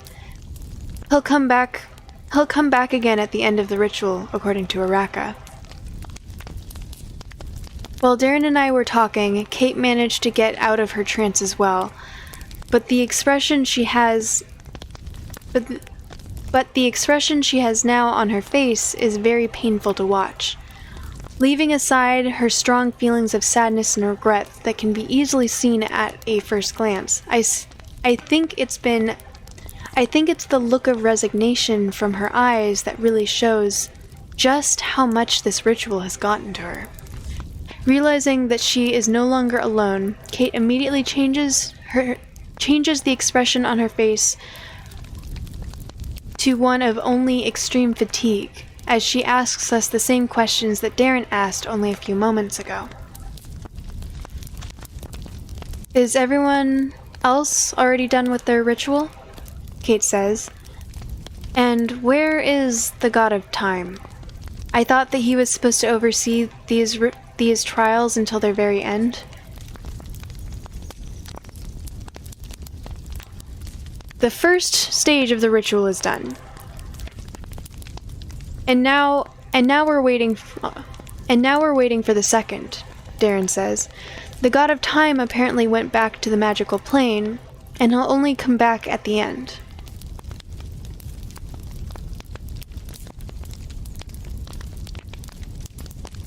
If that's true, then maybe we can make some plan against him, Kate says. Maybe we can find a way to sabotage his ritual while he's not here to keep an eye on us. You can't sabotage the rituals, Melindra says. Eden has tried and failed in the past. If he couldn't do it, then how could we? Eden isn't all-knowing, Darren says. Just because he failed doesn't mean we won't succeed. Oh, Melindra says. Then how do you propose we start this sabotage? We'll figure something out, Darren says. If you say so, Melindra says. If you're looking to sabotage the ritual, then I might be able to offer some assistance. We hear Rose's voice all of a sudden. We'd all been ignoring the Revenant up until this point, but now that she's spoken to us, everyone's eyes immediately turn to her. And why would we want any help from you, Revenant? Darren says in a disgusted tone. Because this ritual is as much of a problem for me as it is for you, the Revenant says, and also because as much as I've tried to avoid it, there are traces of your friend Rose within me that will always be a part of who I am. At the very least, I know that Rose would have wanted us to work together despite our differences, since nothing would have been more important to her in this situation than to make sure that you are safe. Don't you dare talk about Rose as if you knew her, you undead monster, Darren says with fury in his eyes. Who are you to say that what she would have wanted after you stole her body and went to serve some sinister god while leaving her siblings to cry their hearts out at home due to their sister's death? I don't care if you look like her or if you have her memories. You will never be anything other than an empty shell.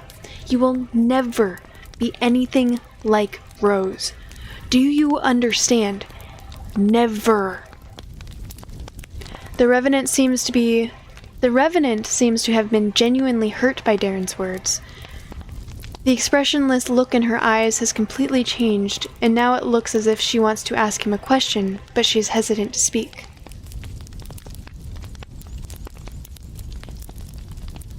Did Susie and Kevin really cry when they found out that the Revenant starts to say, in a somewhat shaky voice, but Darren does not let her finish her sentence. Don't call them by their names, he shouts furiously. You are not Rose. Don't pretend to be her. If you really cared about Rose and her siblings, then you would leave her body so that we could give her a proper burial, and that way Susie and Kevin would at least get to say their goodbyes. That is not something I can do, the Revenant says as she regains her previous expressionless look on her face. I live to serve the god of death. Only he may choose to end my life. Nobody else. Then you are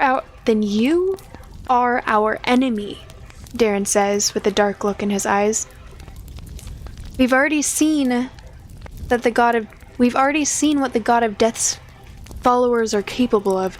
There's no reason for us to think that your god would treat us any differently than the god of time. There's no way we could ever trust you. The god of death has no quarrels with your group, the Revenant said. But what if he did? Darren asks. What if he'd order you to kill us all one by one? Would you do it? If the god of death would ask me to kill you, then I would do so without hesitation, the Revenant says, without changing her expression at all while she is talking. It is not my place to question my master's orders, whatever they may be.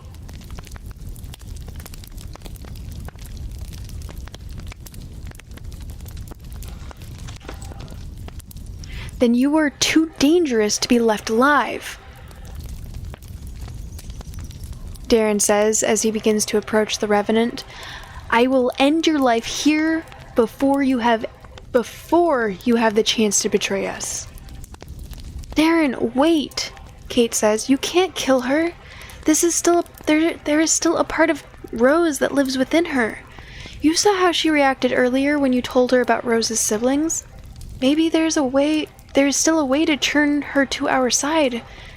Maybe we can... Zircon, hello, welcome in. How are you? No, I did not. I was fighting Undine for about 2 hours with no progress, and then I switched to Magium. But welcome in.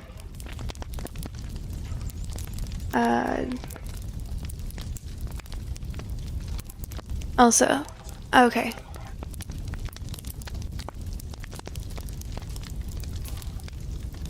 Rose is gone, Kate, Darren says with a serious tone in his voice.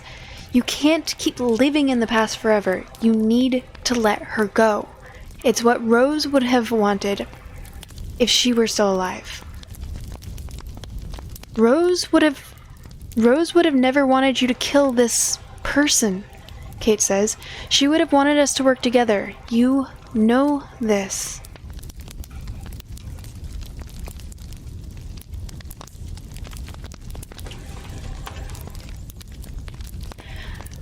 Sorry, Kate, Hadrick says, but I'm going to have to agree with Darren on this one. We don't know what the God of Death is planning. For all we know, he may well be in cahoots with the God of Time, and they are still messing with our heads as part of the ritual. We can't trust anything she says. We need to get rid of her before she kills us first. Place myself between the Revenant and Darren in order to defend her. Let Darren and Hadrick handle the situation. I feel like we've already sort of allied ourselves with her when we accepted the code and everything. And I feel like good Barry would have seen her start to cry and recognized emotions and stuff. You can try and argue with me on this one if you would like, but unless someone gives me a very good reason why not, I'm going to pick this one. Y'all have about a minute. 2 hours, you would love to see that. It was... I don't know. I wasn't having a good time. I'm still new enough to gaming that being stuck on a boss like that for that long isn't fun to me. It's just frustrating, and I don't know. I feel like the people who are watching probably saw me as cranky and not entertaining.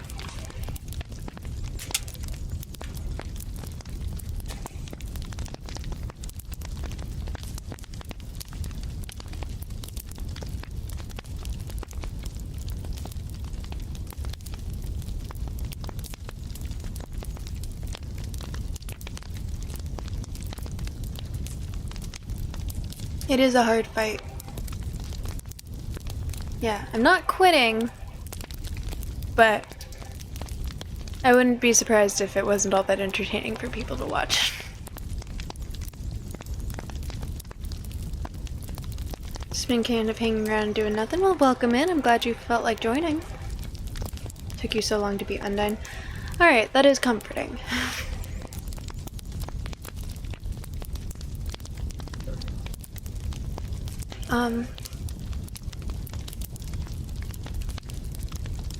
Is there anyone that's wanting to weigh in?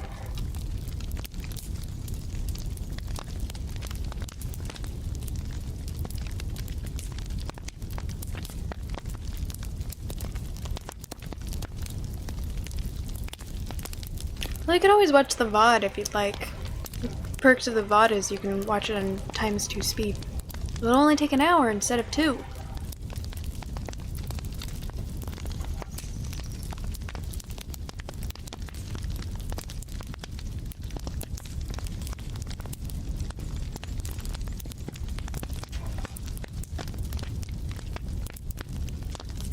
Mr. Kennedy, no sound alerts right now. Sorry, but welcome in.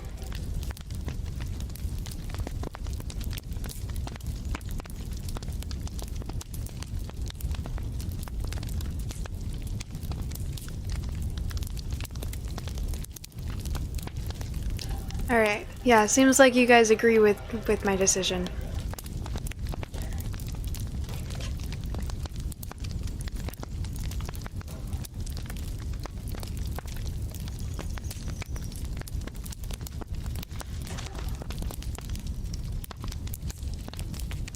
Just wanted me to see it? Well, I saw it. Hello, Mr. Kennedy. Welcome in. As soon as Hadrick stops talking, Darren resumes his walk towards the Revenant, with the sword in his hand, but before he gets to reach her, I place myself between the two of them, facing Darren. Barry, what do you think you're doing? Darren asks as he stops in front of me. What does it look like I'm doing? I tell Darren as I pull out my dagger. We're not seriously going to do this again, are we? Darren says. This isn't like that time with Aluna. The Revenant literally said she'll kill us the first opportunity she has if her god tells her to do it. She's a danger to us. Why are you defending us? Or defending her? She'll only be to a danger to us if her god turns out to be our enemy, I say. As it stands, we could really use her time powers right about now. Especially if the next stage of the ritual requires us to work as a group. If we'll need to work as a group, then there's all the more reason to deal with her now, Darren says. What is to say that she won't backstab us in the middle of the trial? We don't know her true intentions, and even if we knew for sure that she won't betray us this time, this may be the only opportunity she has to face her alone. What if the next time she comes, she will have an entire team of mages given to her by the god of death to hunt us down? But what if you fail to kill her? I say. What then? Do you realize that attacking her unprovoked would be akin to declaring war on the god of death himself? Do you want us to have two gods as our enemies at the same time? It has now been 20 minutes, yes. As of 24 seconds ago.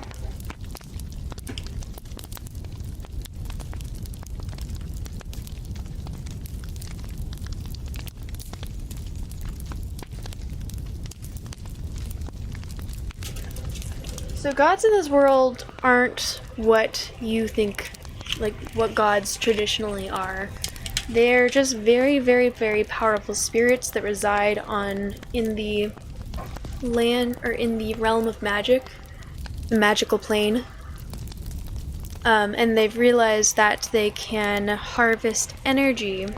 They've taken the title God of Time, God of Death, God of whatever, even though in the case of the God of Death and God of Fate, it's not actually accurate. And they've realized that they've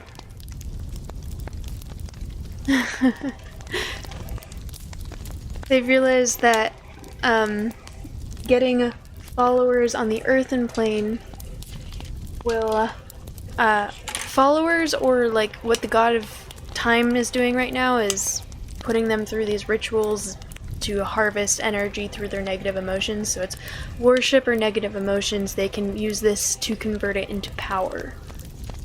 So they're not actually gods, they're just very powerful spirits that have realized ways to get more energy from the earthen plane.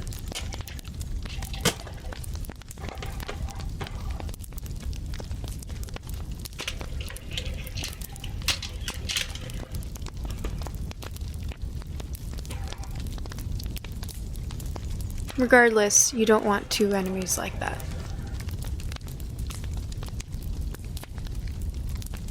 We won't fail if we all work together, Darren says. Darren is right, Patrick says as he comes closer to us. Even those time spells of hers must have their limitations. If we all work together, we should be able to figure out what they are. All of a sudden, a large ice wall forms itself in front of me, separating the Revenant and me from Darren and Hadrick. How about we all calm down and take a break before we do something really stupid, Kate says, with an ice-cold tone in her voice.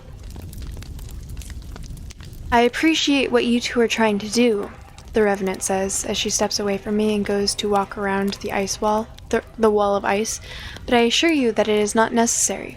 In fact, I think that Darren and Hadrick both need to experience the futility of their actions before they'll be ready to work with me as a team. Please do not provide any help. I will fight them both myself. Those are some brave words, Hadrick says with a grin. Let's see if you've got what it takes to back them up.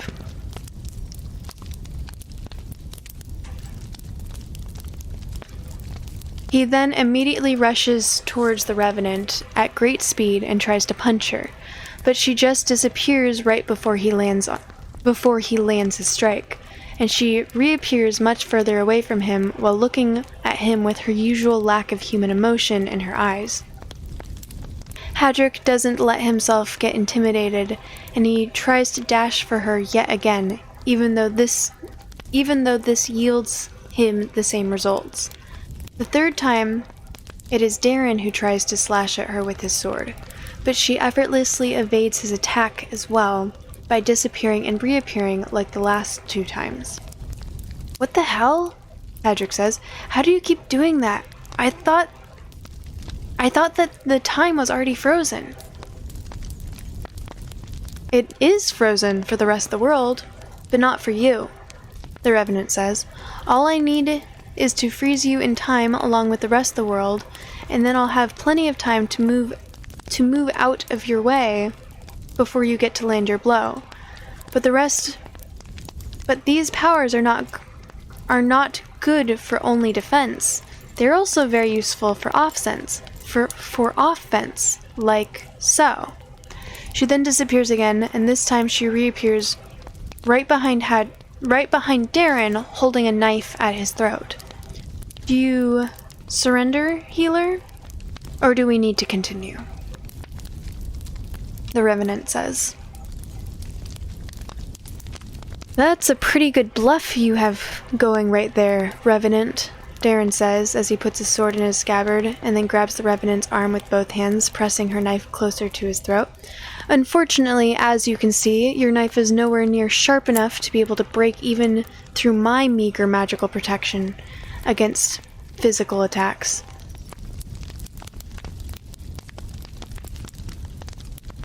The Revenant starts to try to pull her hand away from Darren, but he keeps a firm hold on it with both his hands as he continues his monologue. On the other hand, Darren says, since you haven't disappeared from this spot already, it means that my instincts were correct and that you cannot escape someone's grasp with the use of the time freezing spell. You also don't seem to have the ability to reverse time at will, because if you did, you would have done so already. In other words, Darren now pulls on the Revenant's hand, lifting her on his back, and then he throws her to the ground in front of him while making sure he still holds onto her as firmly as possible. You are now more vulnerable than ever, Darren continues his phrase from before as he pulls out his sword from its scabbard, while still holding on to the Revenant with his other hand. He then slashes her throat with one quick strike of his blade, and he severs her head from her shoulders in a single movement. Darren, Kate says, as she's almost about to cry. What have you done? I only did what I had to, I hear Darren saying, but all of a sudden everything in my mind becomes a complete blur, and then I have a very weird feeling that I've only just woken up from a dream.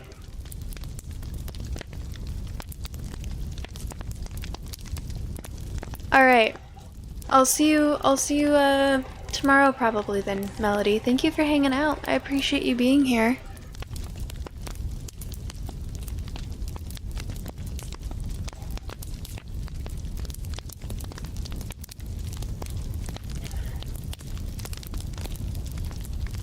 Instead of seeing the Revenant dead in front of my eyes, I get to witness the scene where she puts a dagger to Darren's throat for a second time, except now she does not wait for him to grab her, and she immediately jumps back, making sure that she is no longer anywhere near his range of attack. Oh, you have to work, you're staying. You are also self-employed as an— oh, cool! Alrighty. That's awesome.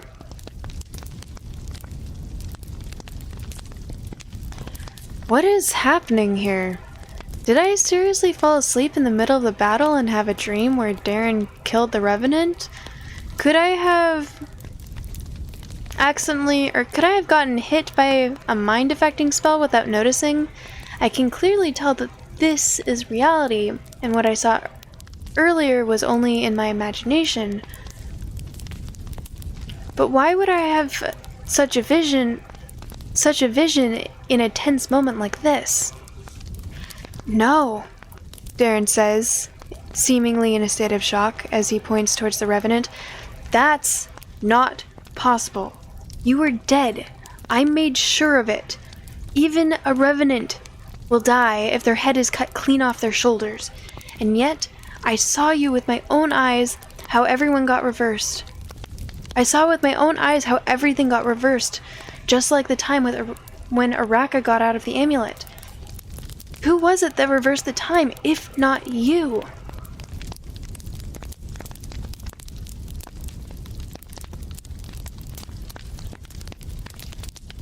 A time reversal spell? Of course. Now I understand why I felt like I woke up from a dream. The time was only reversed for Darren and the Revenant, so they were the only ones who got to see all of the spell's effects. For the rest of us who were not caught in the spell's area of effect, it would have been as if these events never happened.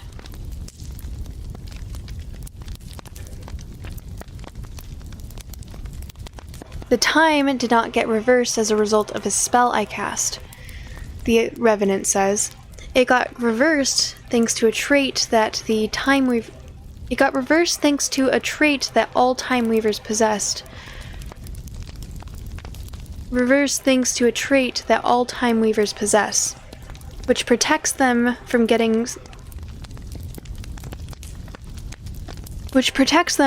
killed before they finish delivering their prophecy. No matter how many times I get killed, the time will always reverse itself to a point where I am safe enough to escape from peril. This is why I said that your actions were futile. Even if I were to die, you still wouldn't get to kill me for good. You're lying, Darren says. If what you said were true, then how did Rose die? Why didn't time reverse itself to save her like it saved you? The only reason why time didn't get reversed for Rose was because the Revenant spell cast on her before she died, the Revenant says. The Magium does not care who gets to inhabit the Time Weaver's body, as long as it can still fulfill the purpose of delivering the prophecy. Given that I was already scheduled to take Rose's body after her death, there was no need for the time reversal spell to activate, so I became the Time Weaver in her place. So, Rose would have still been alive if it wasn't for you? Darren asks. Darren, Kate says as she approaches him and the Revenant, it wasn't her fault. The God of Death's follower, Zack, was the one who cast that spell. She wasn't the one who asked to be put in this body, nor was she the one who asked to serve the God of Death. We can't really blame her for any of this. She then goes over to the Revenant, and she grabs both of her hands gently as she looks into her eyes. Listen, Kate says, I'm not sure what to call you. Revenant sounds too cold, but I am also aware that you are not Rose. However, if there's anything of Rose left within you, like you said, then please, come travel with us. Forget about the God of Death. You don't really need him to control... You don't need to let him control you any longer. We can try to We can try to hide from him together, or we could fight him, or... something. You don't have to go through all of this alone. The Revenant pulls her hands away from Kate, and she takes one step back as her expressionless gaze momentarily turns to one of sadness and regret. "I'm sorry," the Revenant says. "I'm not who you think I am. You should avoid trying to get any closer to me for your own safety. I was not lying when I said that I would kill you in a heartbeat if my master ordered me to. My loyalty towards the God of Death will always come first, and you need to understand that. If you put too much trust in me, you're only going to end up getting hurt. It is the Rose part of me that is warning you to stay away from me. Can you understand that?" "Yes," Kate says with a somewhat disappointed look in her eyes as she takes a few steps back. "I understand. I won't try to meddle in your affairs anymore. And thank you for the warning." "So, what are we going to do now?" Hadrick says. "Work together like nothing happened?" "It doesn't seem like we have much of a choice," Darren says reluctantly as he sheathes his sword. "What about the God of Death?" Melindra says in a serious tone as she has her arms crossed. "What are you going to tell him when you get back, Revenant?" "If he ever asks, I will tell him the truth," the Revenant says. "I will tell him that I was the one who started the battle because I wanted to prove my superiority. That way, there should be no reason for him to bear any resentment towards your group." "I see," Melindra says. "However," the Revenant says, "I do not think that the God of Death will ask me anything upon my return. From his point of view, nothing will have happened, since time will remain frozen until I come back.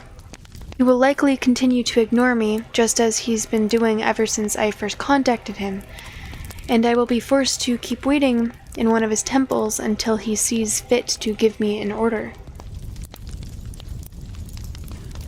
"He's ignoring you?" Kate asks. "But why?" "The God of Death does not trust me," the Revenant says. He thinks that I am an undercover agent sent by the God of Time to infiltrate his followers, and nothing that I've said has been able to change his mind on the matter. He even tried to kill me a few times, but gave up after he saw that it was impossible to do so. Currently, I am not allowed to leave the temple that I entered when I first contacted him, and he's keeping me in the dark about most of his plans out of fear that I might leak the information to the God of Time." Araka laughs. "That does sound just like him," she says. "Ulrich has always been very paranoid when it came to the God of Time. I can only imagine how shocked he was when he found a Time Weaver right on his doorstep, Revenant or no. You'd better find yourself a hobby, because you're going to be sitting in that temple for a long time."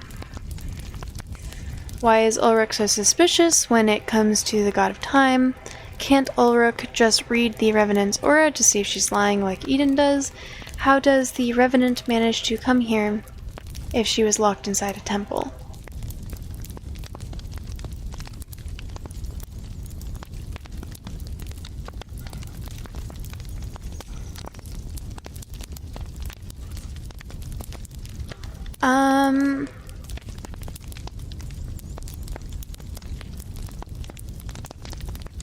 This is all new information to me as well, because I didn't take this path during my playthrough. If there's anyone that would like to help me make a decision, I feel like good Smartberry isn't really inclined for any of these.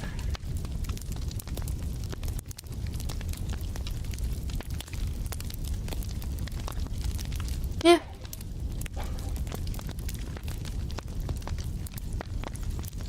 Y'all have about a minute.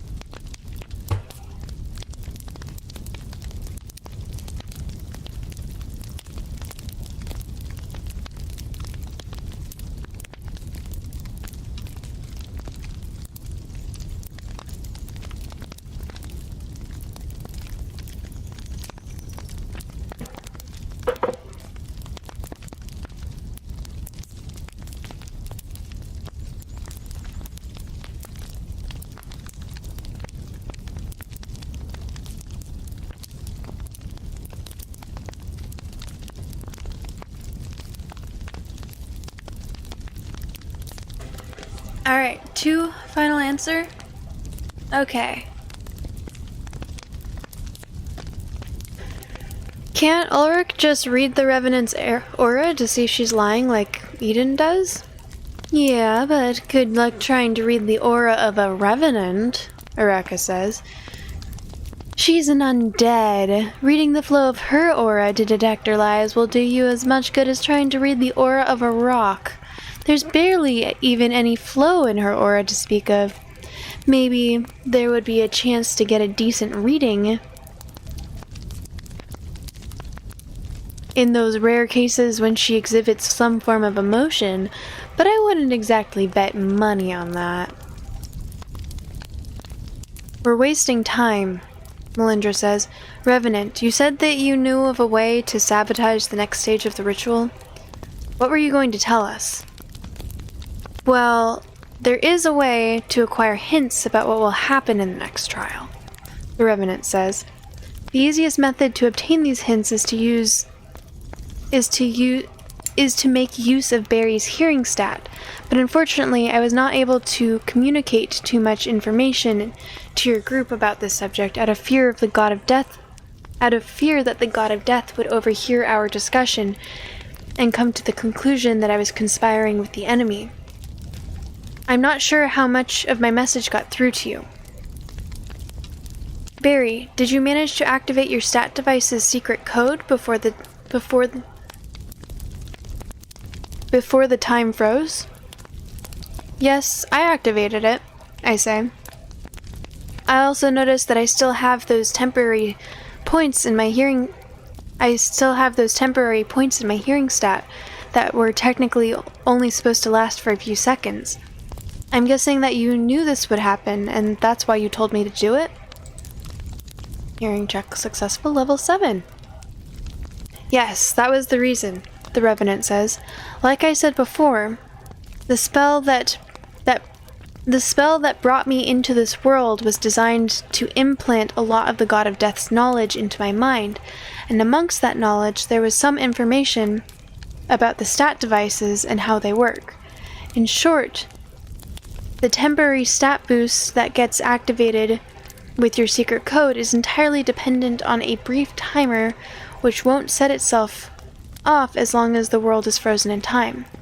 However, since you managed to activate it right before the timer froze, the timer has frozen as well, thus granting you extra hearing capabilities for the whole duration of this time freezing spell. So when you called me, the time wasn't frozen yet, I say. No, the Revenant says, but I knew it would freeze in a matter of seconds because I had a few time freezing spells go off without my control right before I was put in the trance. Something similar to this also happened from the previous time I called you, except back then the time only froze once without my control, and I was not put in a trance during that time, so I knew that it was only a small test before the main event. This is why I asked you to keep your communications channel open so that I could later tell you to activate the code right before the prophecy started. Having the code activated isn't enough, though. In order for my plan to work, you would also need to have 4 points or more already invested in hearing, so that together with the bonus points offered by the secret code, you would get a level of 7 in that stat. Do you have enough points? Yeah, I already have my hearing stat maxed, I say. What do I need it for? First of all, you're going to need to get as close as you can to the place where the God of Time first materialized in this world, the Revenant says. Okay. Oh, okay, I say. Melindra, can you? Before I even got to start my sentence, Melindra had already cast her magic air currents on me, which are now slowly raising me into the air. Yeah, that's what I wanted to ask, I say. Thanks. I then raise my arms into the air and I fly all the way up to where the god of time was floating when he first made his appearance. Alright, I'm here, I say, as I stop in mid-air and turn towards the Revenant. Now what?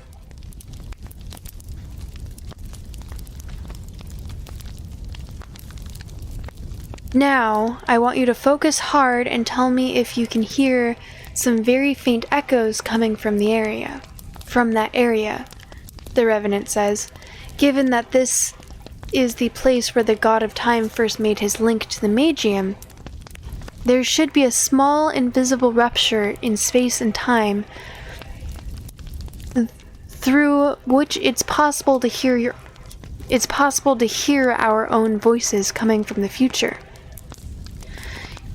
You won't be able to hear them unless you block out all other sounds with your mind and focus exclusively on those voices. Can you do it?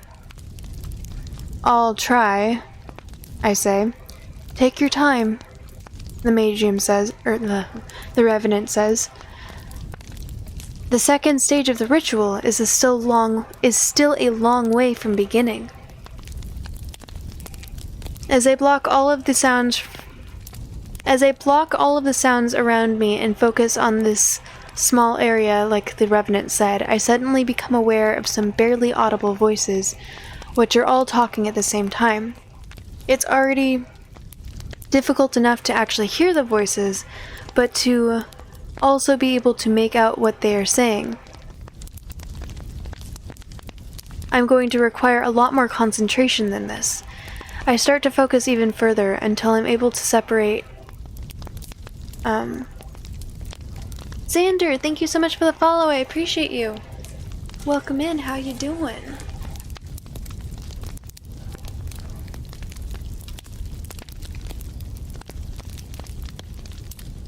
I start to focus even further until I'm able to separate what each person is saying. I manage to identify a few dialogues this way, but after a while I get a very intense headache and I am forced to stop. Is everything alright? The Revenant asks me as she sees me massaging my forehead while I'm keeping my eyes closed. Yeah, I say, as I'm still trying to recover from the pain. I just got a sudden headache, that's all. If you need to focus so hard you got a headache, then you shouldn't force yourself any longer, the Revenant says. We wouldn't want you to faint of exhaustion in the middle of the ritual. Did you manage to find out anything useful? Yes, I say, as I slowly stop massaging my forehead and open my eyes to look at her. There was a woman whose voice I couldn't recognize, gloating about the fact that she had cast some sort of spell on you to prevent you from concentrating on freezing time.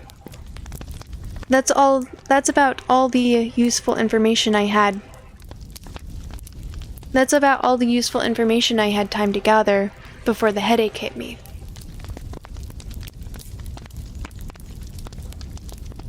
A spell that would prevent me from freezing time, the Revenant says.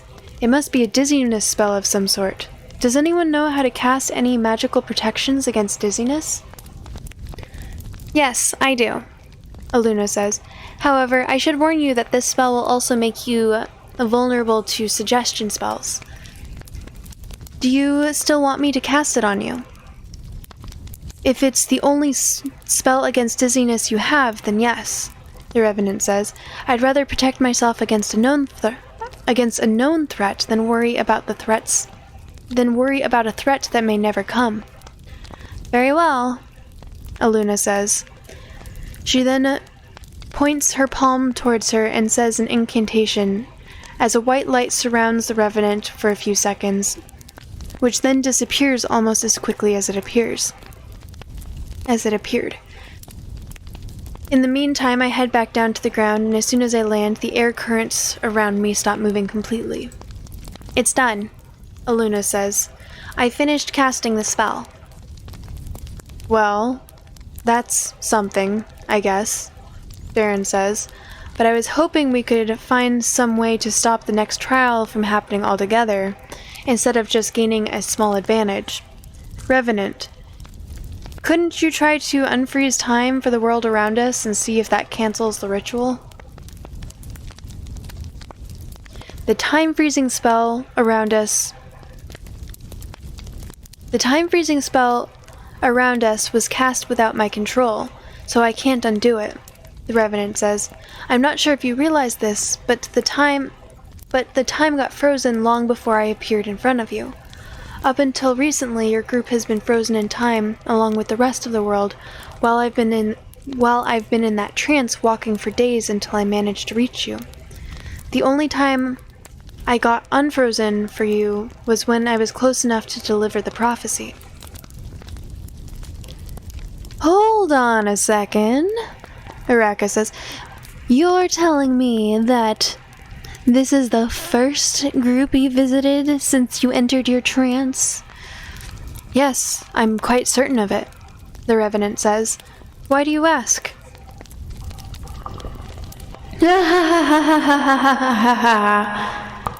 Araka laughs all of a sudden. So you're telling me that these chumps are the ones who are going to be the most likely to influence the prophecy?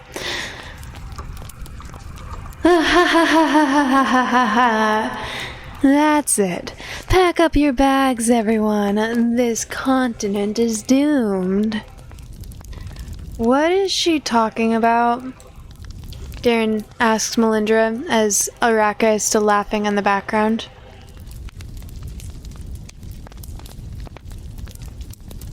Why would we be the most likely to influence the prophecy? Are there others who will be receiving the same prophecy after us? Yes, Melindra says. You were only the first group to be visited by the Time Weaver. Once the God of Time is done with his ritual, you will be frozen in time once more, and then the prophecy and the ritual will be repeated for other groups of people as well. Not only that, but this same prophecy will be delivered to you and the others at least 2 more times before the events prophesized will come to pass in order to announce you if any progress has been made towards your goal of averting the disaster.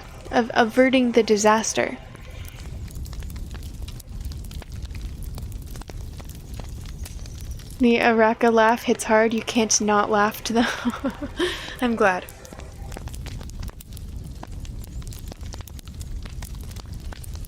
One day I do want to learn to be able to fake laugh, but this is a good solution for now.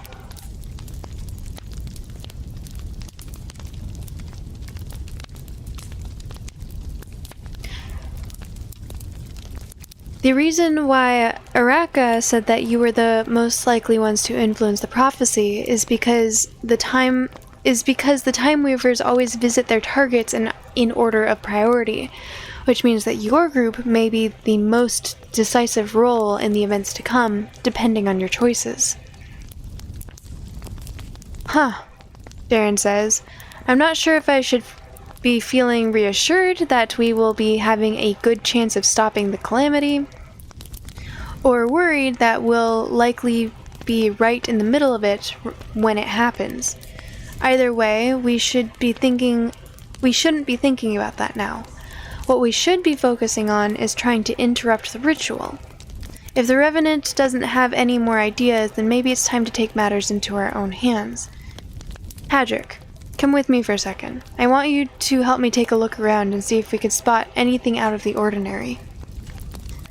Alright, Hadrick says. Lead the way.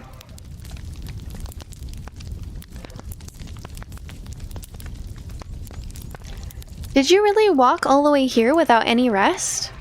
Flower asks the Revenant, worried, as Darren and Hadrick are moving away from us. Aren't you tired? Don't you need to eat? I am undead, so I require neither food nor rest, the Revenant says in her usual expressionless tone. However, even in Even if that were not the case, the trance that I was in earlier would have shielded me from any such problems. When you are inside the trance, your body is practically put in a magical stasis of sorts, and all of your bodily functions are put on hold until you are out of stasis. If it weren't for the god of time intervening in the middle of these prophecies, I probably wouldn't even have remembered any of this. Wouldn't have even remembered that any of this has happened. Oh. I see, Flower says, not being sure how to interpret the Revenant's complete lack of emotion while talking to her. Sorry to have bothered you. The Revenant looks at Flower surprised, seemingly unable to understand why she apologized to her all of a sudden. For a second, it looked as if she were about to ask her what was wrong, but ultimately she decided against it.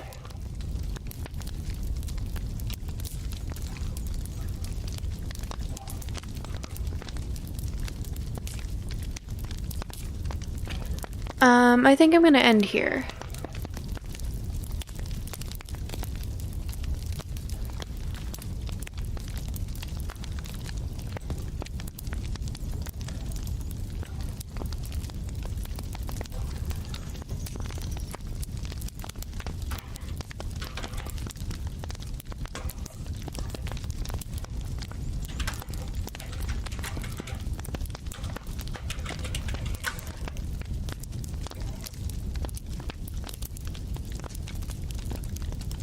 Cool.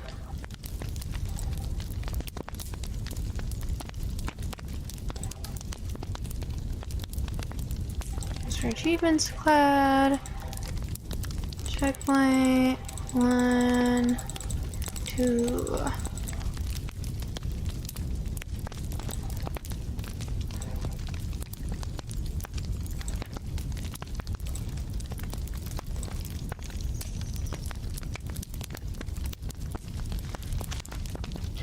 Okay.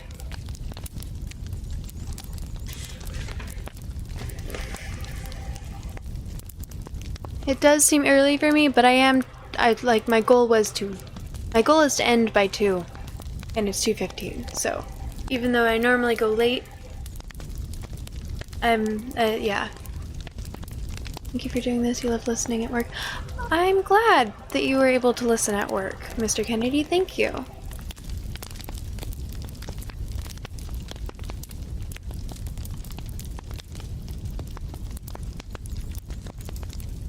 Oh. Yeah. I mean, also same. My goal is to try and fall asleep by 3 a.m., but that rarely happens. Yeah. But anyways, thank you everyone for hanging out. It's been absolutely wonderful having you all here. I don't normally raid out when I do Magium because I know that there are people who are joining specifically to sleep or relax or just ASMR. So I'm probably just going to end, but I hope you all have a really lovely rest of your day or night or whatever it is wherever you are. Tomorrow's Friday, so I should be streaming Skyrim. So hopefully I'll see y'all tomorrow. Yeah, have a really lovely rest of your day or night or whatever it is wherever you are. You all are wonderful. I appreciate you guys so much. And, good night. There.